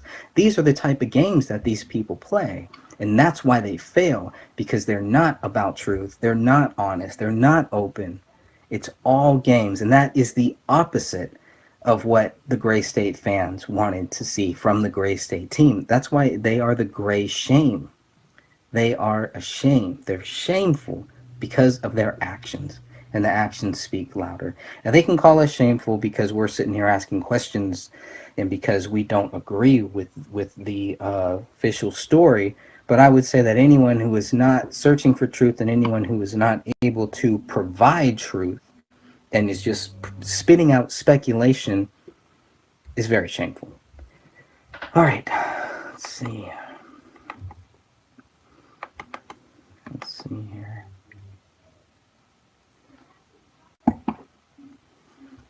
Rebecca Silva, the suicide note I found that it states, open the Rise most latest version. The father said that he found the digital recording in a file of Gray State at the end. Interesting. A digital recording of David saying something about open the Rise? You'll have to elaborate a little bit on that, Rebecca. Could David have been giving hints? Okay, Trump says the occult are Crowley worshippers, just like Anton Yeltsin, the actor crushed by his own car. These MFers don't care.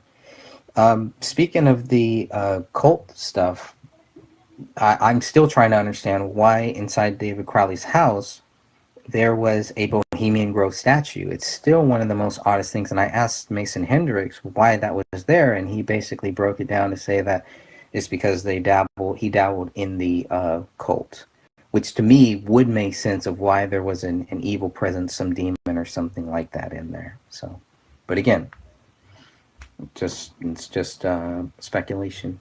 So I don't pass it off as fact. I can't say, oh, there were definitely demons in there. Now, it's hard. That's going to be almost impossible to prove. If there was some demon that was involved in these murders, that's going to be one of the things almost impossible to prove. And unfortunately, that would be one of the reasons why the police would cover it up, because they don't want to go there. Because then you're talking about real life stuff, and they don't want to talk about that.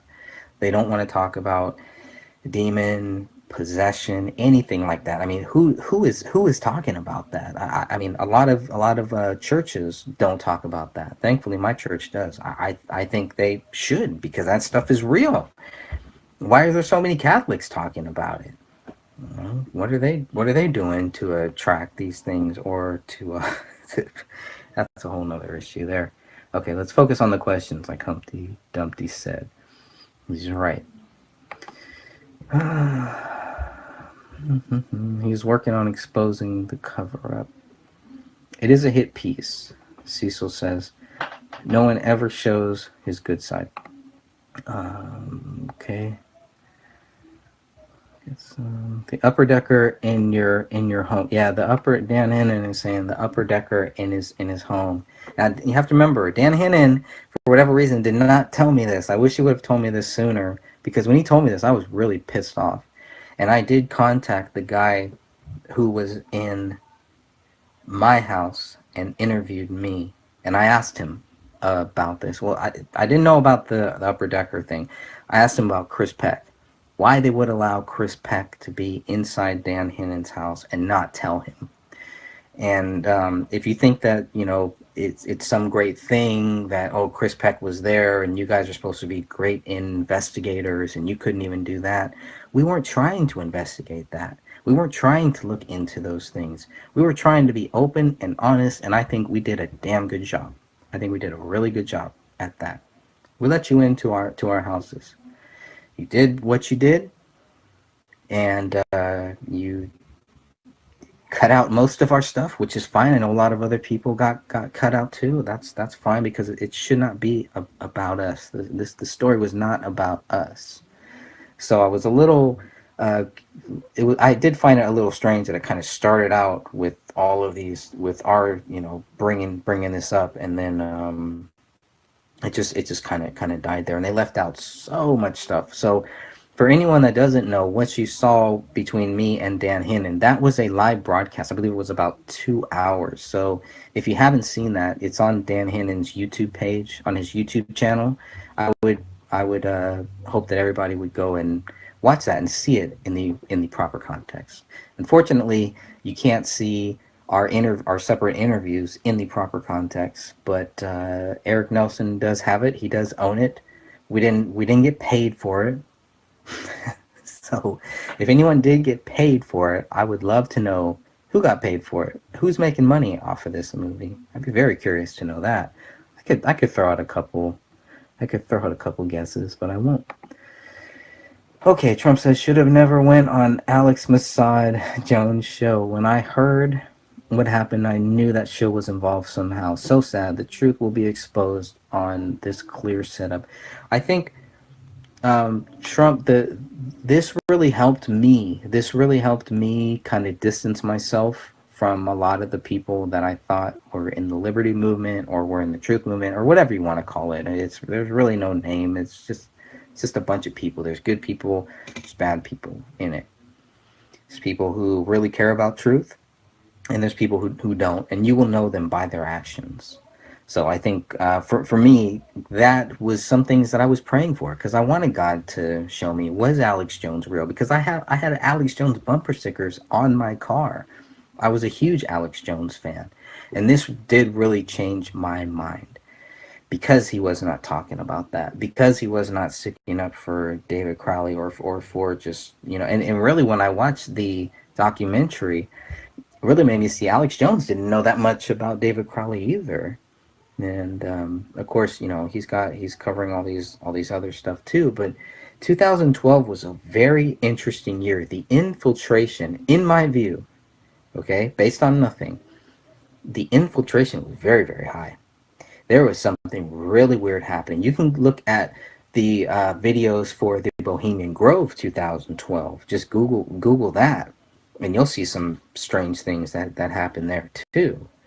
And to me, what happened at Bohemian Grove 2012 was a precursor to a lot of this anti-Trump stuff that we see now. Regardless of your view on Trump and on all of that, it looks very similar. The Antifa stuff, the Black Lives Matter, all of that, the violence when you hear these people that claim to be liberty lovers and freedom fighters, and they're talking about violence, and they're creating guillotines to chop off people's heads. I mean, this is just bizarre stuff, really strange, and totally counterproductive to what truth is.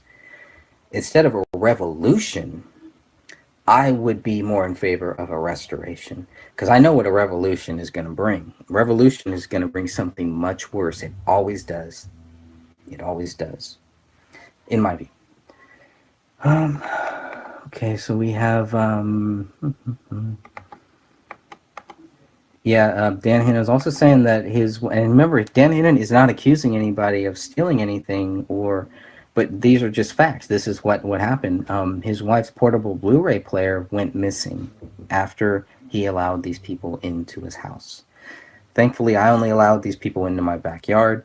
There were eyes on them the whole time, and I'm very grateful, very happy that was done. So I took all the precautions that were necessary, and I'm glad that I did. Let's see. Can links be linked here? I think so. Yeah, it won't let you. It might not let you in the live chat, but it should let you in the comment section. So maybe after this video is posted, it should let you post any links. If it's giving you some spam warning or something like that, then maybe I can check that out later. Or you can send me those links, and I'll try to add them into the description section later on.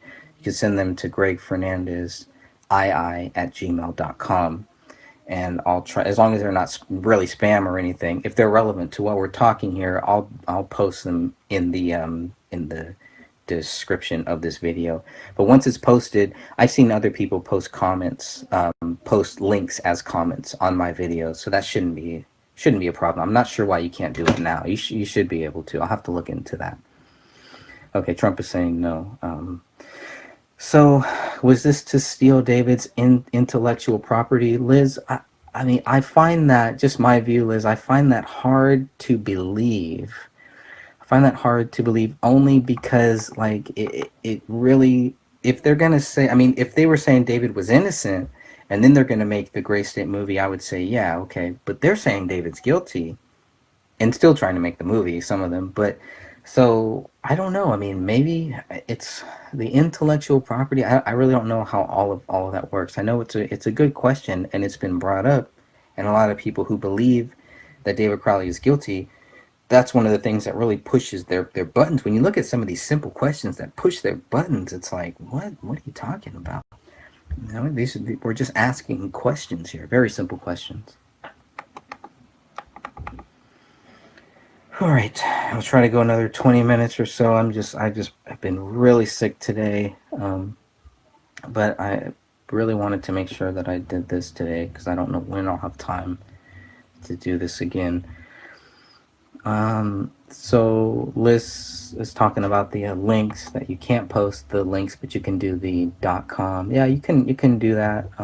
But and I can search for it later, but probably easier to just post them after I post this live stream. So Michaela, I hope I'm saying your name right.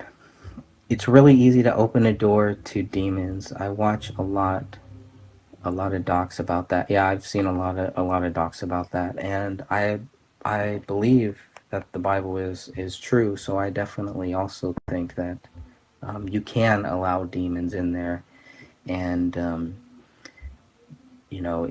if you're not protected by God, those demons can do a lot of damage. But even then, through Him, you can overcome those things, but you can't overcome them by yourself, in my view. Okay, Corey saying, can you give us a breakdown of the players in this case? I'm under the impression that there are two sides, the official side and us, who think something more is going on. What am I missing? I think there's many different sides. I think there's probably more people who just don't know what happened and are still in that spot where they're just researching this to find out what the evidence is either way, or to hear different people's views. So I think it's really hard to give a breakdown of the players in this this case, because I don't know who the players are. I don't want to speculate necessarily on who these players are, if there are any players in this. I think in Eric Nelson's film, you see a lot of people who were involved with the Gray State Project, and a lot of those same people are the ones who were very forceful with going with the officials' theory. They wanted to control this case from the very start, which is very, very weird to me why they would want to control it, because you cannot control truth. You can try to control lies, you can try to control that, but I don't believe that really works.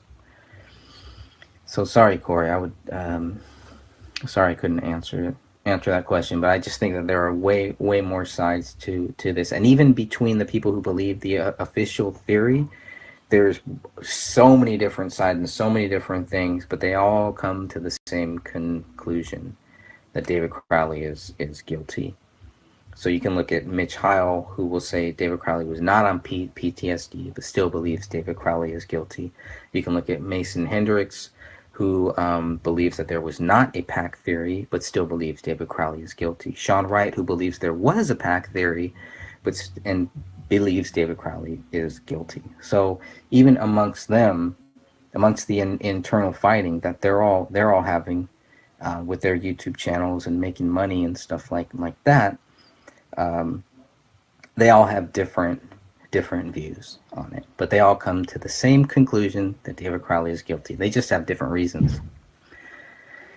Okay, the video footage part in the movie showing the little girl was very disturbing in the dark. Yeah, I felt bad for the child. Yeah, I felt bad for the child too. So let's see. I'm in San Francisco. So sometimes they tend to be domineering, and their family respect them and look up to them and do not question anything they say. Okay. Yeah, it's possible. Yeah, and you have I think Adam, I forget what his last name is. I want to say Rumbauer, but it's Sam Bauer or something like that. But he was saying, he called them Crowleyites, as if David Crowley was their leader. Well, that's not a good way to treat your leader, someone who was a leader. Maybe there were people looking for a leader.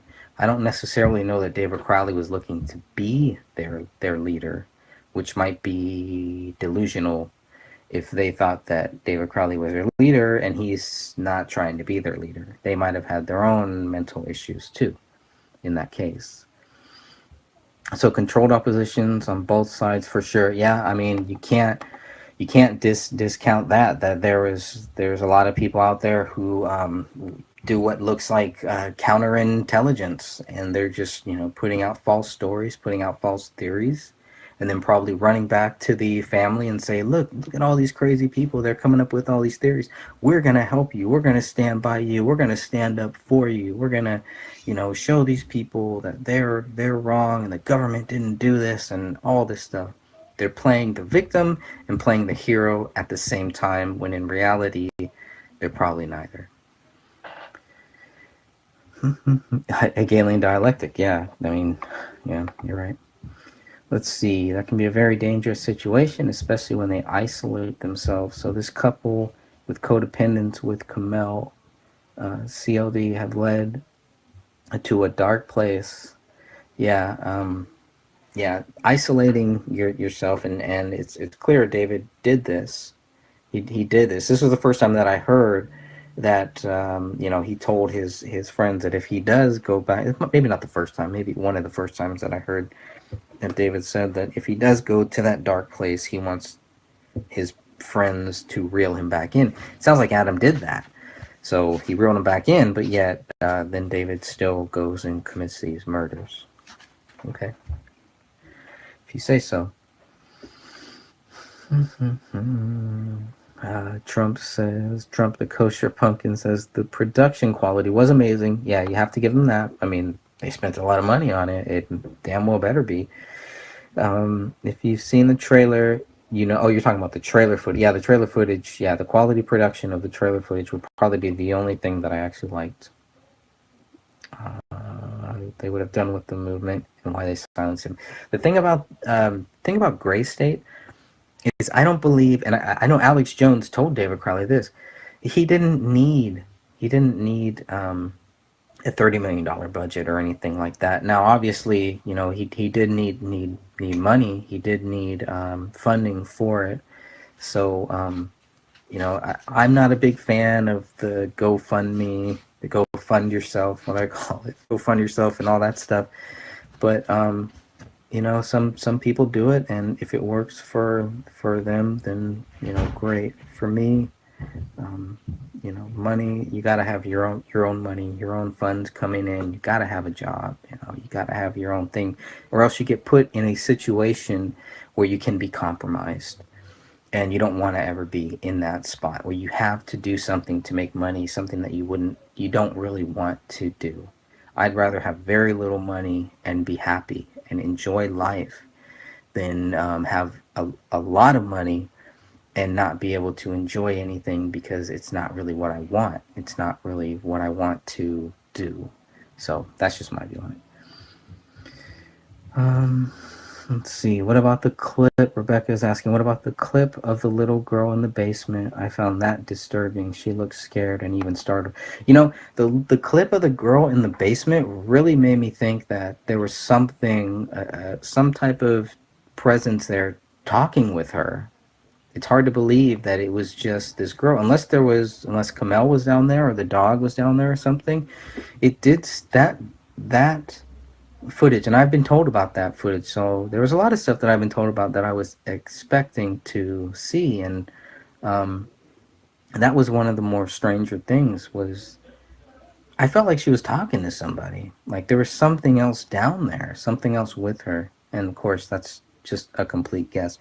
The stuff where they're talking about death and a baby dying and all that stuff, I just think that was just bad taste. I think David and Camille, I don't know why they would talk with their daughter about stuff like that. But again, we don't see the proper context of it, so it's hard to judge that. All right, almost done here. Let's kind of wrap this up. I really appreciate everybody coming out. We'll have to do this a second time, not with this movie or anything, but I would love to do a free conference call thing where we can all chat, we can all talk, and just talk about this, and do it in a respectful way, not where we're yelling at each other, cussing each other, trying to convince each other that we're right. I do think a lot of good questions, a lot of good points have been brought up, and that's why I do like talking with people about this.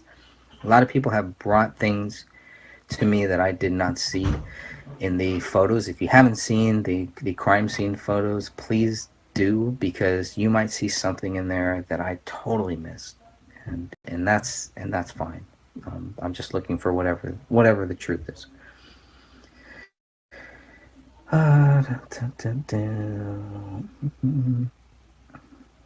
Black Cube operation from a former Secret Service. Yeah, I would look at, one thing I would like to know is if David was around anybody who was involved in the intelligence circles, the military intelligence or counterintelligence or any type of intelligent service. Was he, what was his views on secret societies? On his list of things that he was investigating, you'll notice the Freemasons were not there. They were not on that list unless I missed it. So it's also what he was researching and what he wasn't. Things he had crossed out and things that he hadn't had crossed out. I'm not sure if Sandy Hook was crossed out, but I know World Trade Center 7 was. So he had definitely looked at World Trade Center 7. I don't hear a lot about David's view on 911, and with him being a soldier, I was hoping to hear more on that view. He just talks about the war that happened after, not too much on how 9/11 put us into the war in Afghanistan and in Iraq. So I was hoping he would talk more about that. Let's see. The Weinstein case is another weird one. We're seeing all these weird things, people coming out. It's not abnormal for children to have imaginary friends. Normal children who grow up to be normal adults. Yeah, sure. I can agree with that. I can agree that, it's maybe it's not abnormal for children to have imaginary friends. I'm not a parent, so I don't know what that's like. I don't really know anybody who has had an imaginary friend, so I can't relate to that. To me, it just seems strange, but maybe that's because I've never had any experience with it. All right, everybody. Thank you so much. I really appreciate everybody coming here. Road Warrior Radio. Thank you for joining us, Chris Hinckley.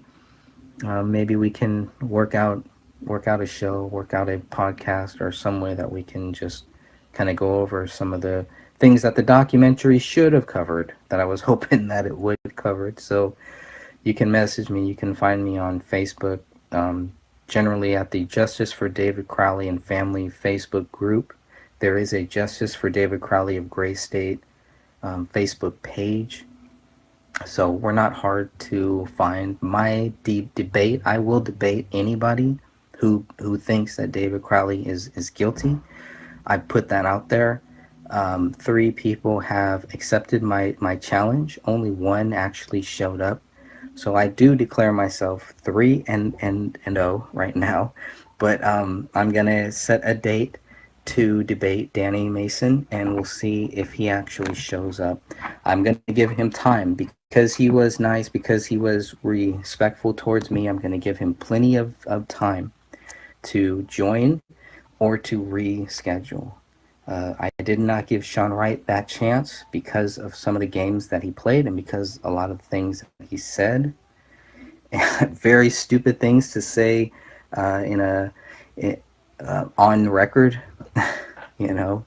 So that's why I'm pretty much done with that. Done with Sean Wright. I felt like with Judy Prochnow, I felt like it started out as a debate and ended up as a very nice talk. We agreed to disagree. We didn't yell at each other. We didn't cuss at each other. We disagreed from the very start. I felt Judy was overall a nice person, a sincere person.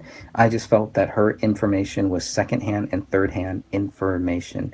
That the only firsthand information that she had, the only credible information she had, was what she saw on that day. That's it. And there's no way that she could look through that window. I don't believe that there's any way you could look through that window and think that David Crowley did this when you just see three bodies on the ground. But go back and listen to the 911 call that Judy Prochnow made. You can find that on Dan Hennon's website, theuglytruth.com. He's got a whole section on that has the actual documents of Judy Prochnow's 911 call and Colin Prochnow's 911 call. Everybody should read that because right away she's also saying that it looks like a double murder suicide, something like that. I'll have to go back and check that just to make sure that that's accurate. But if you have time, go ahead and look at that. Look at all of the documents out there. And once you've done that, then come to your own conclusion or don't. And I've chosen to not come to a conclusion at this point. I'm still open to all possibilities. Thanks, everybody. Really appreciate you. And we'll do this again. Reach out to me. You know where to find me. I'm generally on that Facebook. So shutting this down. You can get the police report. It's in my article, The Gray Stage #2. Which is, I think it's titled Crime Scene Photos. If you look on my YouTube channel, there on most of my Gray Stage videos, there is a link, and it has the link to all of the 9 articles that I've done so far. There are more to come. We have a direct Dropbox link to the crime scene photos and to the police report, so you can reach out to me for that. You can also find that on Dan Hennon's website too. There's a whole section that just has all of those documents that the police that he was able to get from the cops. So please go check all that out. We'll talk again. God bless you all. let's see. Let me just answer this one last question from Road Warrior Radio, since I think he just joined us. Do you have a select set of sources you direct folks to at this point? After nearly 3 years of research you've done, I'd be glad to point folks to it tomorrow's broadcast. I would say go to my website, gregfernandezjr.com. One of the tabs is a Gray State tab, and if you click on it, it has all of the articles. There's one, I think is the Gray Stage number 7 or number 8, and it just has the research documents, or you can also find them on Dan Hannon's website, the Ugly Truth, not the Ugly Truth, just put in uglytruth.info, uglytruth.info, and you can access all of those documents. I think that's where people should start with the actual documents, start with the police report, start with the crime scene photos. Start there. Don't start with me. Don't start with what everybody else thinks, what anybody else thinks. Start with those, and then come back and tell me if you see the evidence that David Crowley is guilty. Thank you, guys. Dan Hannon, Dan Hannon. So it's uglytruth.info. Hope that helps. Thanks, everybody. I gotta shut this down. See you later.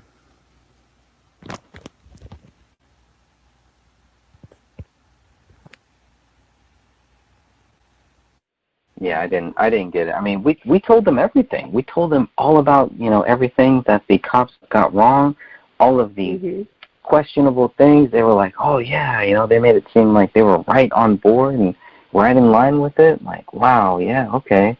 And then just nothing. Of course, yeah, at that point, Dan and I we knew that this was going to turn into a smear campaign. We did not know that the Gray State team was directly involved with it. I mean, like this is their project. That's what it really is. It didn't even answer any questions. It really, really backfired on them. If they had made this movie to keep people from questioning what happened, it really backfired.